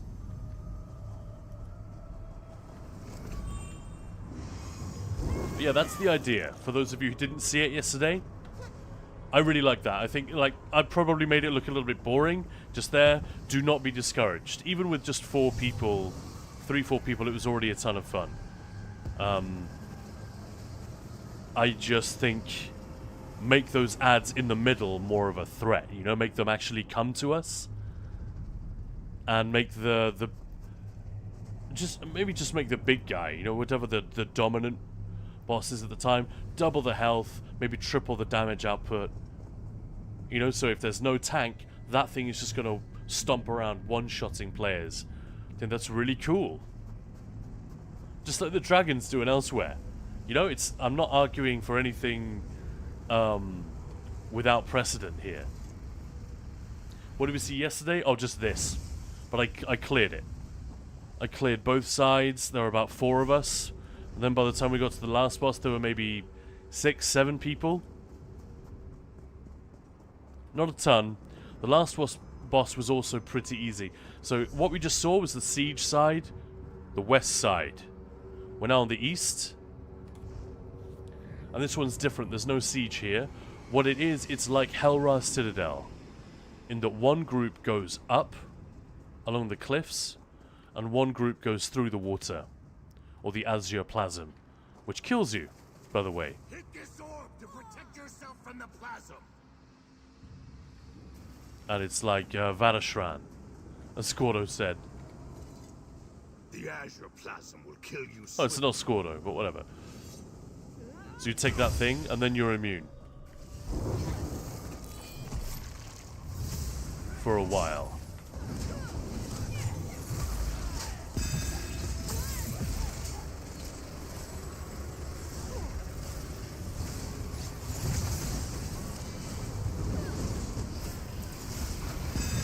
But yeah, one thing I've already said to Zos is these trash packs are a joke. And I'm really hoping that is a PTS thing. I think it probably is. Watch out! More Daedra are coming! Poor Cujo. I'm arguing for pink Arcanist abilities. Just destroy this stone, so and I can... that fool Oh! down there will be vulnerable. Did someone already come here?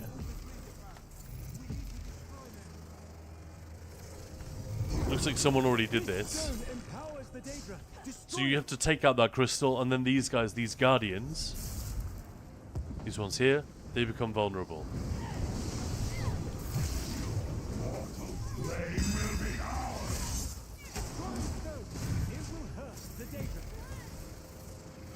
Again, I don't know, I think these could have like 5 million HP or something. A little more than double what they've got. It would still be easy to solo, but it would at least take me a little while. Like, that's 2 beams.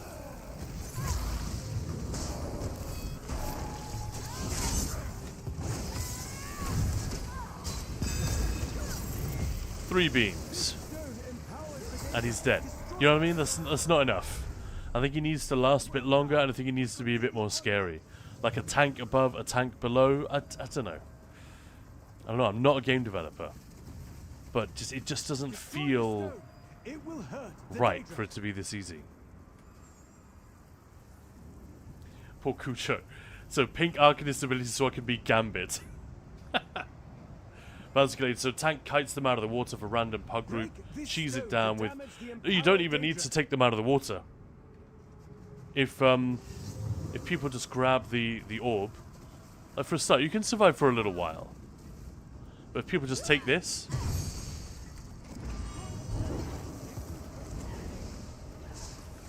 Or you can just ignore them. You can run around a lot of these trash ads, to be honest.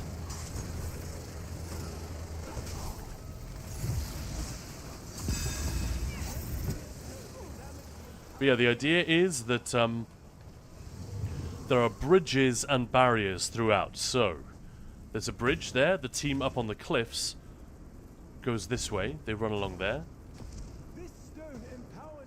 Yeah, I got it. Shut up. That's another thing I've already said. Like, the NPCs talk too much, for sure. They just keep repeating the same lines. So yeah, you'll have a group stuck up there until we can take out this guy here. The guy that I just killed. Then that bridge assembles, and the cliff team can run across. So the other side, and you see that bridge up ahead, the big one. It's got barriers, so I won't be able to go through. And that is, again, the upstairs team have to do the same thing. They pull a lever, the barrier opens, I can get through. No, that wasn't supposed to be a boss. Sort of a mini-boss. As you see, there are 3 of these. We have to work our way around this pool, anti-clockwise, and then we can face Gauztul the Terror. So there are 3 guys like that. Daedric Champions, they're called. And I think... So he's sort of a mini-boss. I think he needs to be way tougher. Like, he's just paper. But A, you know, I don't speak for everyone, and B, I guess I'm a fairly experienced player, so... But I don't know, it sits wrong with me that anyone can just solo this. It's supposed to be a server-wide event. It is going to be busy in here.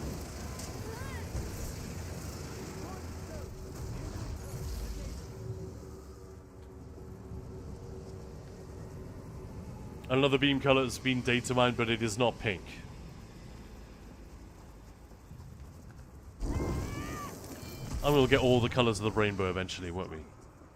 But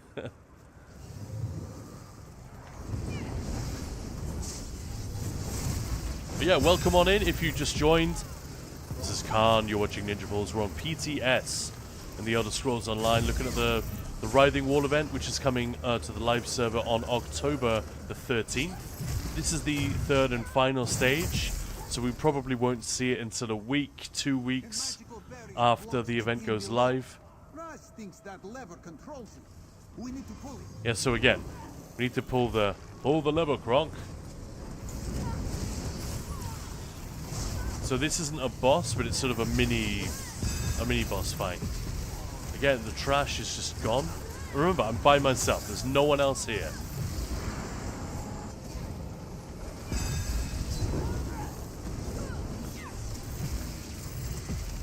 And I'm just running a very, very bog standard Arcanist build. Nothing special or sweaty.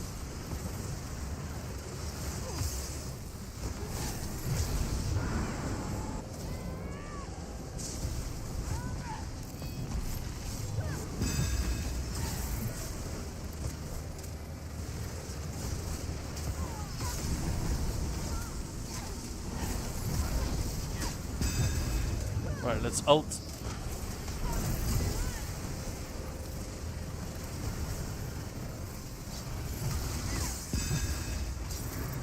this guy's got a bit more HP, as you can see. I like that new Colossus attack, that's really fun. I think I've seen that before.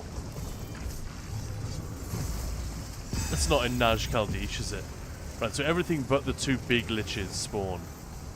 Well, when the main guy goes down. And the idea here is we've got to clear these so that we can pull the lever and open up the barriers under the bridge for the group that's downstairs in the water.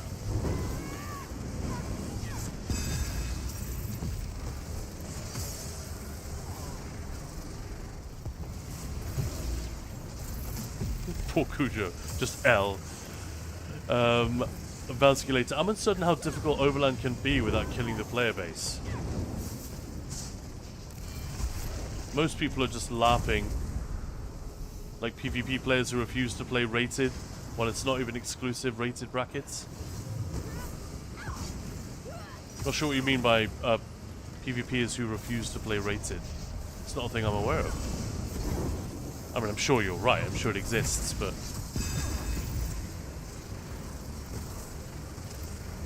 I think Overland could be a lot more difficult. Far, far, far more difficult without killing the player base. What would be required is a decent tutorial. A decent system that nudges players in the right direction and teaches them. And that would be much harder to do, I think, than simply increasing Overland difficulty. And Zos, I don't think they're going to do that. What they're going to do instead is just increase Overland difficulty, but make it optional. And they've said that that's what they're working on. Looks like there are a couple of difficulty options we're going to have, presumably next year going forward.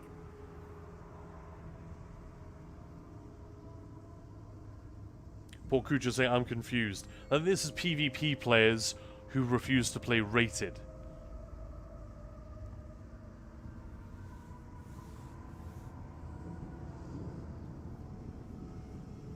Nothing to do with Overland, it was just in the same comment.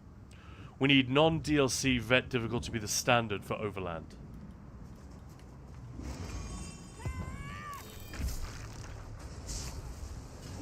Yeah, it's an interesting debate. While I am the first person to say ESO is not hard, it's actually easy, I don't blame people who think that it's hard. I just don't like it when they spread that to others and they tell other people, oh, it's really difficult. That's regrettable because they happen to be mistaken. But the point is, the whole point is, when we're wrong, we don't know it, or we wouldn't be wrong, would we? So it's a tough one. Like, who do we blame? Who fixes it? If you could rip it up and rewrite the game from scratch, I would definitely advocate for more of a Doom Eternal or Dark Souls type system where, I mean, Dark Souls maybe not a great example. I don't mean that level of difficulty, but I mean the game is teaching you how to play it. Like, this is good practice in any medium. Movies teach us how to watch them. TV shows especially. They have to teach us very quickly. Often. This is the kind of show this is. This is how you're supposed to be taking it in. Another stone. Destroy it, friends. And with video games, it's even more paramount because, of course, there's a control scheme. And unless it's a point-and-click adventure, you're going to have to teach people the controls, combos, tactics, you know? And in a game like this, they also have to understand a few basic stats as well. You've got to know what your armor does. That one's quite easy, but the numbers themselves, they don't necessarily make a lot of sense. Weapon and spell damage, what does it do? Crit chance, critical damage, you know. The game doesn't really teach us any of those things, and they're not obvious. This stone to damage the empowered Daedra.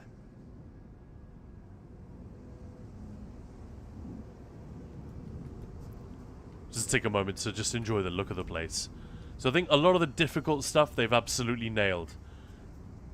They've made it look fantastic, especially the big fights. Destroy the stone. Oh, shut up. Yeah, I got it. Do you know what I mean? Like, the NPCs talk way too much.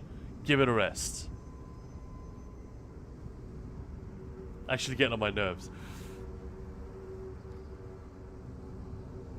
Caffeine and Elder Scrolls saying LeBron and I play for the fun, but he wants to be Khan level of good. Oh, my good news, you already are. I think everyone's my level of good. I don't have... I'm pretty good at weaving. My weaving timing, my muscle memory is very well developed because I've done so much DPS testing over the years, but that's it. I don't bring a great deal of advanced gameplay to bear in this game. I'm here for the stories, the community, The combat system is really cool. It is not a game that I play in a particularly sweaty way. I think a lot of people might be surprised to hear that, but it's true. Because, like I keep saying, the reputation Elder Scrolls Online has for being difficult is undeserved. It's complicated. There's a lot of info. It's not the same thing. But people are constantly like questioning their skill level. And it's like one of the #1 things that we do at Ninja Pulls is, and if you come to this channel, you'll have heard me say it already. Probably already this week. One of the main things that we do is to explain and reassure that no, you're not bad at this game or any other game because you can't do this. You just didn't know that da-da-da-da-da, and then you explain it to them and suddenly, oh, I've got 130k DPS. Easily. I never knew it was so easy. And that, trust me, that is a universal experience. I've encountered one player who just couldn't get it.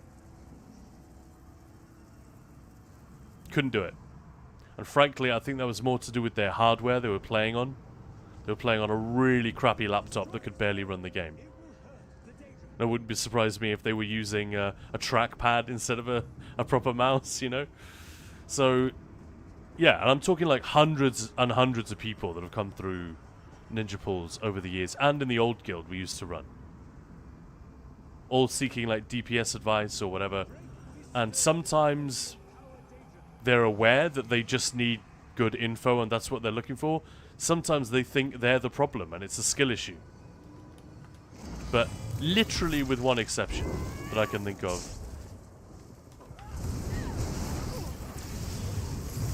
They were all able to crush this game very, very easily.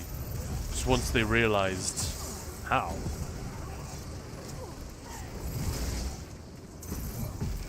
Like operating a remote control, you know, you get a new TV, it's got a remote control on it, which is kind of weird, it's not what you're used to. It's not that you're stupid or the remote control is difficult to use, you just haven't done it before. It's one of those things, and we make the... We mislabel, you know, which of those two it is. Anyway, yapping.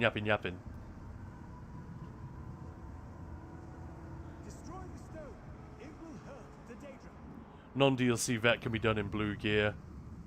Even DLC harbors can be done in white. Yeah, no, Moose is right. Moose is correct. Obviously, you make things significantly harder for yourself, but we tend to overestimate the difference that the right sets or the quality of gear will make. It is PTS, so I suppose I could go and demonstrate. But yeah, that's a fair. I wouldn't recommend it. Don't do it in white gear. But you're just like making it harder for yourselves. Why would you want to do that? Just tried Moongrave Fane for the first time. That's a fun dungeon. Did you do the hard mode? I suppose if it's your first time, maybe not. I really like that one. And so Vasculator clarifying competitive battlegrounds. Like it's so far from competitive. It's like pub stomp, even when it tries to be competitive. The MMR isn't even locked to rated group brackets, nothing to push for. I get what you're saying, yeah, that makes sense. This game relies on all gear and skills. Gear doesn't really hold anyone back unless score pushing. I mean, yeah, it doesn't prevent you from clearing, is what you're saying. But just to quibble with your wording, obviously it does hold you back. But yeah, I think what Moose is saying is, it shouldn't stop you from clearing. Like if you're able to clear, you can clear, regardless. If you're just scraping through in gold gear, you know, then yeah, going down to white gear is going to be an issue. But that's not because it is uncompletable with white gear. It's because you're just at the point where you're not clearing it comfortably enough to take that hit in terms of power. So what happens here then? This is one of those bridges that we need to form. And if I fight up here, these guys will just continue respawning.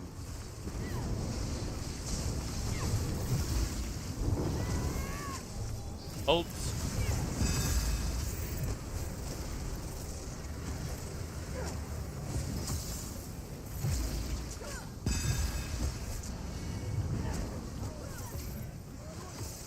The CCs are so irritating. Not all trash balls are that bad, but I feel stupid doing Maelstrom or Cujo. Again, it's it'll be something that you haven't. There'll be some tip or set of tips that will transform it for you. Yes, there is skill in this game. I'm not saying there's none. Clearly, that would be silly. There definitely is, and you can leverage your skill to very great effect. If you are soloing, you know, veteran DLC trifectas, that kind of thing, that's where that really comes in. You can't just lean on the build. PvP, muscle memory and skill and timing, instincts almost, make a huge difference to you there. And yeah, in certain areas of PvE also. But it's not something that we need. I don't think we need great skill. Just knowing the basics will take all players pretty damn far. Yeah, aesthetics on point, Vasculator. Yeah.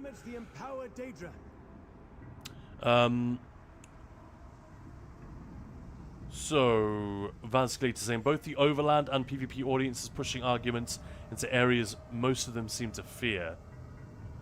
Both the Overland and PvP audiences pushing arguments into areas most of them seem to fear. Empowers the Daedra. Destroy it.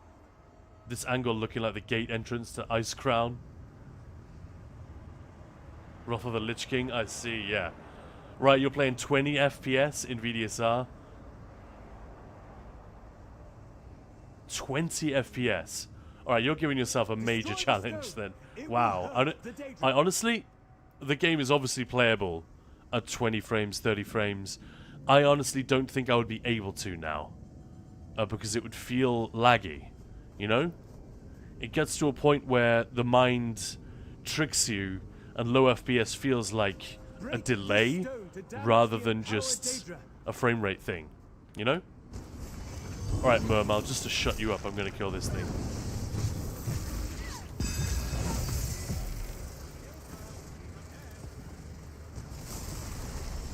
Excellent!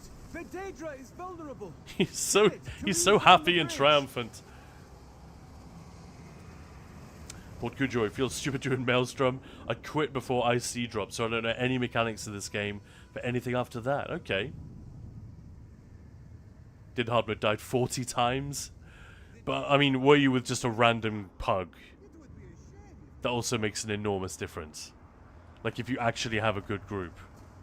And ideally a you know, fixed group, or a group that is communicating. Look at the Atro just chilling.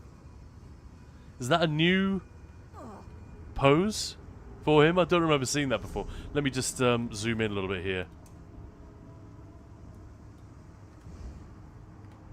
Isn't that amazing? He's just chilling in the water. What's the scamp doing as well? Is he entertaining him?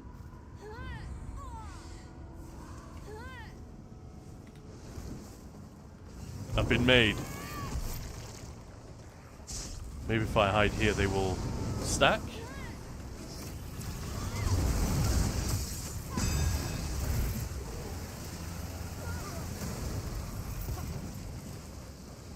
Hey, you can get the vitrified souls in here.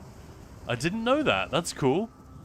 So this is for dailies. Writhing Wall dailies. So we can continue to do those while we get the Writhing Fortress done as well. That's cool.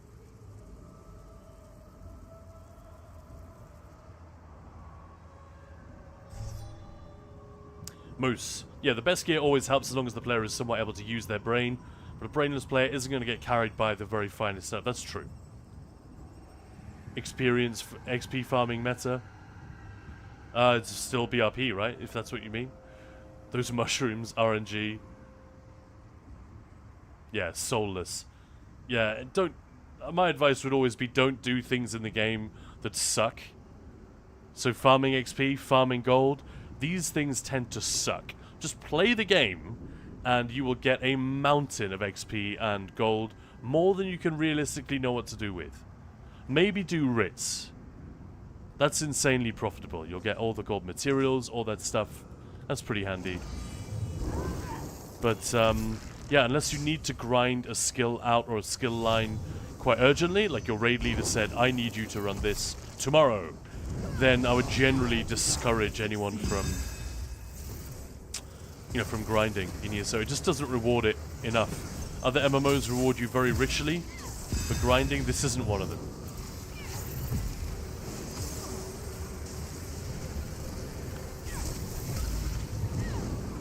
That's 2 beams. So she's taking a little bit longer to kill, for whatever reason. But, I mean, look at this. I should not be able to just stand here. I know it's an Arcanist, and... Oh, I didn't kill the totems, alright. I don't... Pragmatic Fate Carver plus Reaving Blows is kind of foolproof in a lot of this kind of thing, but I shouldn't be able to just stand there in the AoEs with no healer and just shrug it off.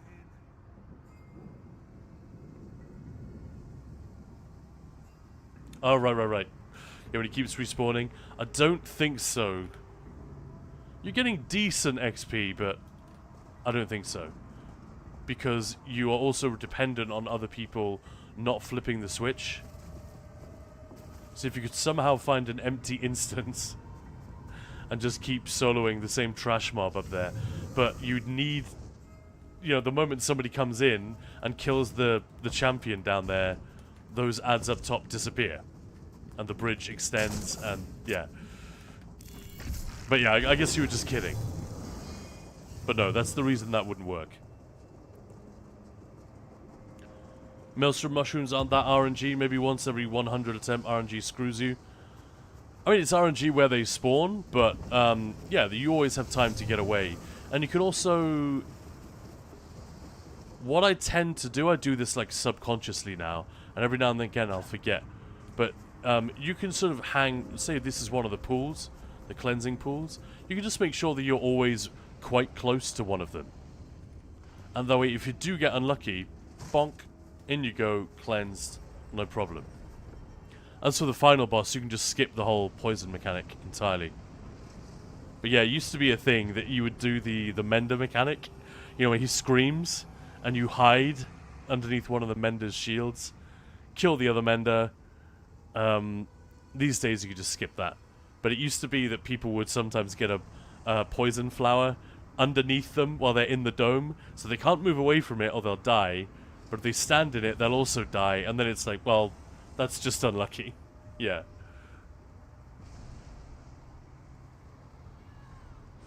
Poor Kuja, I've had mushrooms spawn under my feet. Bro's telling me they're not RNG. Yeah, you can move. 3 seconds seems excessive. But yeah, it does happen very fast. Hey, Bennett's gang, how's it going? Here we go. Want to see some Writhing Fortress stuff? That's where I am. I'm on the eastern side right now. I think I'm the only one in this instance. I'm hoping PTS will be a little bit busier over the weekend, so we can clear this a few more times. Cleared it yesterday. Not that it's an achievement or difficult to do or anything. It's actually very straightforward. I think they've made it a lot simpler for PTS.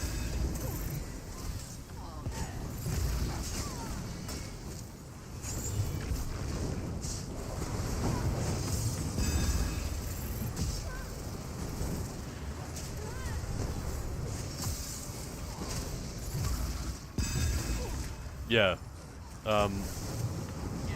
Moves you move before they pop.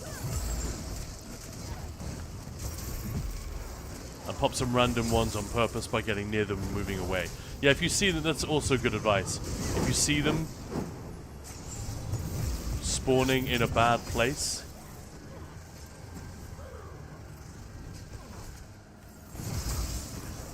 you can pop them on purpose by getting close. And then moving away before they actually hit you.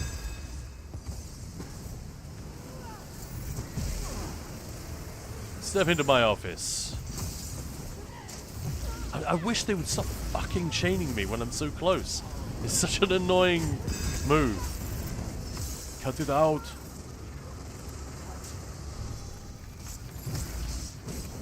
let's head over here so we can stack everything together. Frames are also beginning to get a little bit choppy here. PTS can do that sometimes, I don't really know why.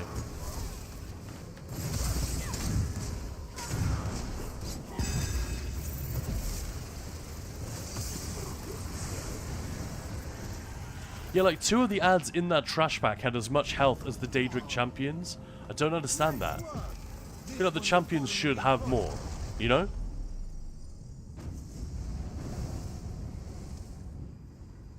Basculator. Horrible, but my Arcanist seems to be able to drag its feet at the right place most of the time, I hope. Yeah. Well, respect. You're having to do... You know, the game is definitely harder for you to play if you're playing at 20 frames. So if you're accomplishing... Hey, here we go. It's a CD Projekt game. That's a very cyberpunk thing to happen, isn't it? The Daedra can't keep the bridges apart if they are dead. Hey, Raz.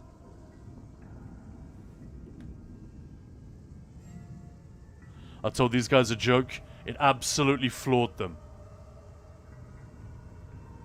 No? Get rid of the Daedra below us. Then we can be almost there. Let's remove the rest of these ugly... Oh, there we go. There's someone down there. Hello. I think it's the same Templar from earlier.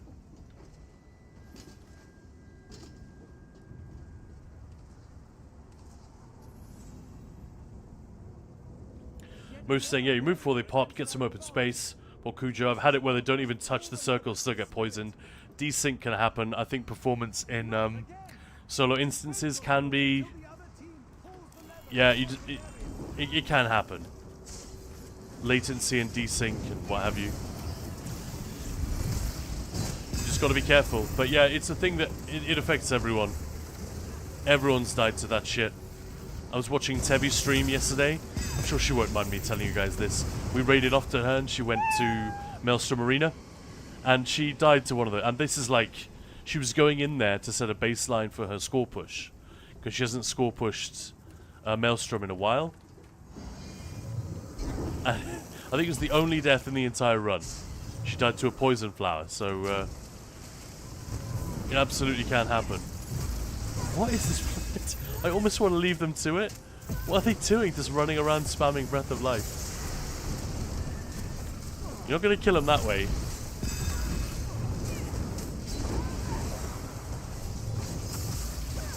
Yeah, by the way, if anyone's watching who's a bit of a kiter, please be careful when you come in here when it does go live.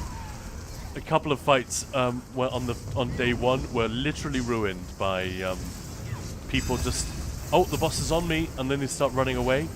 It's like, you're not going to take any less damage by moving away.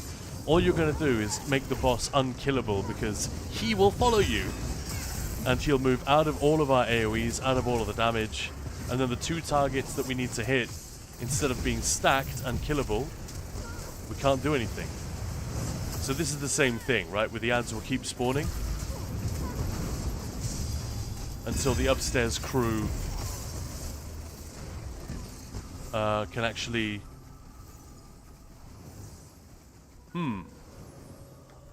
Where do I get up? There. So the upstairs crew needs to pull that lever.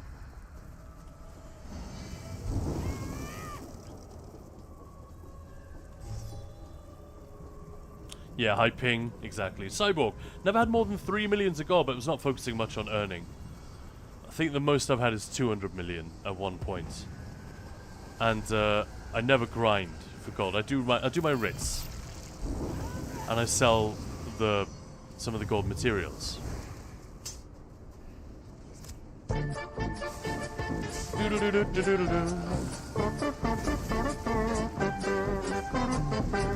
Hey Maya, how's it going? That's Maya, everyone. Oh yeah, that bubble needs to be done before I can flip the lever. That's a very red man. Like a British guy on holiday in Spain.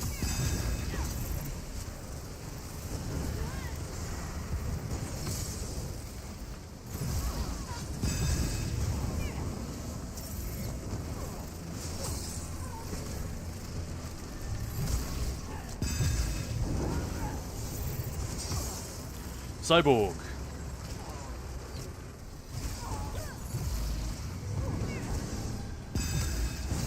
For DPS, I'm at 50 to 60k, not trash. Alright, you mean like single target dummy hump damage kind of thing. I guess it depends. Like, if you're talking about in content, 50 to 60k is often really good. You know, if we're talking like a dungeon boss, getting 60k on a dungeon boss is typically very, very nice indeed. Obviously, target dummy, slightly different story. I don't like that I can't break free of that. Because I'm not sure if it's intended or not.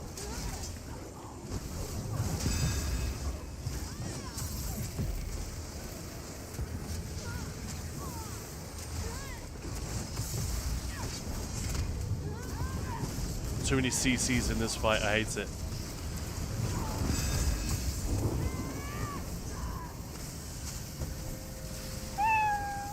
Oh my goodness. Oh, look at Maya. Solo, how goes the stream? Pretty good. Anyone knows when the event goes live? Undaunted or this one? Vasculator. Yeah, well then, Cyborg, you're kicking ass, yeah. Kicking a lot of ass. This is not to imply that you cannot do dummy numbers in content. Of course you can. But most of the time, people don't have those buffs.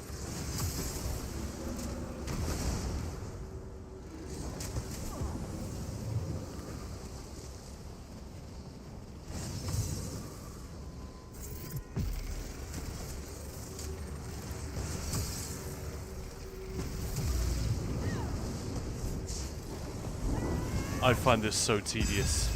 I know I'm soloing it. With a tank here, it would be so much easier. And he would die much quicker. But yeah, his charging around is such bullshit.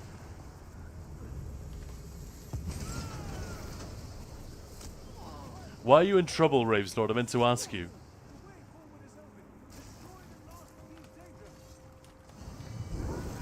Aw, look at all those emotes. Nice 3-width... yeah. High pyramid, Maya.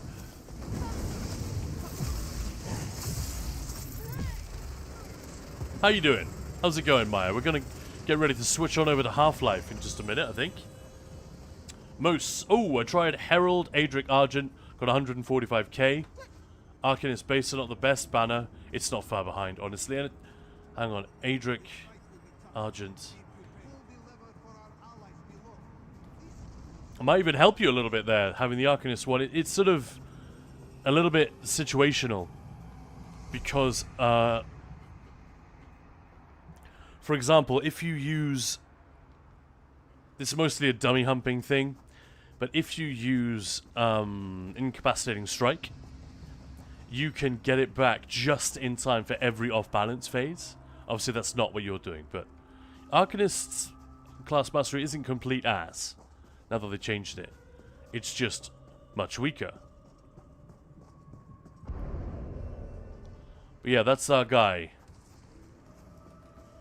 That's the fella. So that's the end boss. Much like the Harvester is the end boss on the west side. This is the end boss for the east side.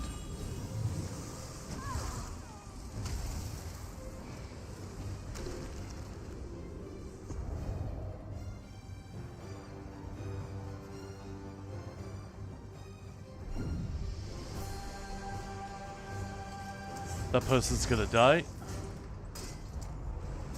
When the dome comes up like that. Oh no, they got in just in time. Nice. The boss will breathe.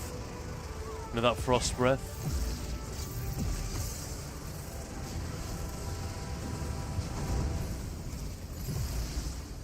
I didn't particularly want to be in this fight. I just wanted to watch. Oh, they died.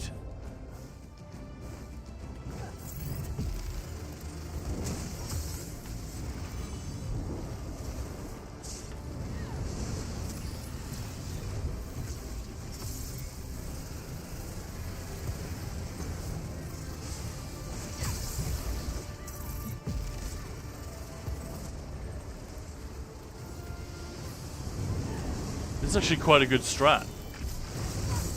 Obviously our main target is down there. She's not going to move. But yeah, someone could just pull all the trash out. Oh, come on, stop doing that move. I hate it.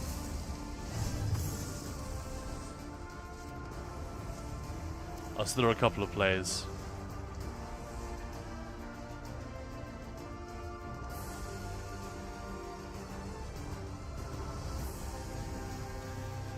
But yeah, Moose, still seem decent while finding the new DK skill line a bit weird to use. Alright, thanks, Maya. Oh, would these guys leave me the fuck alone? I just want to watch.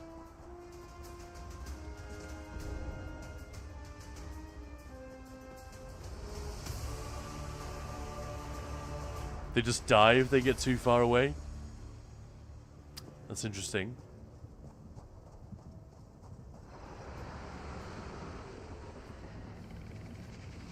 It's a bit mean, but I just want to see how well these guys do. I think they both just died. Yeah. Now the ads are coming for me again. Evansculated to the Undaunted event is now live. Yeah, so as Moose said 48 minutes ago. Moose! Maya! Ravenslord, I forgot to turn off my alarm this morning, so the missus got woken up by it. Oh dear. Oh dear. Maelstrom back bar, great sword would add little. Who's cute, Maya?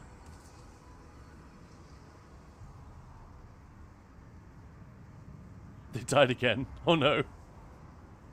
So I guess these guys don't know how it works yet.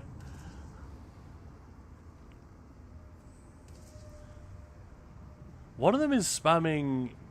I feel a bit mean, like. But I see one person spamming Javelin and Breath of Life.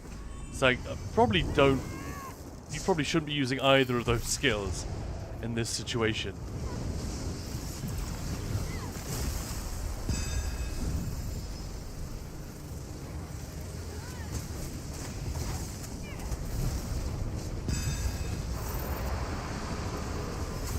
I'm just going to clean up the trash real quick.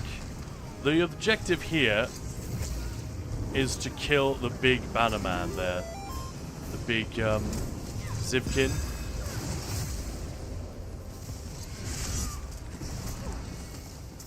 The snares in this fight are horrible.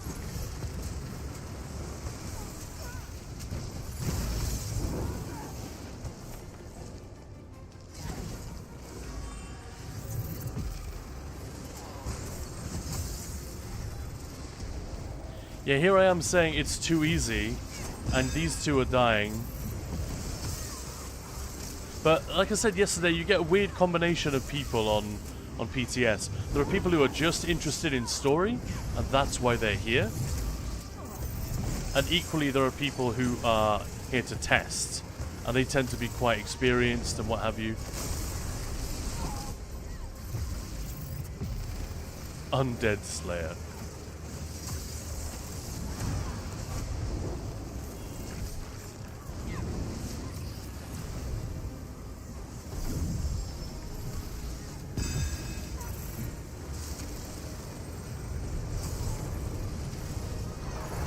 Hey, thank you for the follow.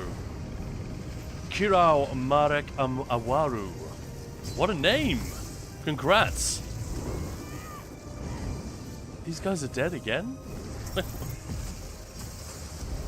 I'm not even sure. Like, the boss is attacking me. What are you people dying to?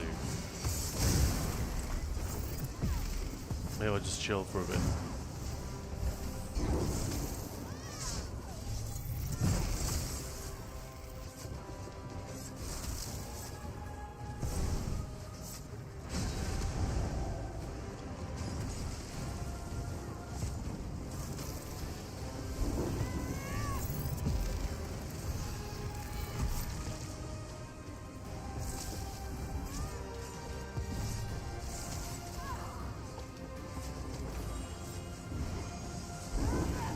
But yeah, check out this guy. Look how cool he is.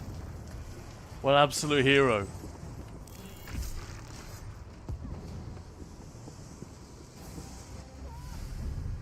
Looks fantastic. I love it. All right.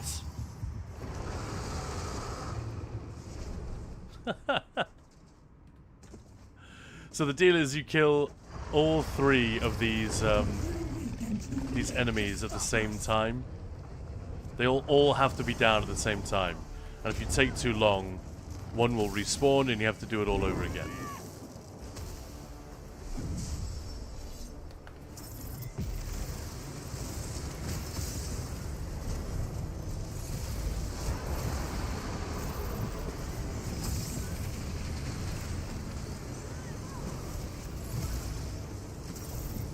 I guess those 2 other players just gave up. Oh no, there's one. I don't particularly want to do this fight again, though. I'm out of here. Let's see if they all... Yeah, so she turns around. The others die. That's really funny.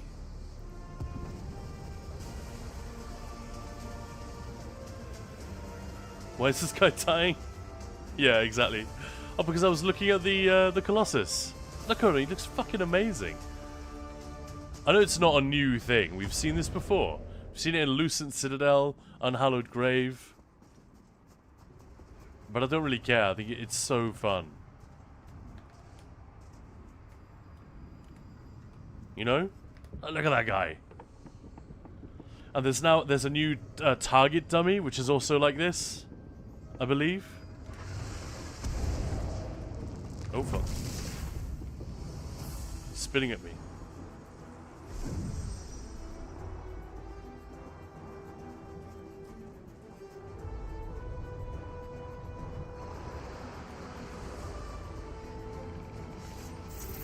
A chilling force is being cast. Seek aid. Well, it's appropriate to what we were talking about earlier. Like, I soloed this enemy a couple of times yesterday and thought I was disturbed at how easy it was, and yet here we are, there are people like struggling.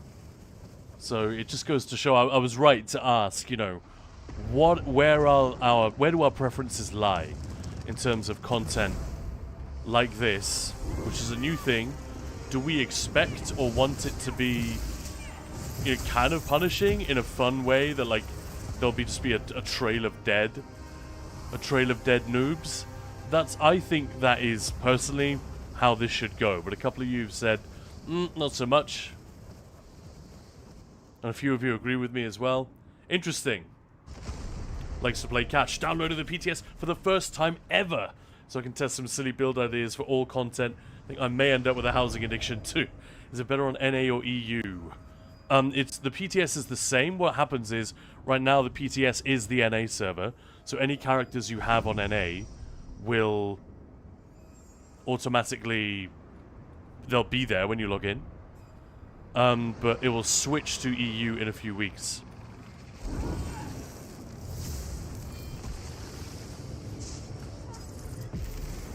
Maybe I need to show these guys.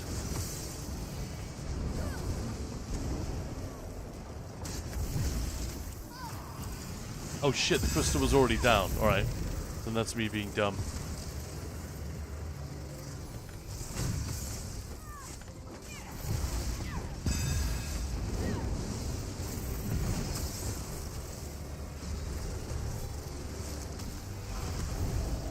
I think I need to turn the banner off.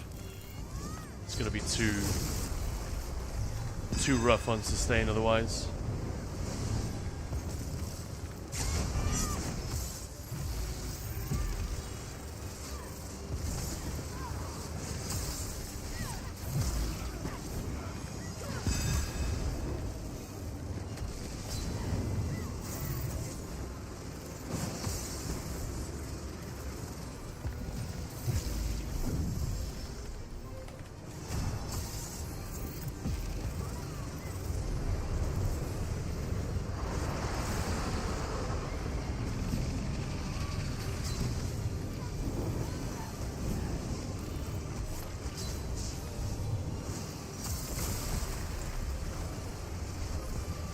30%, come on.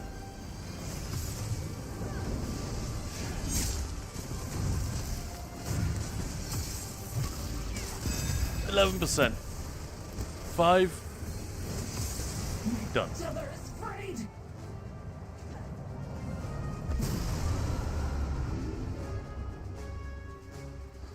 So that's 1 of 3 you need to kill. You can see the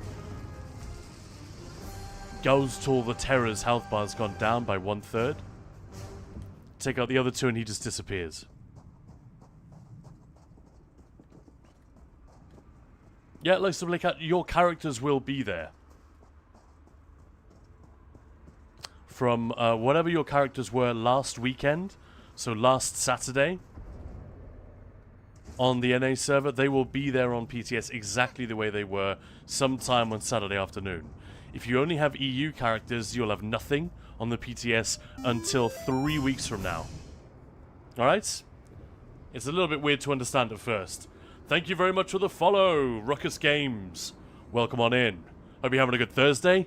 How you guys doing? It's 4 o'clock here, which means it must be 5 PM or later for many of you. Congrats on a Thursday evening. Congratulations on reaching Thursday evening. Next up, Friday. And in fact, next up here on Ninja Pulse Gaming, we're going to be doing some Half-Life 2. This is part of our September Gamesfest. We're doing a different game each day. Let's just hop out of here before I do that. Sadly, I can't show you Zyzax today. We saw him yesterday. Very, very cool indeed. But I will be back hopefully over the weekend. So maybe tomorrow night and over the weekend, there'll be more people in here who know what they're doing. Because I think the entirety of this arena is this fortress, sorry, on the west. That's soloable. Right side, it's soloable all the way until the boss. Then I don't think you can solo that. There's just no way to kill the Daedra fast enough so that the first one doesn't respawn. A little bit like capturing a flag. You have 3 flags to capture. By the time you capture the third, the first one has already reset, you know? It's kind of how it works.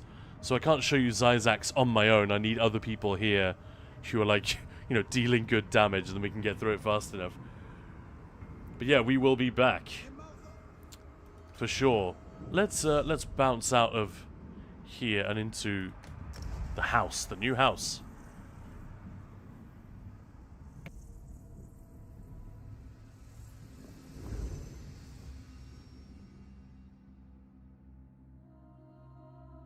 Right, guys, I'm going to do that thing. Ninja Pulse needs your support. I mean it when I say need. We absolutely do. September is where we sort of set ourselves up for the year ahead. And yeah, we've had some very lovely support from you guys. But yeah, we do need more if there is any more out there. So, subs are discounted this month. You could sub for like 3 or 6 months in advance if you like the channel and you want to support what we do. That way you're saving a little bit of money and, you know, it makes sense. But we still get the full amount.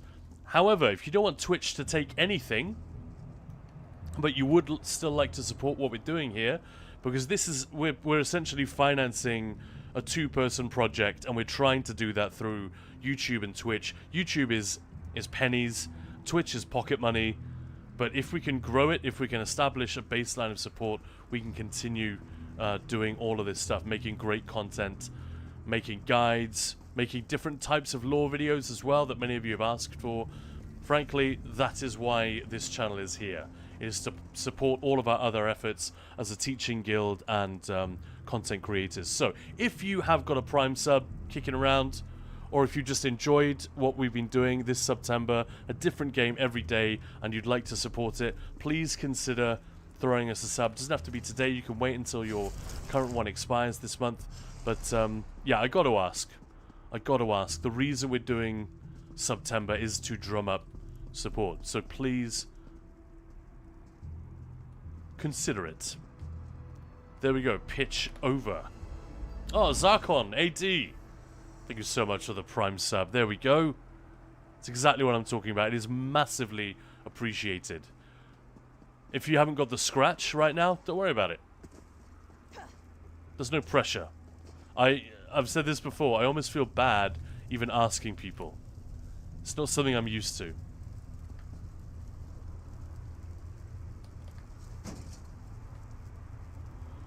But yeah, Zarkon, that is massively appreciated, thank you. So there is now a dummy in the game that you can get that looks like this. Which is pretty cool. I should actually check that out. I haven't actually looked at it yet. But yeah, if anyone else wants to join Zarkon AD on the throne of heroes, feel free to let it be known. That's fun. What do we got? It's a service, right? Training dummies.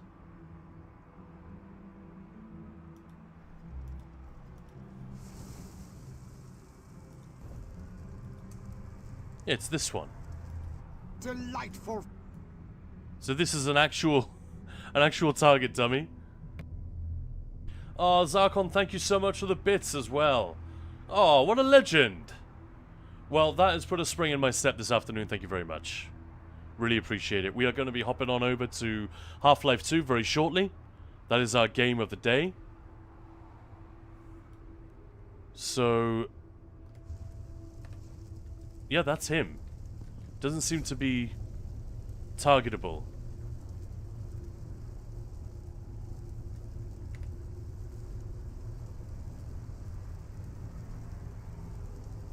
Where can I place him?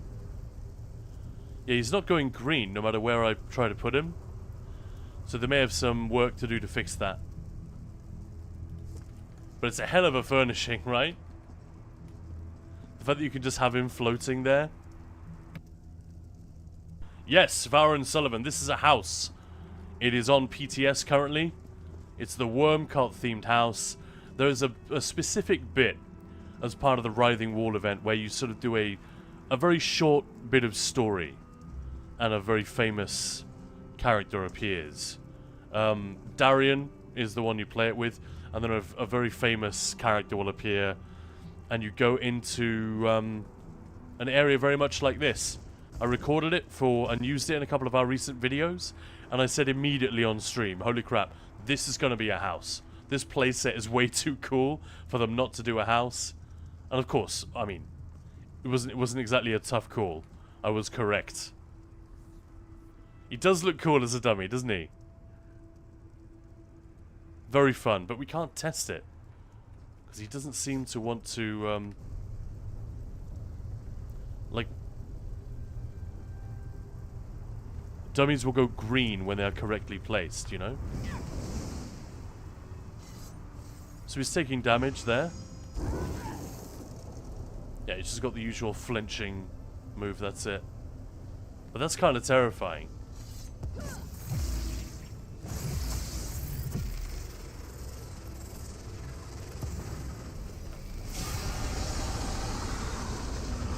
Respawn animation always interesting to me. I kept the Thoat target dummy, even though it's useless, just because her respawn is cool as hell. Oh, that one's pretty badass as well. Whoa! Oh no! I think this dummy is exclusive to this house as well. Now I might have to buy it. Damn it, I never buy houses with crowns. Yeah, Varen Sullivan, welcome on in, by the way. Belorda, new drops campaign is active, by the way. Thank you very much, Belorda. Awesome. Alright, guys, I am going to have to do a quick AFK. I'll be just a couple of minutes. I'll leave you looking at this dude. If anyone comes in and asks, why stream quiet, please explain. I will be just a couple of minutes, then I'll be right back, and we will continue on. We've got Half-Life coming up shortly. Thank you so much, Zarkon AD. I freaking love it. High fives to you. Much appreciated. Sit tight, I'll be right back.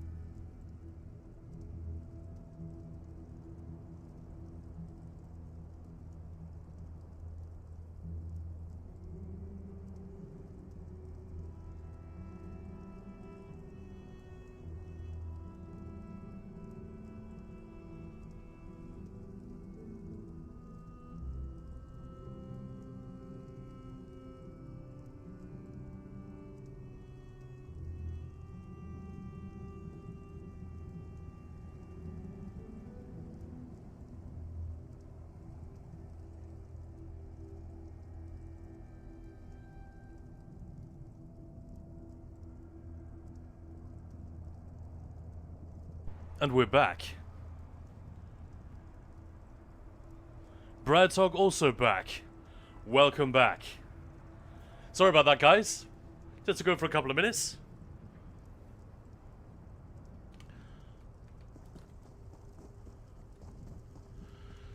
Getting things ready for when Maya returns in a couple of hours. But yeah, so, Balorda, are you here? Or anyone who is here, could you just check on... Yeah, just logic, no emotions. Cool test dummy, absolutely. Agreed. Could you guys check on the drop campaign? What exactly is the condition? Is it 1 hour?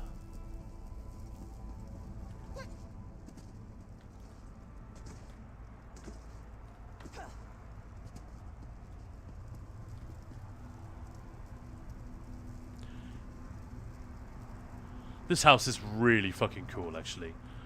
Honestly, I wouldn't mind buying it just for the house itself. So I think I might have to do that.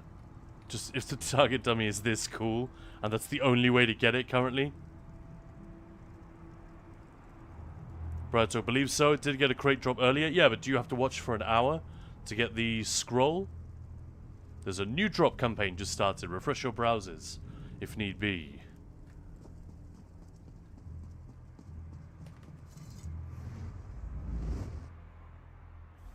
But that is called the Cradle as well. Very cool. This is the house Danny Filth would live in if he was able to.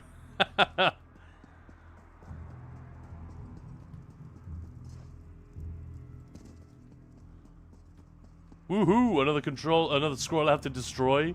Where are my controller moose? Yeah, fair enough. Yeah, give it to me, yeah. I mean, I use them. Just before I turn in a bunch of writs or whatever. Master writs, I mean. Just gonna owe me a new controller for the amount of destroy clicks I have to do. But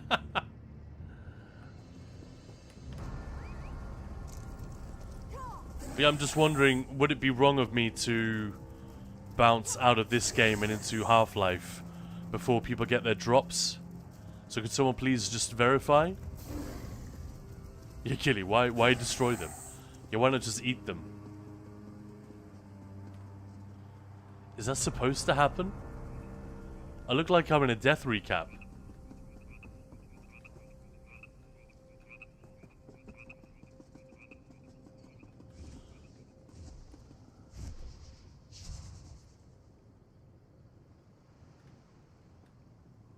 Okay. What the fuck? The Legend of Athlorn the Lost. So this is just like a ghost scene that plays out if you stand in the middle of this bridge. That's cool, right, Briar? Hell yeah.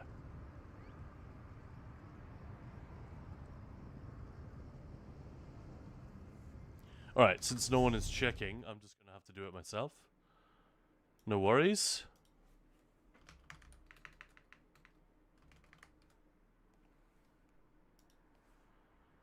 What exactly is Twitch telling us regarding this drop?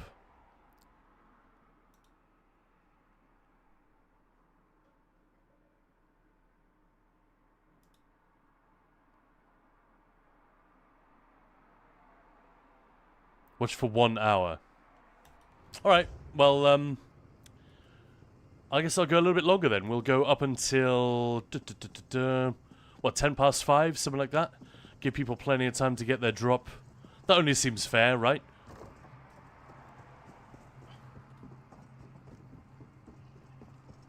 Moose already have so many. Yeah, I've a ton of XP scrolls. I'm rapidly running out of opportunities to use them.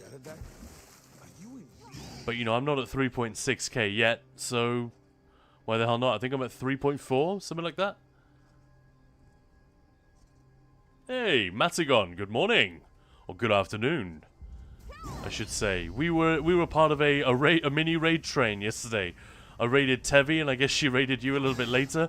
I went AFK for 15 minutes, and then I was watching you.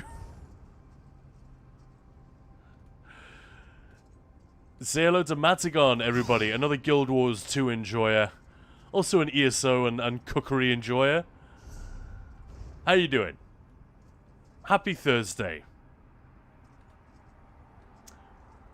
You were playing Guild Wars 2 when I hopped in.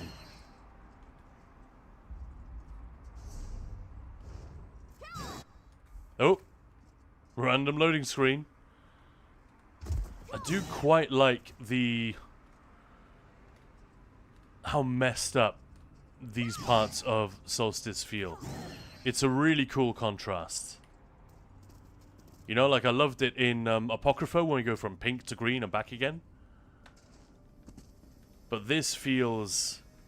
it's uncomfortable when the skybox changes and you suddenly find yourself in this really unpleasant, like, almost Mordor hellscape. I mean, it's Cold Harbor, but they've definitely jazzed it up a bit. All of these Dutch angles and stuff like that, you know, like gnarled trees that have been bent by the wind. That's what it looks like.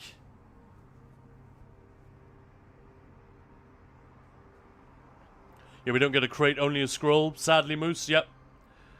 But yeah, everyone, if you're not familiar with Matagon already, you know what to do. Click that little heart button. And then you can see when Matty's live and you can follow what he's up to. Do it.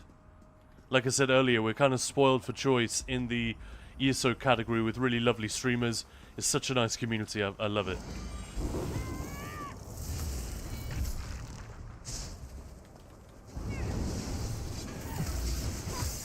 Oh. Not sure why I was expecting that guy to do something. I guess not.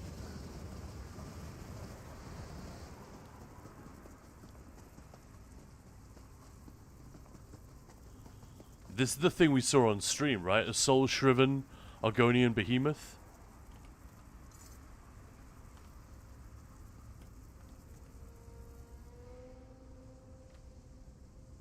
He's pretty cool. See if we can get behind him, we can have a proper look.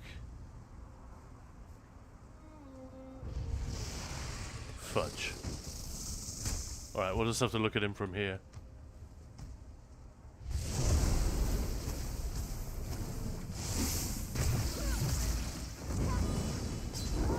Alright, let's go back to first person, that's kind of funny. Bonk. He looks a bit like a snapping turtle, I've never noticed that before. They have that kind of head, don't they? Keep trying to tons of them too, I just use them whenever, yeah. Brad Talk also played Guild Wars 2, indeed. Belorda, also a Guild Wars fan. Vishy. I would never abandon ESO for another MMO. But no, loads of Guild Wars 2 fans around here.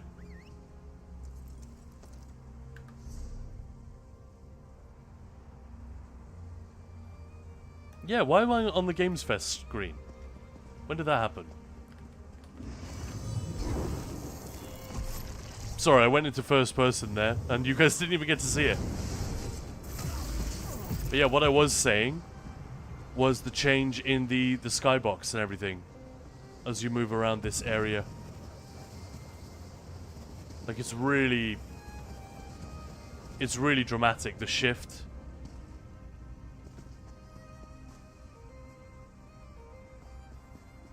It did a really nice job. And then you move out and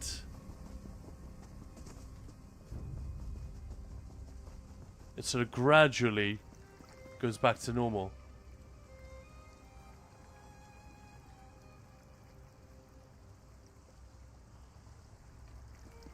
But yeah, the really like murdered out landscape of the Cold Harbor stuff is really fun.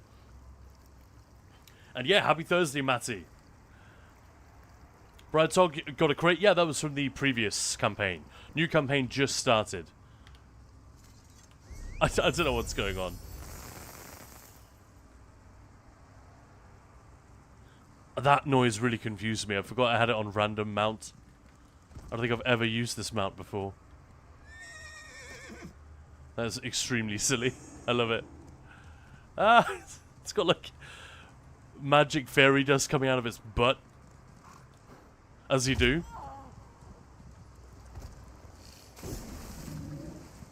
What happens to the plate when you're swimming? Oh, that's extremely silly. What? I got dismounted? No. Outrageous. Yeah, sorry, Eerie.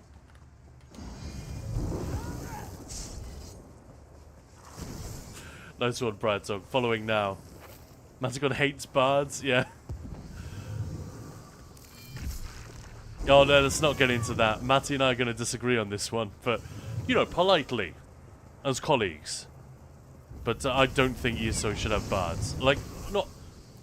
Now, let me rephrase. I don't think it's necessarily an open and shut case of, like, bards would be cool in this game. I've heard one person propose a way in which bards would actually make any sense in this game. Just because of the way... the type of game that it is, it's not D&D. And bards are an inherently silly device. D&D is basically... most scenarios, like Forgotten Realms, for example, is all about the American West. And that's really what it's doing. It's just transplanting all those tropes and placing them in the American West. It's a lot to do with American storytelling tradition, in the same way that Warhammer has a lot to do with British cultural cues and history and storytelling tradition and tropes that are somewhat unique to Europe or the UK. D&D is a lot of that. I think the bard is a particular thing there. I don't think you can just lift it out of a place where it works and have it work anywhere. But I'll tell you what, Dawn Whisper did once pitch me an idea for a bard in ESO, and that was pretty cool. It was sort of like the Crux minigame, but it would be to do with musical notes. Swimming dismount, exactly. Outrageous!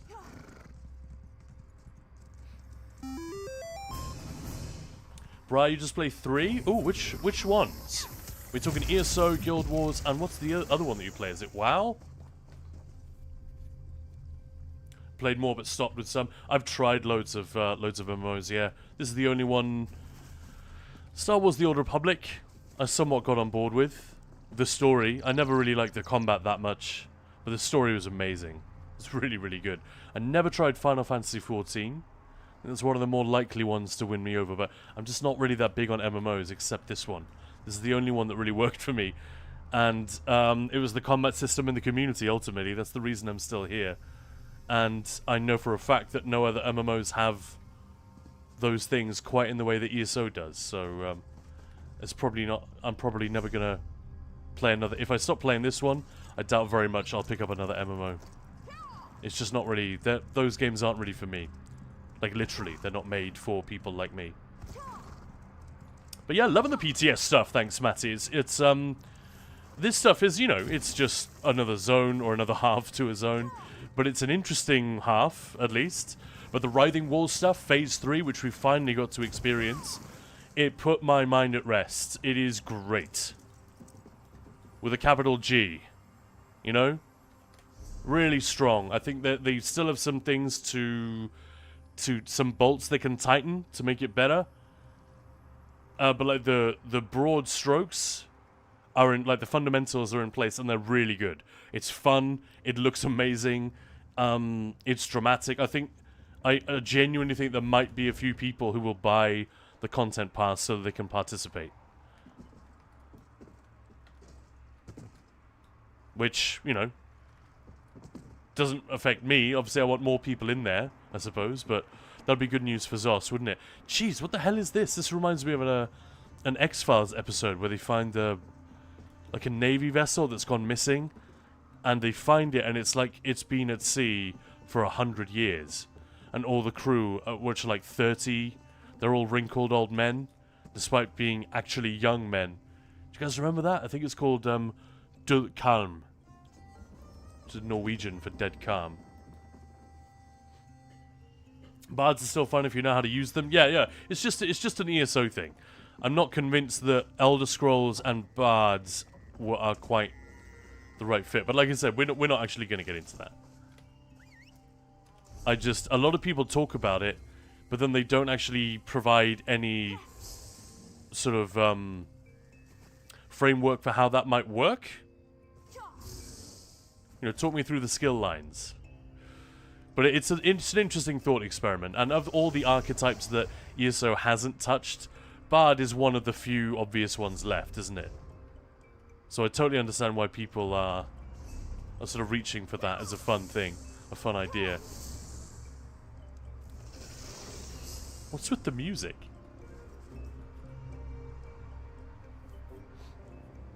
And Jack Dreams, thank you very much for the follow. Welcome on in. Maddie, we will have a civilized conversation. Yeah, a Bard's College is huge in the lore of ESO. To not have Bards seems to be a crime. I mean, as a class. Not NPC Bards, obviously. But as a class in this combat system. It's a bit like having a Bard as a class in Skyrim. And for the record, we've had this conversation many times on this channel with people who are steeped in D&D, and once they've heard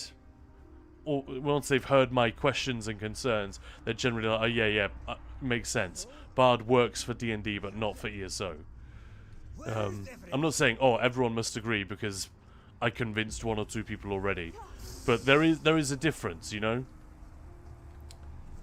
But yeah, Bard's College, is it a huge thing?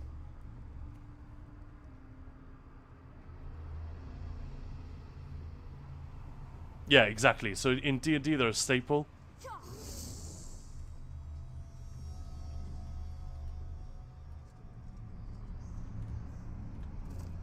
Yeah, so it's interesting to me that the island isn't open yet.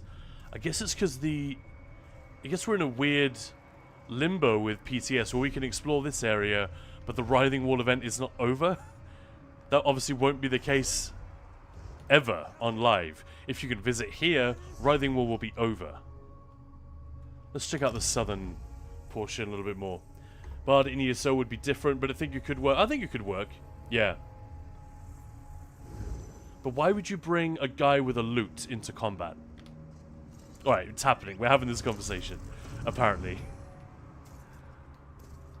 You know, in ESO, specifically, why would you bring a dickhead with a feather in his hat and a lute on his knee? Why would you take that person with you?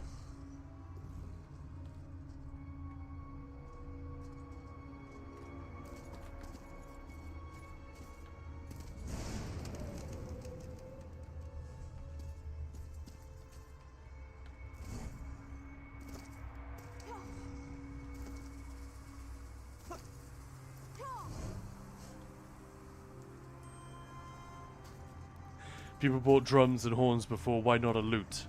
But why would you want someone with a horn or a drum then, Moose? You still, you know, the question stands. You're fighting Flame Herald Barse. You want, you know, you have people bringing damage of various types. Frost magic, flame magic, the magic of darkness, people just wielding good old-fashioned weapons. Whatever. What is a guy strumming a guitar or banging a drum going to contribute? I think Elder Scrolls is just a little bit... It seems dumb to say this, but Elder Scrolls makes a lot of concessions to its lore. And you can see Zos tying themselves in knots over this regularly, like with the Necromancer, that it has to be a crime when we summon a thing in the city. That's a straight up... That is a bad gameplay feature, but they put it in there knowing it would piss the players off because it reinforces the lore. Bethesda are very keen on this, and I think they're right to do so. The lore is pretty paramount to... Oh, that's fun. It randomly picked the mount that is actually from this event, didn't it? Now I don't know where it is. It's a dog, right? So a canine. Why aren't these alphabetical? It drives me crazy. I can never find what I'm looking for. Are canines not a thing? Wolves, I guess, yeah. Savor of Solstice achievement, yeah. Imagine a sick drum roll as the boss dies. I'm not saying my ideas are good here. Yeah. Music can be a weapon. Talk me through it.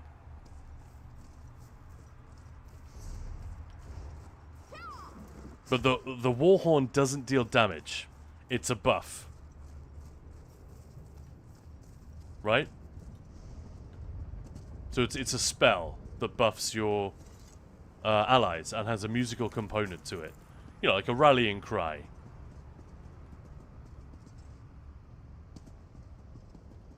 How would you use music to deal damage? I find it hard to imagine any version of that that isn't corny as hell. I just don't think it would work. And for the record, Zos tends to agree. I asked Gilliam point blank about this, and he was like, yeah, I don't think that would be a good idea. You guys were here for 10 Fest, you remember? Because we were talking about classes and things that are requested. Wow. Looks so good. But yeah, Dawn Whisper's idea for like a mini-game, a Crux-style mini-game, where you can build up greater power for your abilities. And on that basis, I would say, here's the thing that we've talked about before. Now that they've done subclassing, maybe they can release a new class which is just one skill line. You know, it's class, so you have to choose it.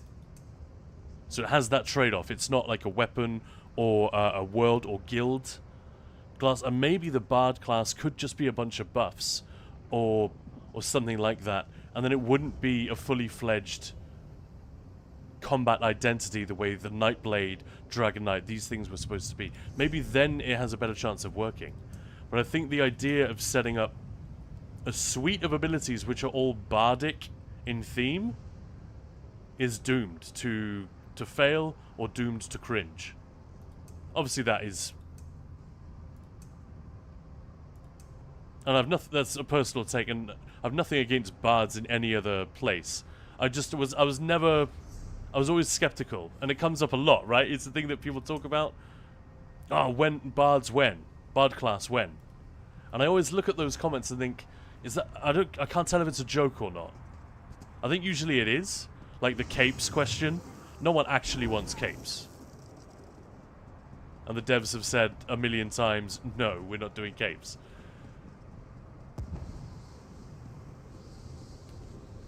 I didn't think you could go in there. I'm pretty sure we tried that yesterday. But man, look at this place. They're not subtle decorators, are they? Goodness me. You kind of want to know how they built that thing. Seems a lot of effort. Where do they get all the bones? Yeah, capes would spoil tales. One line is doable. Yeah. So it could be a buffing class. Make it loud enough and burst their eardrums. So make it a bad bar. That's where this conversation always ends up. When people try to answer the question, how do you use music as a weapon? It's either, you know, beating them over the head with the lute, shooting arrows with the lute strings, like in Robin Hood, like in Disney's Robin Hood, that would be amazing, to be fair. If there was like an ult where you... I don't know. I think there's a lot of fun to be had with it, but just like the mechanics of building a full class from scratch, it's a massive challenge. Massive. Honestly, I'd kind of love to see them have a go at it. Gloomvex, thank you so much for the gifted sub. Look at that. Thank you so much. Moose, I'm not against capes, but I don't need it. They look like crap, then no thanks. Yeah, they would look like crap, I think. They apparently did try them briefly in the game's early development, didn't they? They had capes. But yeah, I think we're probably done with PTS, right, guys? You want to try one more time in the wall, or should we leave it there? I can show you the way in and out of the wall, to be fair. That's quite fun. For those who haven't seen it.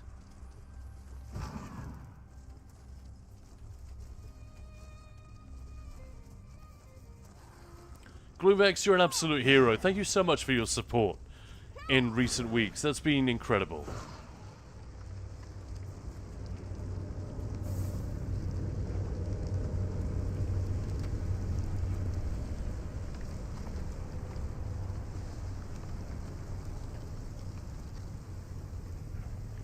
So yeah, that was it. That's a really cool effect, no? I love it. Go into first person in here. It's trippy. Very trippy. It's actually kind of making me dizzy. I'm not... I don't like it. But yeah, so that's just the way through the wall. I don't know how that's going to work, like I said, with the... when it goes live. And yeah, this is when the wall first opens up. You can then head straight into the Writhing Fortress. Yeah, Brian Soggy, this is cool as hell, right? Okay, let's have one more look in here, guys, and then we will give it up if people just aren't here.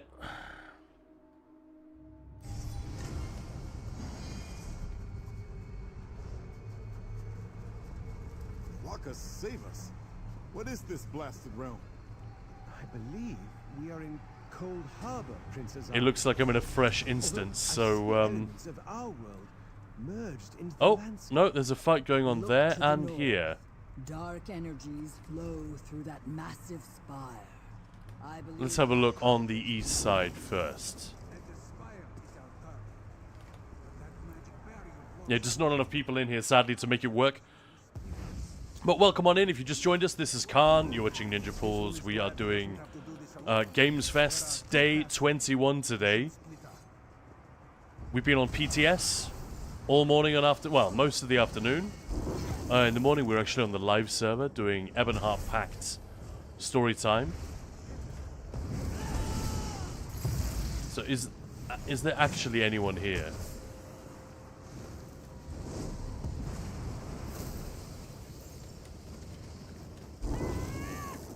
No, it doesn't look that way.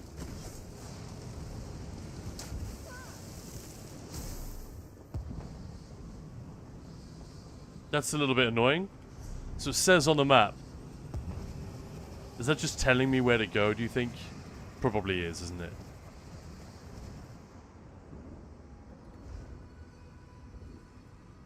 Yeah, so I guess no one's doing it. Well,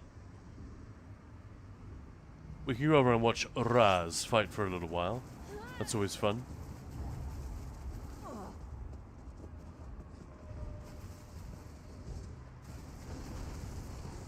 This is actually Raz soloing the worm cult here. Look at him. See him in the middle?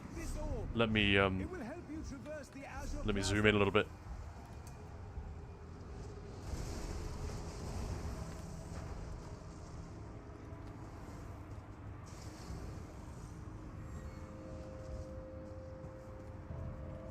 They're kind of body blocking, but you see him, right? In the middle there? It will help you traverse the azure plasm. Is he dealing any damage, do you think? No, they're all still at full. It's just, it's all for show.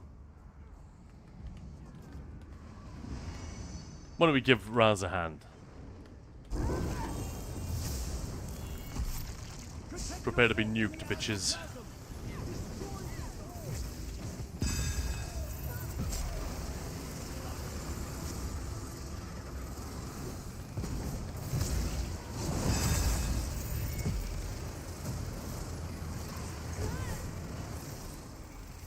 There.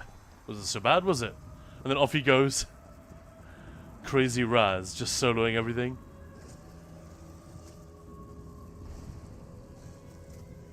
I kind of love that, even though he doesn't do any damage. Kind of a fun thing.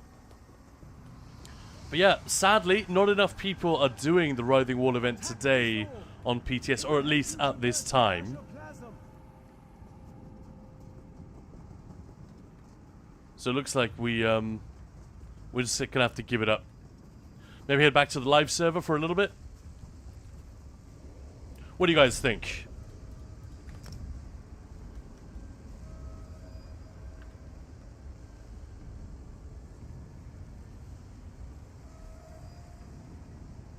What are other classes that you guys would like to see the devs have a crack at? Let's just daydream. There are no bad ideas. One of the things that people have talked about a lot is an unarmed skill line. Because a weapon skill, we can't really...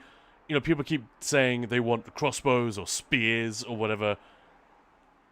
First of all, like, why? But also, that's very unlikely to ever happen because of the amount of work required to make cosmetics for all of the styles that they've made over the years. They would have to do all of that stuff.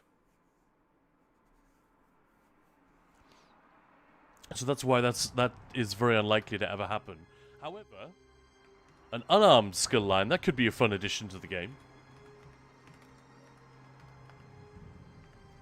I've heard people talk about a battle mage class or a one-hand and spell skill line as well. One hand and spell is a pretty cool idea. Cyborg, I really enjoyed playing Monk in Wizardry 8. Unarmed plus BO, or is that bow without a W? Unarmed and body odor, yeah. Yeah, that's the one people talk about a lot, like a monk or, you know, sort of a martial arts based class. Again, there's a little bit of the bard problem in there. It's like, how would punching Zalvaka help? But whatever, you know. Lift your arm and spray them with your stench, exactly, yeah.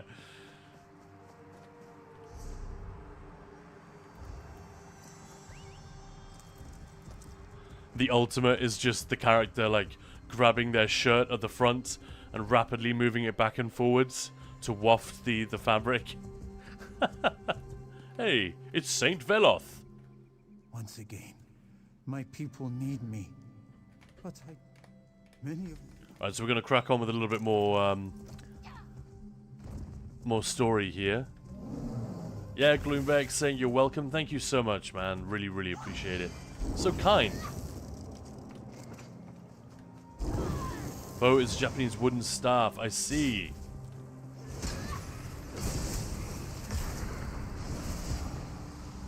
Like kendo kind of thing.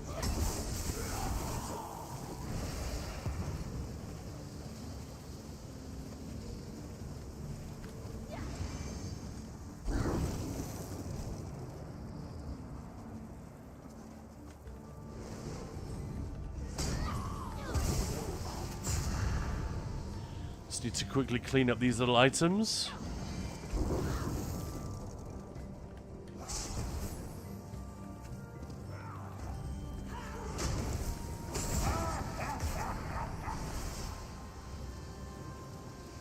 Well, I'm getting messages from Maya, folks. Let's have a look. What's she got to say?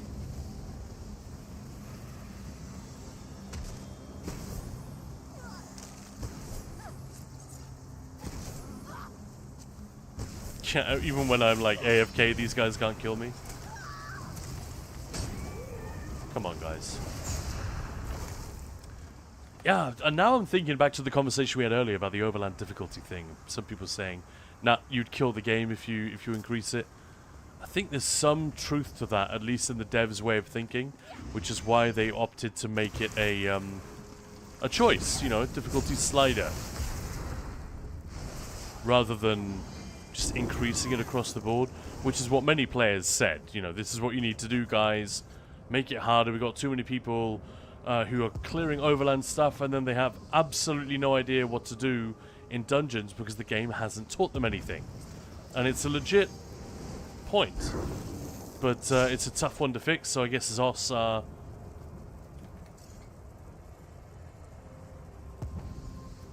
playing it safe? I don't know if that's the right word, but...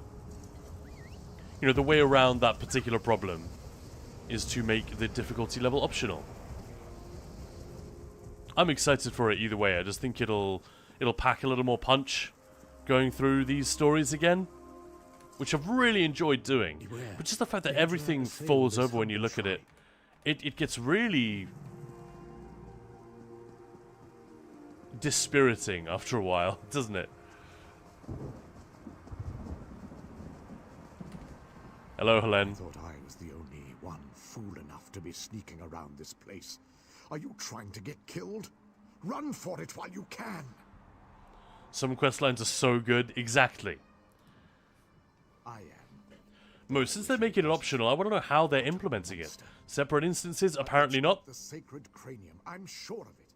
It stalked off this way. Yeah, I think it's making people who opt in weaker in the same instance. I think it would be funny. The jump from regular to that can be jarring for first timers. Yeah, it really is. I almost think they should buff Overland in any case. So even the people who don't want it to be more difficult, tough. It's becoming more difficult. I mean, you can't really say it's becoming more difficult. It's, you know, it's actually going to be a game rather than whatever it is currently. But then there's, you know, there's a higher difficulty as well. I'm sure they won't do that because it's tricky when people become used to a thing. But you could make that argument that even the easy version should be more difficult than it currently is, because you literally don't need to do anything. Might make haste. Take it. She wants the tribune.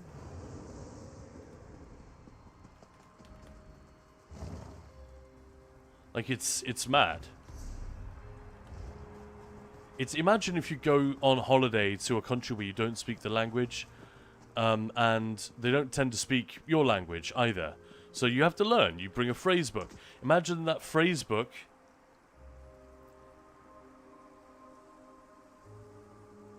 I don't know. I don't know. Imagine you go on a course or something and you're learning these basic phrases, but they have absolutely nothing to do with like anything. You'll be talking to people in complete gobbledygook, and they will say, "Yeah, absolutely. Here's the beer you ordered."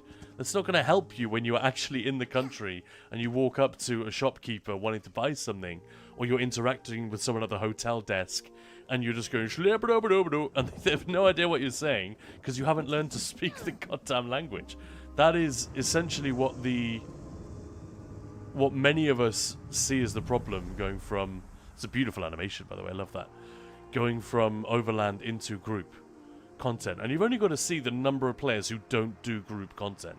They don't do it because they think group content sucks, or the people suck, or they think they're a terrible player. I mean, sometimes they do, but usually it's because they think it's way too hard, and that leap is a real bummer. It's discouraging, isn't it? I am returned to my customary ethereal vigor. You don't want that. Vox possesses my hammer.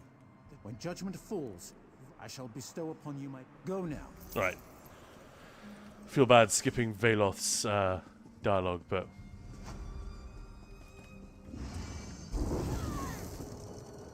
I remember Deshawn's story being a little bit stronger than this.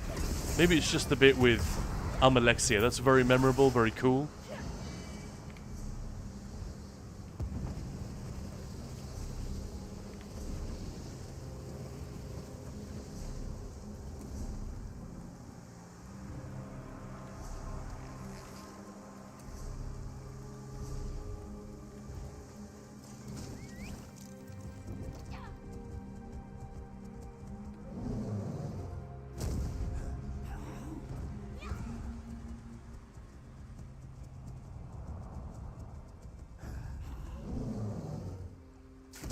You're just losing power would feel bad, I know. I'm a little bit worried by some of what they said in the AUA. I mean, I just call it an AMA, but they use the phrase AUA because it's an Ask Us Anything. We've been expecting you. I know Skinny Cheeks got into a slightly terse exchange with, I think it was Brian Wheeler, about finishing hybridization. Did you guys see that? The gist of it, if I remember correctly, was why aren't potions and food and things like that, why has this not been hybridized? I think that's what started it. But they ended up talking about the fact that they want to avoid taking a pass at consumables. Because apparently they've got this formula which determines the power of everything, you know, power budget for a thing, a set, a skill, whatever it is, a monster set, a mythic. they don't stick to it rigidly, but they obviously, yeah, they have this standard in place to guide them when they're creating a new set. So it's not just a complete crapshoot. This is perfectly normal, right? But apparently, consumables are way out of date and overpowered, according to this particular formula. So Wheeler would seem to be saying they don't want to go back and rejig any of the consumables until they've figured out how to reconcile that, because they don't want to just go in there, use the new model, use that formula, and then it spits out essence of spell power, which is much weaker than the ones we currently have. I think that's what he was saying. Then Skinny Cheeks responded with, well, why not just abandon that formula for, in this particular case? And Wheeler would say, well, we can't. You know, we have to stick to it. It's a formula that was set, and we have to follow it. And Skinny was there saying, what? But you guys make your own rules. Like, you're saying that you are forcing yourselves to do this, and therefore you can't solve this particular problem. Then it sort of petered out, and the conversation moved on. But that was quite a puzzling exchange. I wish Wheeler had been... I'd love to see a face-to-face version of that. But because it was all on the internet and live, I think Wheeler just wasn't able to explain himself as well as he would like. Because there's got to be a reason. It's like, if you're face-to-face with a developer, they would probably say, like, yeah, it's kind of out of my hands. Like, we do have these standards that we have to follow, and yeah, that system has been put in place. It's not a thing that we are supposed to ignore, so it's kind of above my pay grade to just arbitrarily rebalance things outside of that, and that's why the can keeps getting kicked down the road and it hasn't been done. I may be misrepresenting it somewhat. Hey, Kamal, how's it going? But that's how I understood it. A moment. Very strange, though, right?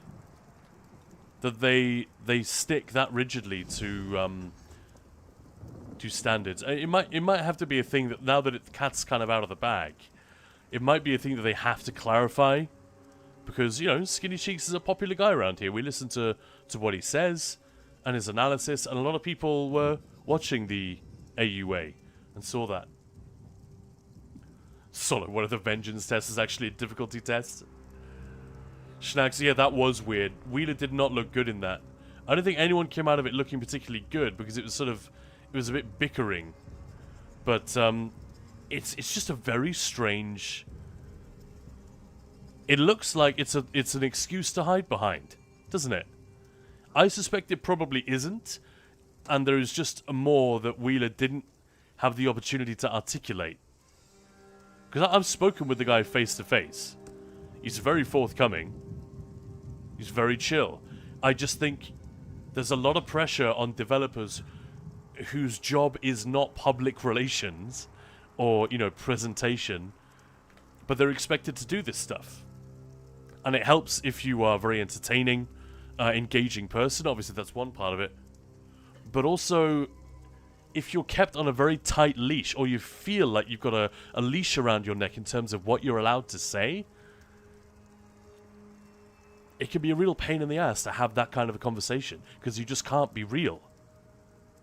I wouldn't be at all surprised if that is a factor as well. People like Skinny Cheeks, who's going to ask a probing question, a good question, is more often than not going to run into the quicksand of corporate responses, and it's not necessarily the fault of the individual giving that response. You know what I mean? So yeah, it was a strange thing to read, though, right, Schnacks? Yeah, Kamul, the Reddit conversations were a little bit weird. Kamul, Erin, what the fuck? Got a very weird Reddit DM a few days ago. I thought that said I had a very weird Reddit dream a few days ago. Kamul, by the way, have you ever dreamt that you were streaming? You're not. You're sleeping, but you ever dreamt that you were setting up a stream and saying hello to people and whatnot? You have. All right. You've been doing this longer than I have. I was just Maya's sidekick for the longest time. But this month, I think it was about a week ago, maybe 5-6 days, I had my first dream that I was streaming. And I got up and thought, oh, fuck. It's happening, man. Because I've been streaming every single day in September. I've never done this for so long. Well, I suppose I have, but they were short streams, you know? 9 a.m. to 1 p.m. 4 hours. Whereas usually I'm going 6, 7, 8, sometimes 10 hours throughout September. September, I should say. See, that's been fun.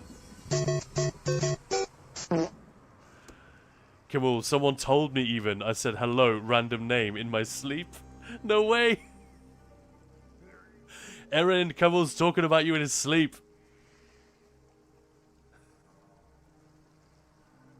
I bet the person you were sleeping with is like, so who's Erin?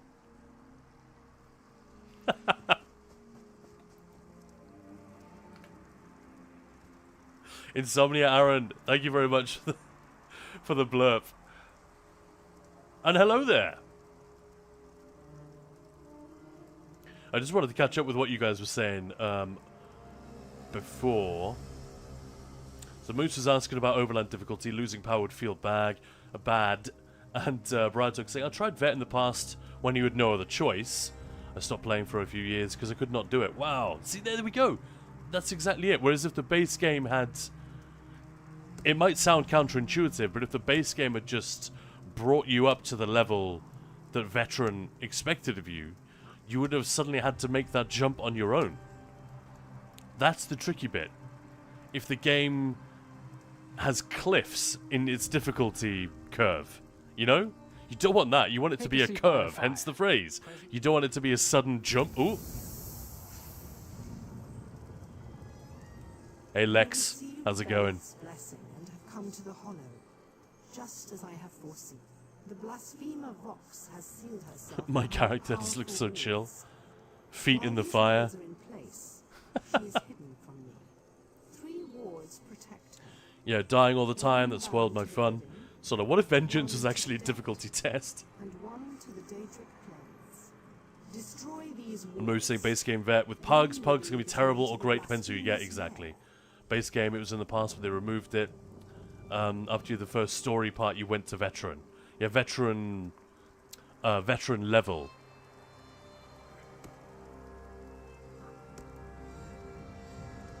LeBro, if you don't try, how will you know if group content is for you or where you need to improve? Yeah, I mean, this is one thing we were talking about yesterday as well with the Writhing Wall event, that maybe this would be a gateway for some people into Trials. They get a sense of, alright, this is a bit chaotic, but it is fun. And if a trial is a bit like this, I can see myself getting into it, maybe. Look for the wards. Once they fall, the way into Vox's lair should be clear. This guy looks awesome. I love his style. He's keeping it tight with the beard and the chops. Good work, Hoss.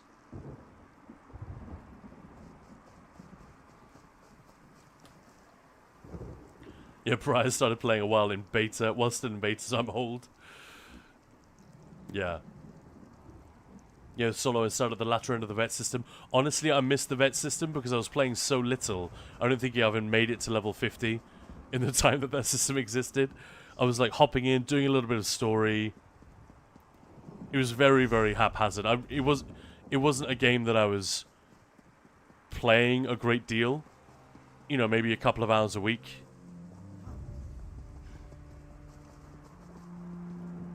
What was I playing at the time? Man, that would be a fun one to know.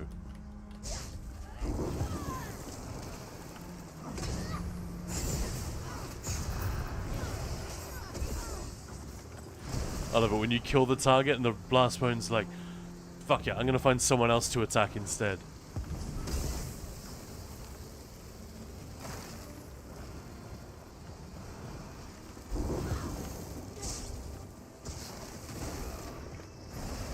I love doing that. The 1-2 punch.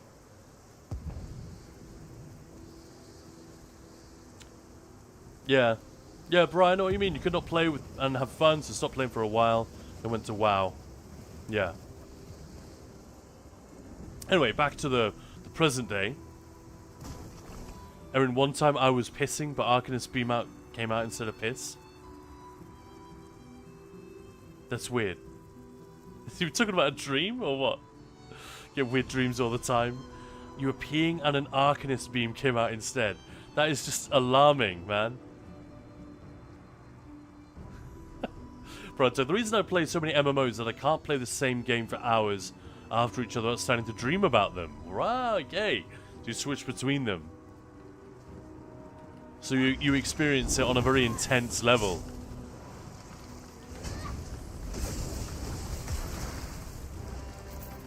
As one.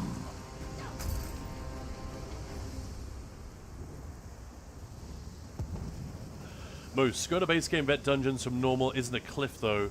More like a tiny, tiny stone. Alright, alright. We can quibble over exactly which. I wasn't giving a specific of when the beam comes out of the mouth like that. It's so gross. I didn't mean a specific like veteran base game dungeon. I was just saying there are jumps in the game that it doesn't hold your hand through. Like, come on, the skill or preparedness or focus, knowledge required to defeat most overworld content is very different from what you need to defeat a lot of the veteran stuff. And you know, one of your first dungeons, if you're just like doing pledges or whatever, you might end up in, what was it we had earlier saying, oh, just did Moongrave Fane for the first time. You might end up in a dungeon like that, which is really not that easy. And it's like your first real experience of that type of content. It's not an experience that I had. I stayed away from dungeons knowing that I would be expected to perform at a certain level. And I don't know what that level was, but I thought I wasn't there yet. And I imagined that everyone was as polite and careful as I was. And I never dreamed that people would be diving into dungeons with no clue what the hell they're doing. So I made sure I was ready. And as a result, I didn't really experience the thing of getting kicked from groups. I had it like once or twice.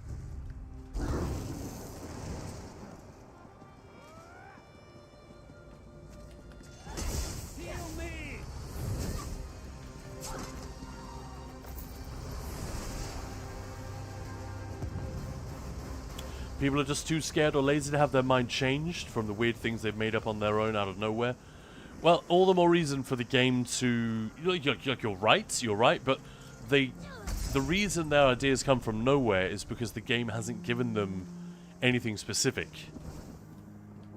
It's a very difficult thing to do, especially in a game like this. If it's a corridor shooter, or something like Dark Souls, even then it's tricky, but it's a lot easier to let the game unfold in front of the player in such a way that it actually... You can kind of control which things they are learning and when, and how. Very difficult to do in a game like ESO. Maybe they just need to railroad players for a little bit longer before they give them that Skyrim moment where you step out and go and explore. It's not a Skyrim moment, but you know what I mean, the Elder Scrolls moment where you realize, oh, I can go anywhere now. But that would be a shame. I can see why the devs would not want to do that, but maybe that would be the thing. A veteran with a pug is not a good idea. Agreed. Brad Dog. I mean, all three games for their own ways, but not always easy. In each game, I have friends that help out. Yeah. Erin, too many late night trials did this to me. Brad Dog. Yeah, probably because I'm an autistic person. I have ADD. So some days I don't watch stream because it gets too much. Yeah, but that's just like... I don't even think you need to label it. Feel free if you know what the reason is, but it's okay just to be bored by a stream or like, no, I'm not in the mood for this. This is too much. Yeah, that's a very common thing.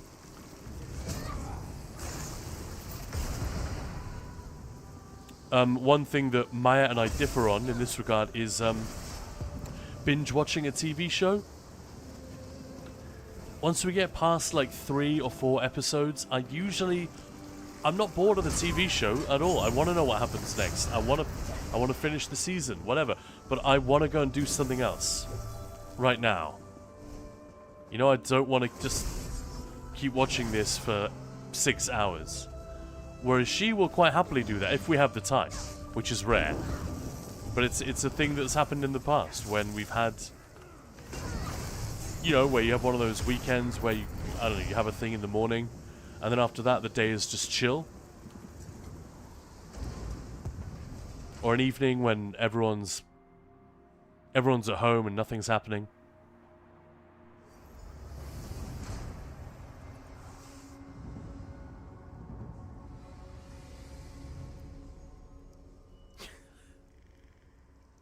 Erin, why can't I use emote? You made an emote for her way today? Her way monkey cook. That's amazing. Stay away from Souls games or try to. Sparrow depends on the show. That's true. And sometimes it'll get to a really, like, climactic, you know, like when people say about a book, oh, I couldn't put it down. That will happen sometimes. You're like, oh no, I really, really, really need to know what happens. And you'll stay up to like 2 a.m., 3 a.m. watching this damn show. That's also a thing. Alright, folks. I think it is time to step out of ESO and into Black Mesa. Let's go and play some Half-Life. So not Black Mesa, City 17. Specifically. If you're confused why I would jump straight from a quest in the Ebonheart Pact over to Half-Life 2, it's because it's September Gamesfest. We are trying to drum up support by doing something fun for you guys and with you guys. And one of the fun / crazy, stupid, reckless, whatever things that we decided to do is to play a different game each and every day. A game which is special to us or to you guys or celebrated or unique in some way. And Half-Life is like all of those things. It's a very special game to me. But it's also, you know, very celebrated. It appears in a lot of top 10s of like best games of all time kind of thing.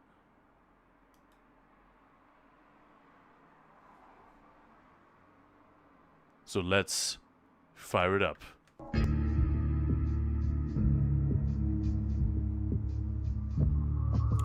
So this is what we're going to do now.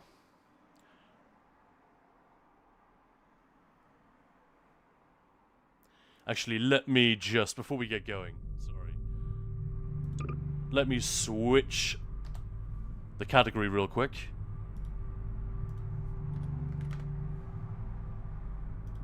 That's good form to do that, isn't it? Yeah, please don't go anywhere. It's still the same old Khan, same stream. We are just playing a different game for 45 minutes or so here.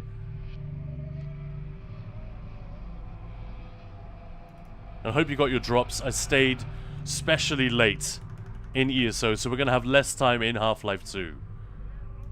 So I hope you guys are appreciative of that. And that you got your drops, because yeah, it's just, we've had just over an hour now.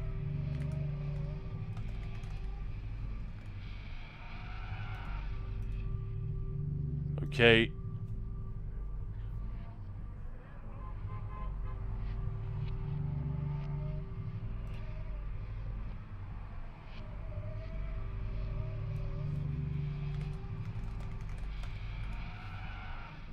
Alright, we're done. Sorry about that.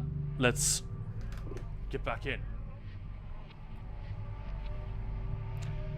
Sparrow, recently rewatched Game of Thrones, and it was almost like a new show by a couple of twists that are unforgettable. Fair enough. And Briar Talk, Wednesday, and Stranger Things were exceptions I could watch more.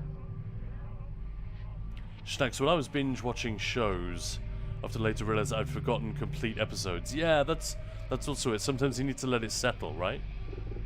Alright, let's do a new game. Let's just start from the beginning.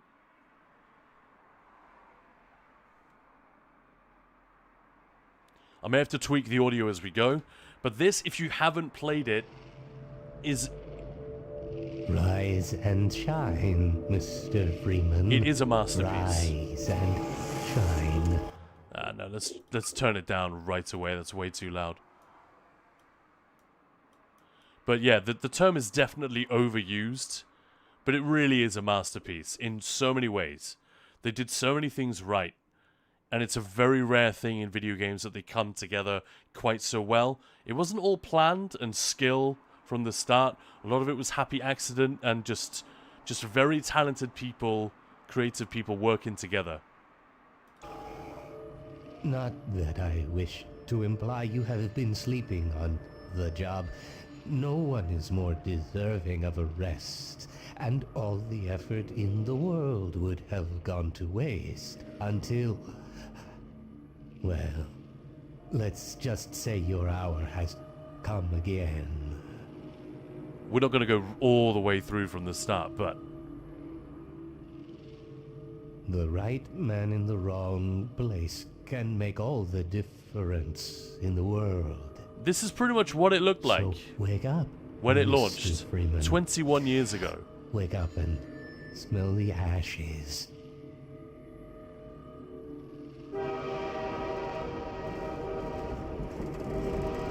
It's had some tweaks over the years.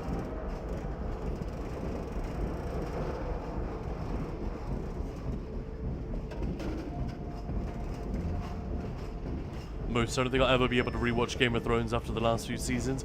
I don't think I'm ever going to watch it. I always thought that's going to be a show I'll wait until it's over and done, then we'll watch the whole thing. But everyone I know absolutely hated the end. So I'm just not going to bother. End of the line. Doesn't sound like there's enough good stuff in the earlier part for it to be worth it. And you'll notice how the game is going to beat us over the head with its physics engine. This is like the first game with physics. 17 that I elected to establish my administration here. Like all that stuff. Citadel so thoughtfully provided by They're going to make absolutely sure that we know there is physics, there are bad guys, these guys are bad, bad, bad, so we should not feel bad about shooting them in the face later.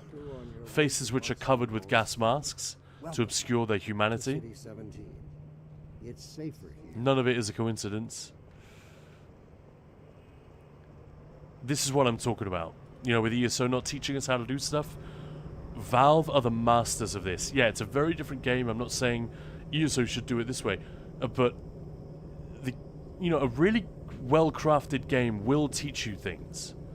Without you even knowing that it's doing it. This is how the world works. You know, it's not so much as pause the screen. Welcome to City 17. You have chosen, or been maybe you're the chosen bad guy. To relocate to one of our finest remaining urban centers. Maybe. I thought so much of City 17 that I elected to it's establish my administration. You know, you're being watched. The little bot following you around this Big Brother style screen with Dr. Breen chatting shit. Interact with the characters. Overwatch stopped our train in the woods and took my husband for questioning. They said he'd be on the next train.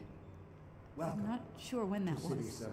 They're being nice though, letting me wait for him.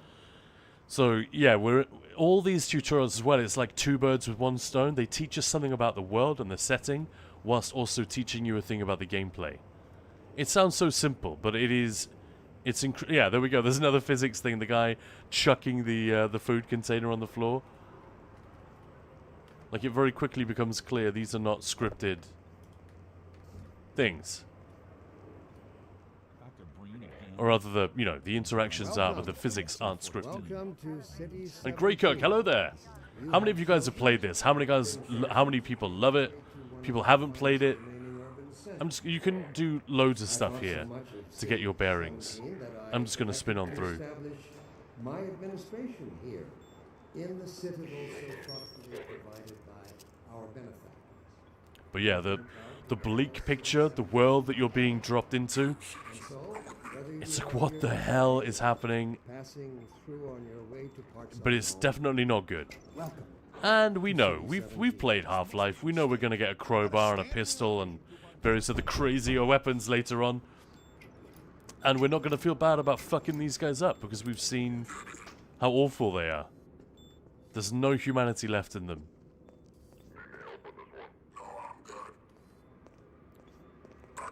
But yeah, I'm pretty sure the mask thing is a deliberate move by Valve.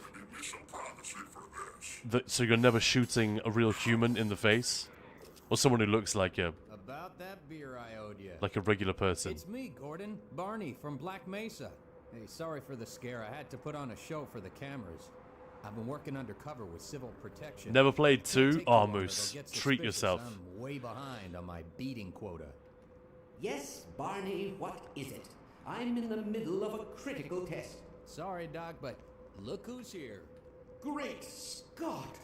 Gordon Freeman! Gordon Freeman! More warning. Yeah, you and me both, Doc. He was about to board the express to Nova Prospect. Well, Barney, what do you intend? So fucked up, the interrogation room, and there's just blood everywhere. She would have a better idea how to get him here.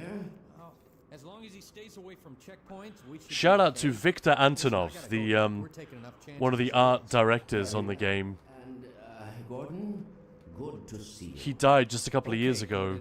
Absolute hero, visionary in a lot of ways. He wanted to take that sort of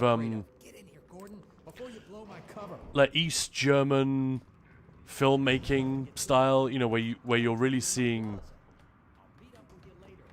the shitty part of a city. You know, not the shop fronts and all of that kind of stuff, but the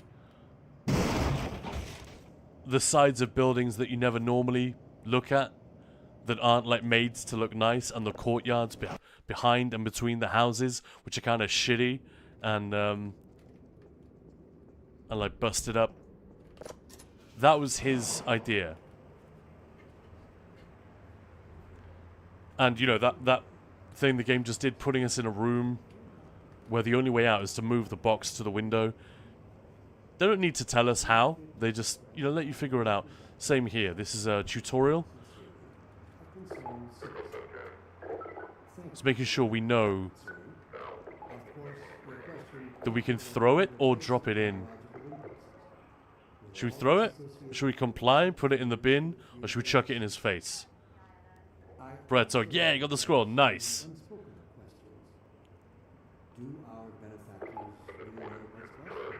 I'm gonna guess you guys want me to throw it.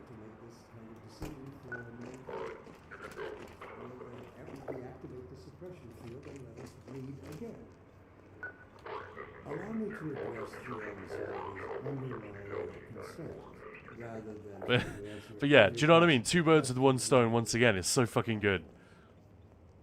So smart. Let us consider the fact that for the first you know, the petty brutality of these guys. We learn about that as well as this simple fact has far as well as the, you know, the controls and the functions in the game. This is not what makes the game great, I should be clear.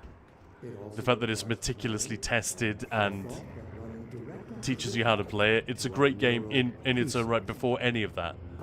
But all of these moments where they draw your eye, they place the important thing. So they show us, you know, this is Eastern Europe, clearly. Instinct was our mother when we were an we see another Big Brother thing. We see weird, awkward tech that's been superimposed over like a Soviet backdrop. And then this monstrosity of a thing going up into the clouds. It's fucking freaky. Upon the cavern's walls.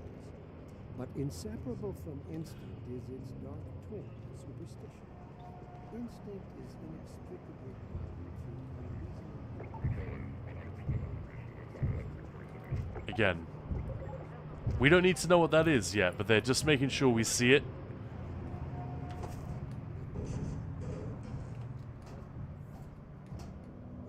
People at the time must have been like, what? Like, what? This has got nothing to do with the first game. Apart from, you know, familiar faces and hearing your name. Gordon Freeman. This is how it always starts. First the building, then the whole block. They have no reason to come to our place. Don't worry, they'll find one. But yeah, the art direction is amazing. Given the constraints of what they had to work with in 2004, the level of realism is ridiculous. Like, even today, it looks really good.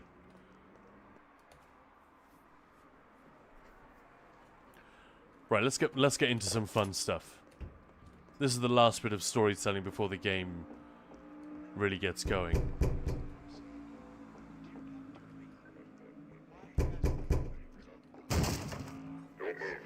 We can't go that way. So we go in here. Was that you knocking? I didn't even know we still had a door. They've developed a new lighting engine, I thought you were a cop. and they developed ways of animating eyes on NPCs and stuff. I can't take it anymore. Attention, residents. Miscount detected in your block. Cooperation with your civil protection team. Permit full ransom reward. There's no time to lose. Citizen notice. Priority identification check in progress. Yeah, we're really like being pushed in a particular direction here. Keep moving. Head for the roof.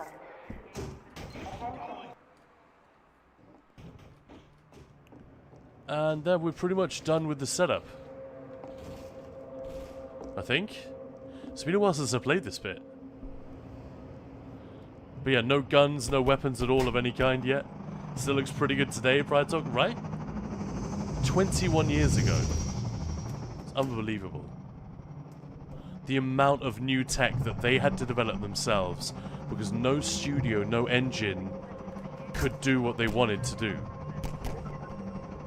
They literally reinvented how lighting was done in games because the maths was wrong, or the math was wrong.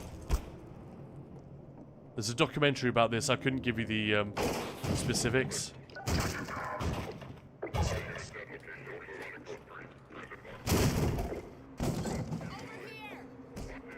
No, you don't.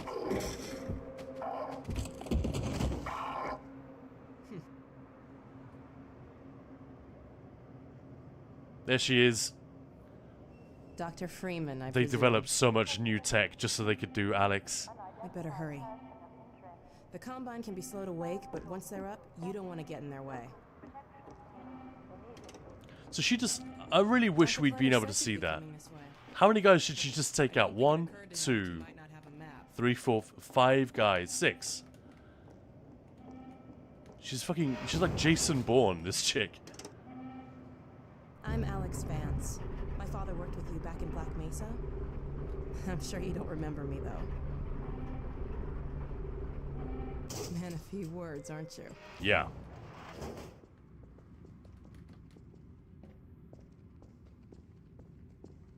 Remember him from Black Mesa? Your old administrator.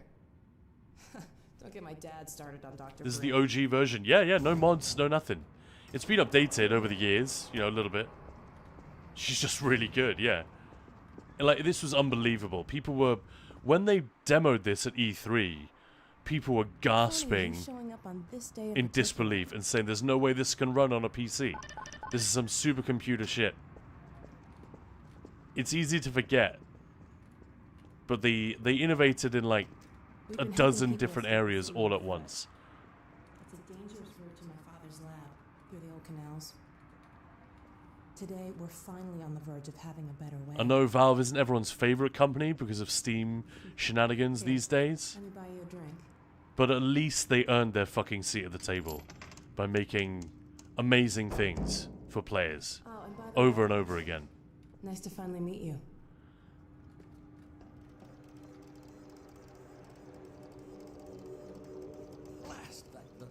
Where did she get to? Lamar? Alright, a little bit more and then we get into some combat. A little bit more storytelling. Well, almost all right. Lamar has gotten out of her crate again. What do you think Lamar is? Better, I'd suspect Barney of trapping and... My goodness. Gordon Freeman. It really is you, isn't it? I found him wandering around outside. Bit of a trouble. You'll notice that this is basically cyberpunk-style dialogue. Even if trouble does tend to follow in his We're wake. in the scene, but we can still move around, and they will react to us no matter where we are. You come at a very In 2004, I think that had literally never been done. installed the final piece for our resurrected teleport. I can't take any credit for the breakthrough, Doctor. Nonsense. Your talents. The fact that she turns to look at you no matter where you are in the room. All these subtle little things. It's super fun. There you are. Man, Gordon, you stirred up the hive. Oh, there we go. We can't keep him here long, Doc. It'll jeopardize everything we've worked for. Don't worry, he's coming with me. That's right, Barney. This is a red letter day. We'll inaugurate the new teleport with a double transmission. You mean it's working? for real this time? Because I still have nightmares about that cat. No, there's nothing to be nervous What about. cat? We've made major strides since then. Major strides. What cat? Yeah, what cat, dude? Since he's not taking the street, Those dolls are still around, yeah. What? Oh dear, you're right. I almost forgot. Barney? Well, thank you guys for sticking with us. Really, really appreciate it. Shift, but okay. Okay, this bit I love.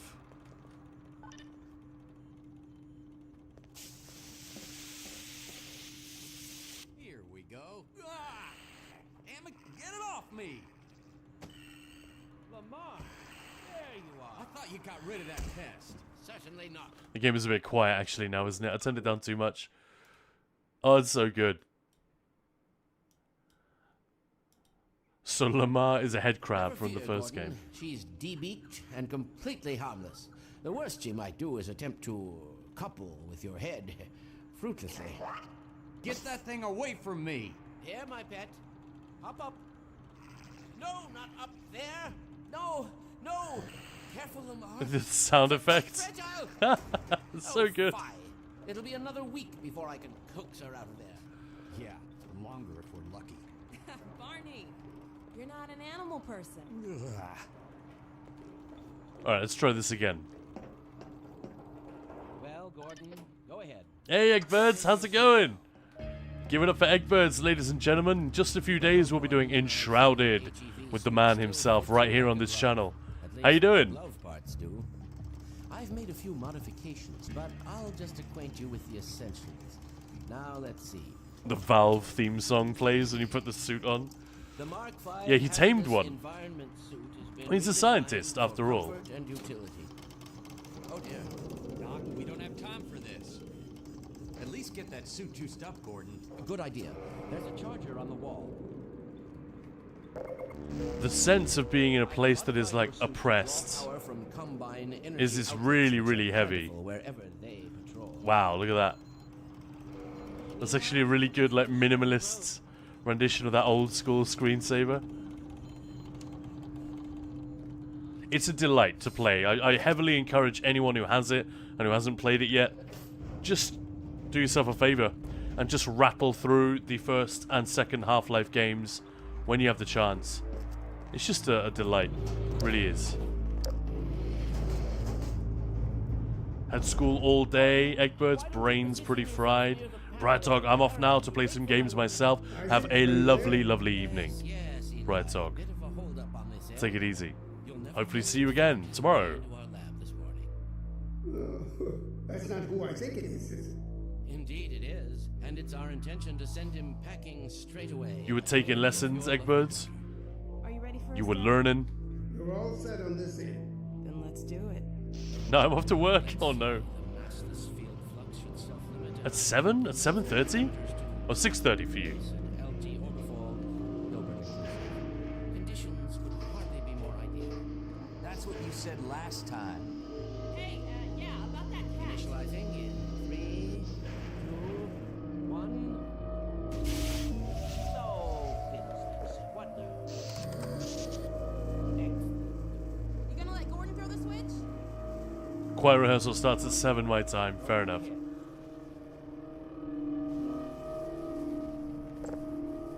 We did it. We flipped the switch. Final sequence. Commencing now. I can't look.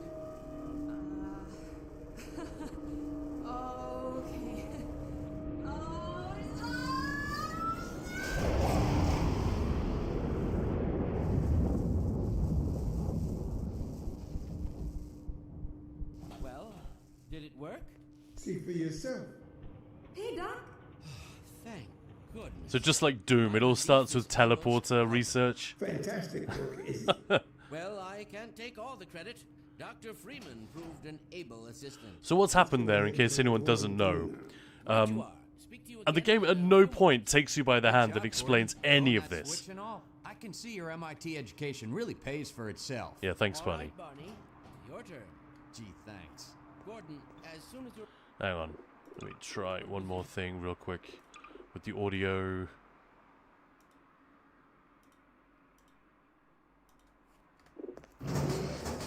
That should be a bit better. Not a moment too soon. So yeah, in the first game,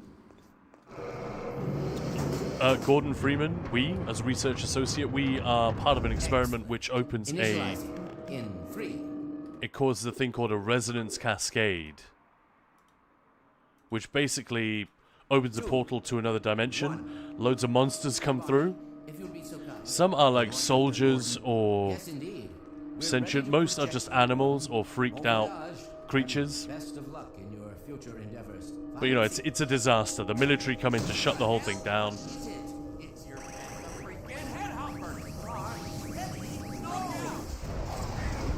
Lamar fucks up everything. What's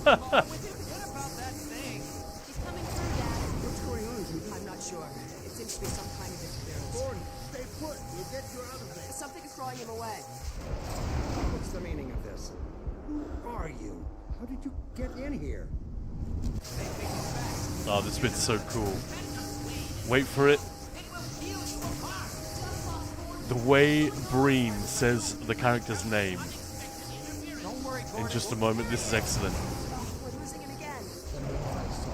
I'm all but certain it was Gordon Freeman. Chills every time. He didn't come through. Where is he? The scientist dude's voice? Is that the actor's natural voice, or is he changing it? No, he's doing an impression.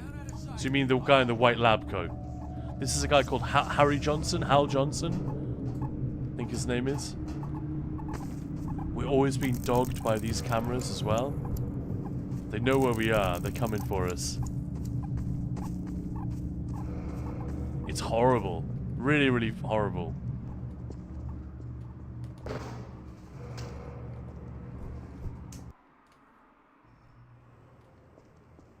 But yeah, he does sound a bit like that. Uh-oh. Hey, Gordon! The Citadel's on full alert. I've never seen it lit up like that.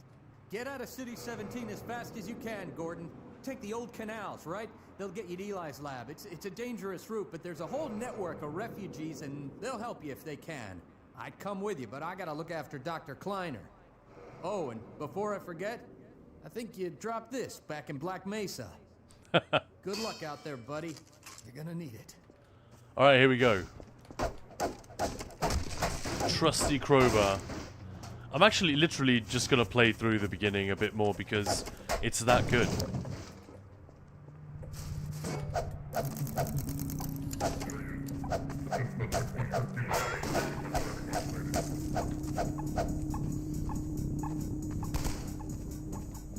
Oh, they're shooting at us already.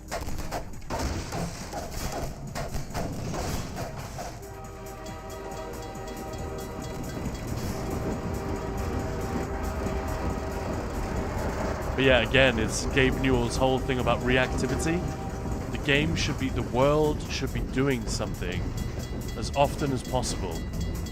Reacting to your movement, reacting to your presence, you know?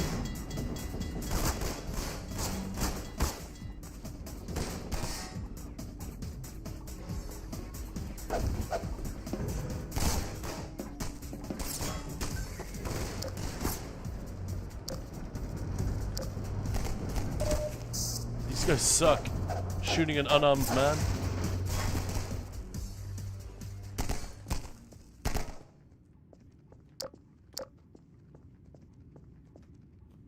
Is this DE train?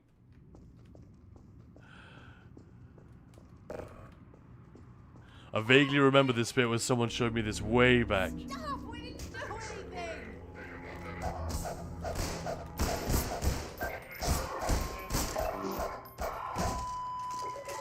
They'll be looking for you now. You'd better run. There's nothing else you can do here. You know, the principle of screenwriting that we've talked about a bunch of times on this channel, save the cat. That's exactly that principle. You know, the character earlier in the movie who saves the cat from a tree or whatever. You know, they do an equivalent act. You know, protecting a small child or, you know, something heroic. thereby establishing that this is our friend, this is a good guy, they're the ones we want to root for. That's the opposite. You know, kill the cat is the equivalent, the opposite equivalent. And that's what they're doing, just before we get to shoot them.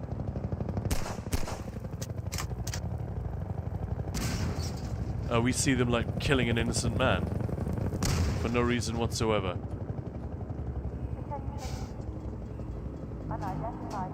So that's the thing. You don't notice it when the first time you play, but there are so many things that the game is, like, doing. It's like a movie. And doing what we were talking about earlier today, like, teaching you how to play it, how to experiencing it. And it's so cleverly done, we don't realize it's happening. This didn't appeal to me at all. Yeah, I don't know the answer to that, Moose. That's a good question. Could well be. I mean, they're all connected, right? It's the same team.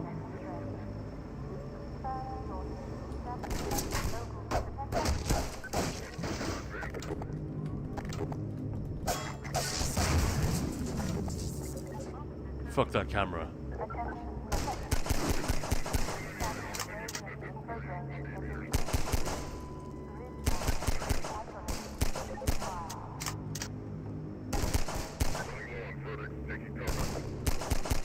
Unlike the first game, there was a little bit of drift. So if I stand here, will they come over? Yeah. There's a little bit of drift when you shoot, which is cool. And there we go, another, just a subtle thing. Make sure that we know that these barrels are explosive. What are they doing, like, around the residential neighborhood? It doesn't make any sense, but it's fun.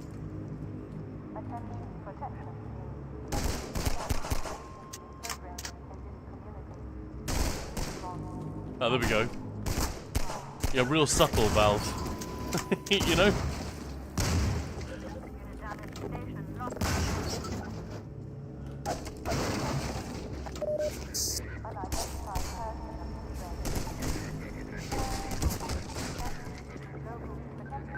And there we go, that is the Underground Railroad.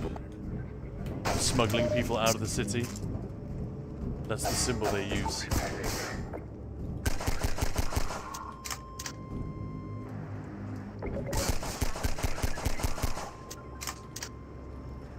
The reload is really fucking cool. You really get the sense that this guy knows how to use a weapon. You know? Oh, it's so much fun to play this again. Oh. Shit.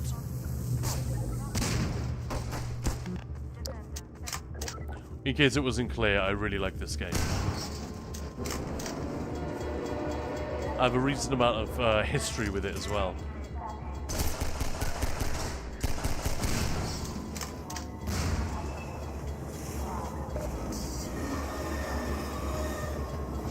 Let's do a save, just in case.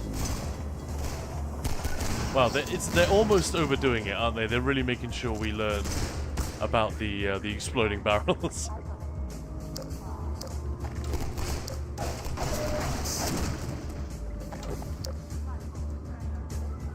The soundtrack is also great.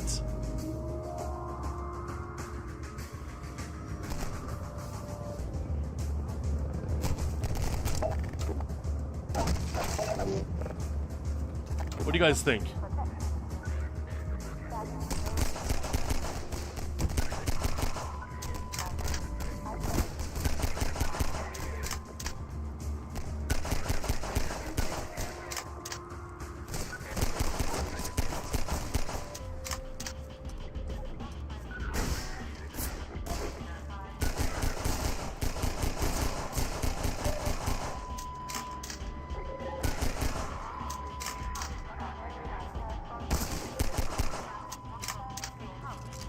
That's a lot of ammo.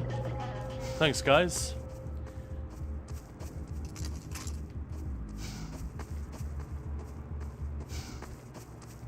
So our priority is, you know, get the hell out of the city.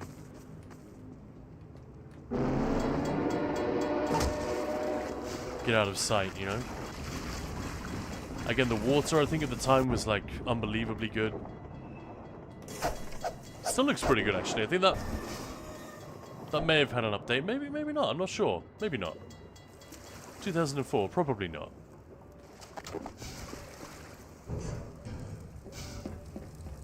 Good God. Guess those sirens are for you, huh? Good thing you found us. You're not the first to come through here by... This is the Freeman. The Combine's reckoning has come. Okay. Look, we're just a lookout This for the guy's like, underground huh? railroad. Main station's right around the corner. They'll get you started on the right This foot. dude has no idea who we are, but to the Vortigons, we're like a Flanders give you jolt celebrity. to get you going. This is the Freeman. By the way, for Star Trek fans, or just people with excellent taste, Tony Todd did the voiceover for some of the Vortigons. I'm not sure about this one. Civil protection catches you down here, it's bad news for the whole railroad. So that's Kern from Star Trek, right? Get out of here. Report counter behavior to a civil... Oh, I can't get him to say anything else. But yeah, Tony Todd, man. So Candyman himself. He played Kern on Star Trek. He was in the new indie game. Well, you know what I mean. Not new anymore, but... What's that line he says as Candyman? Be my victim.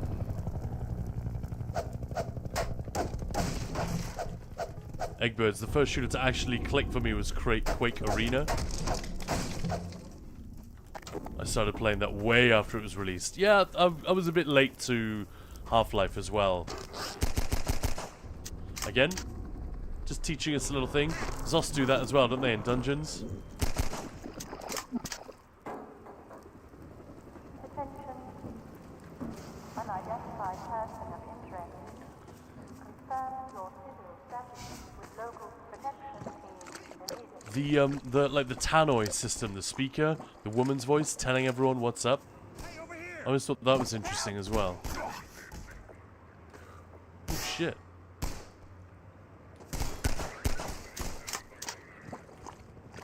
We got a man down.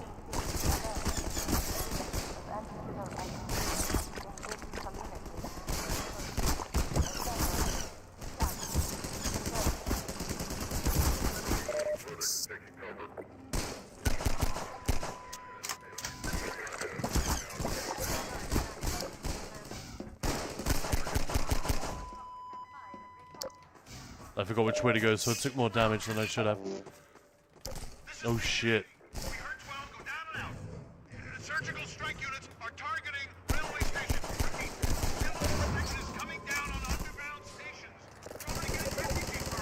Okay, this is like that thing in Doom that we talked about recently, when you get through a tense moment, then they give you a really fun bit.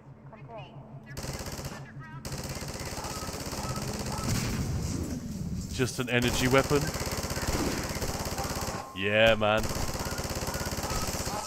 There aren't a ton of moments like this in the game.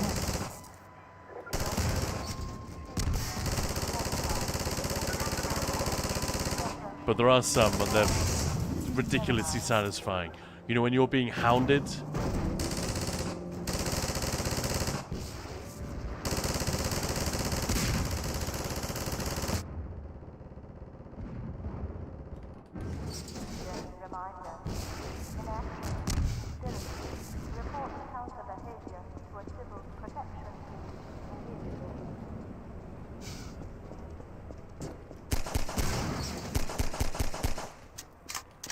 That's always a nice moment. You know, when a thing is more powerful than you are, and you can't survive against it, the game has you run from it for a while, and then you can turn the tables.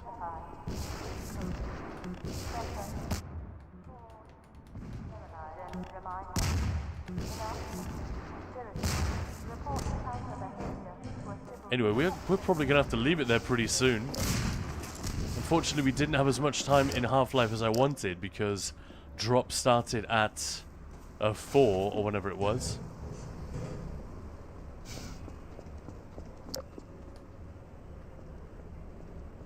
But yeah, what do you guys think? I'll tell you what, we could spin forward a little bit.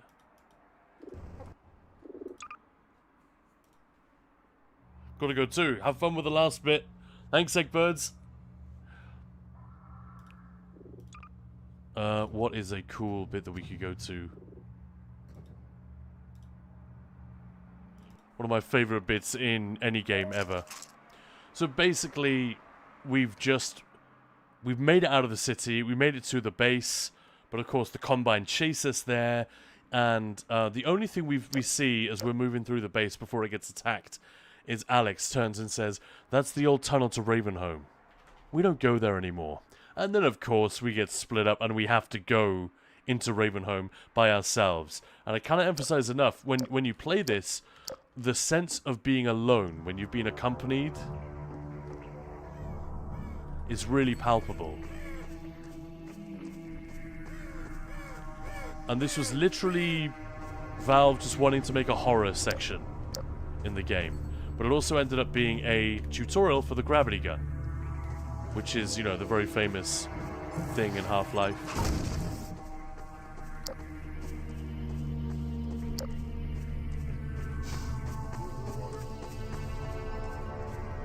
Let's get a look at this guy.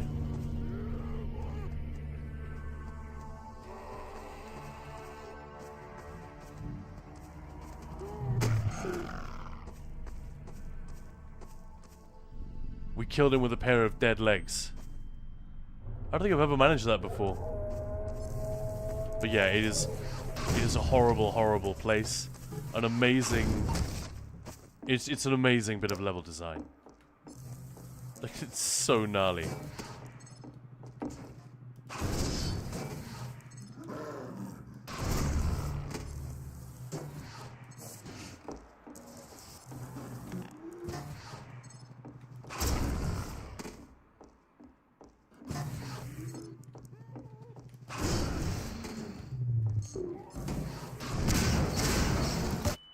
Oh, Jesus.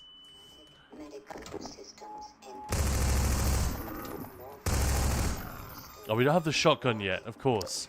We get that in this level. But yeah, I just wanted to give you guys a quick preview of Ravenholm. That's the kind of guy I am. This is one of my favorite levels in any game ever.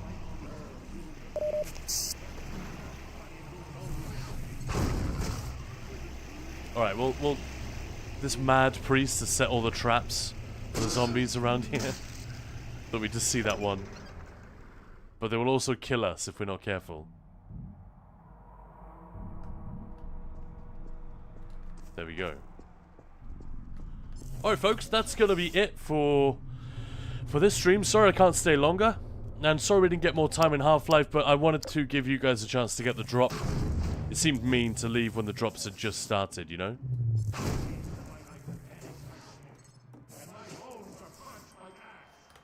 Anyway.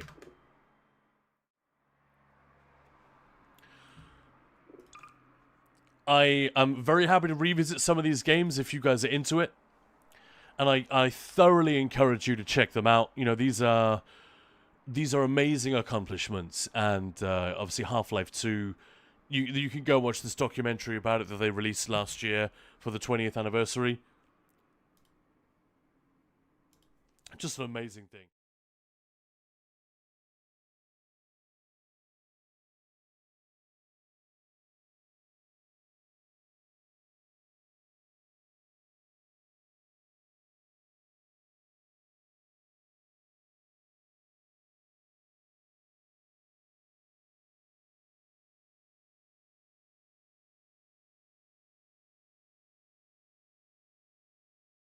Just realized on the end screen you guys couldn't hear me, so I was saying hug it, Moose, and likes to play catch. Just reminded me of the scene in Bad Boys. Watch where you swinging a dead leg.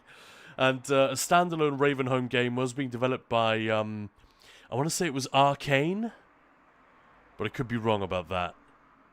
And yeah, that got cancelled because for the same reason that Half-Life 2 Episode 3, there was originally going to be Episode 1, 2, 3. And they stopped working on Episode 3 because they didn't really feel like there was that much left to do with the setting as it was.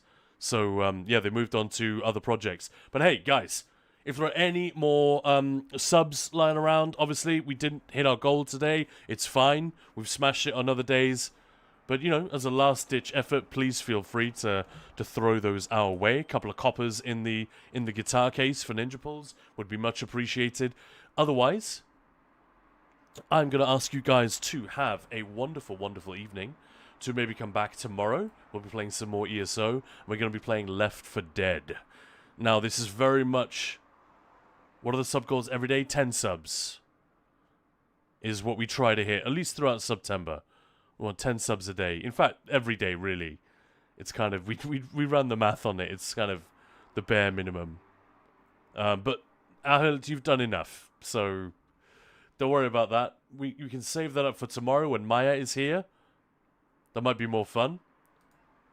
But in the meantime, let's raid back to ESO. Matty was here. I wonder if he's now streaming. Who can I see?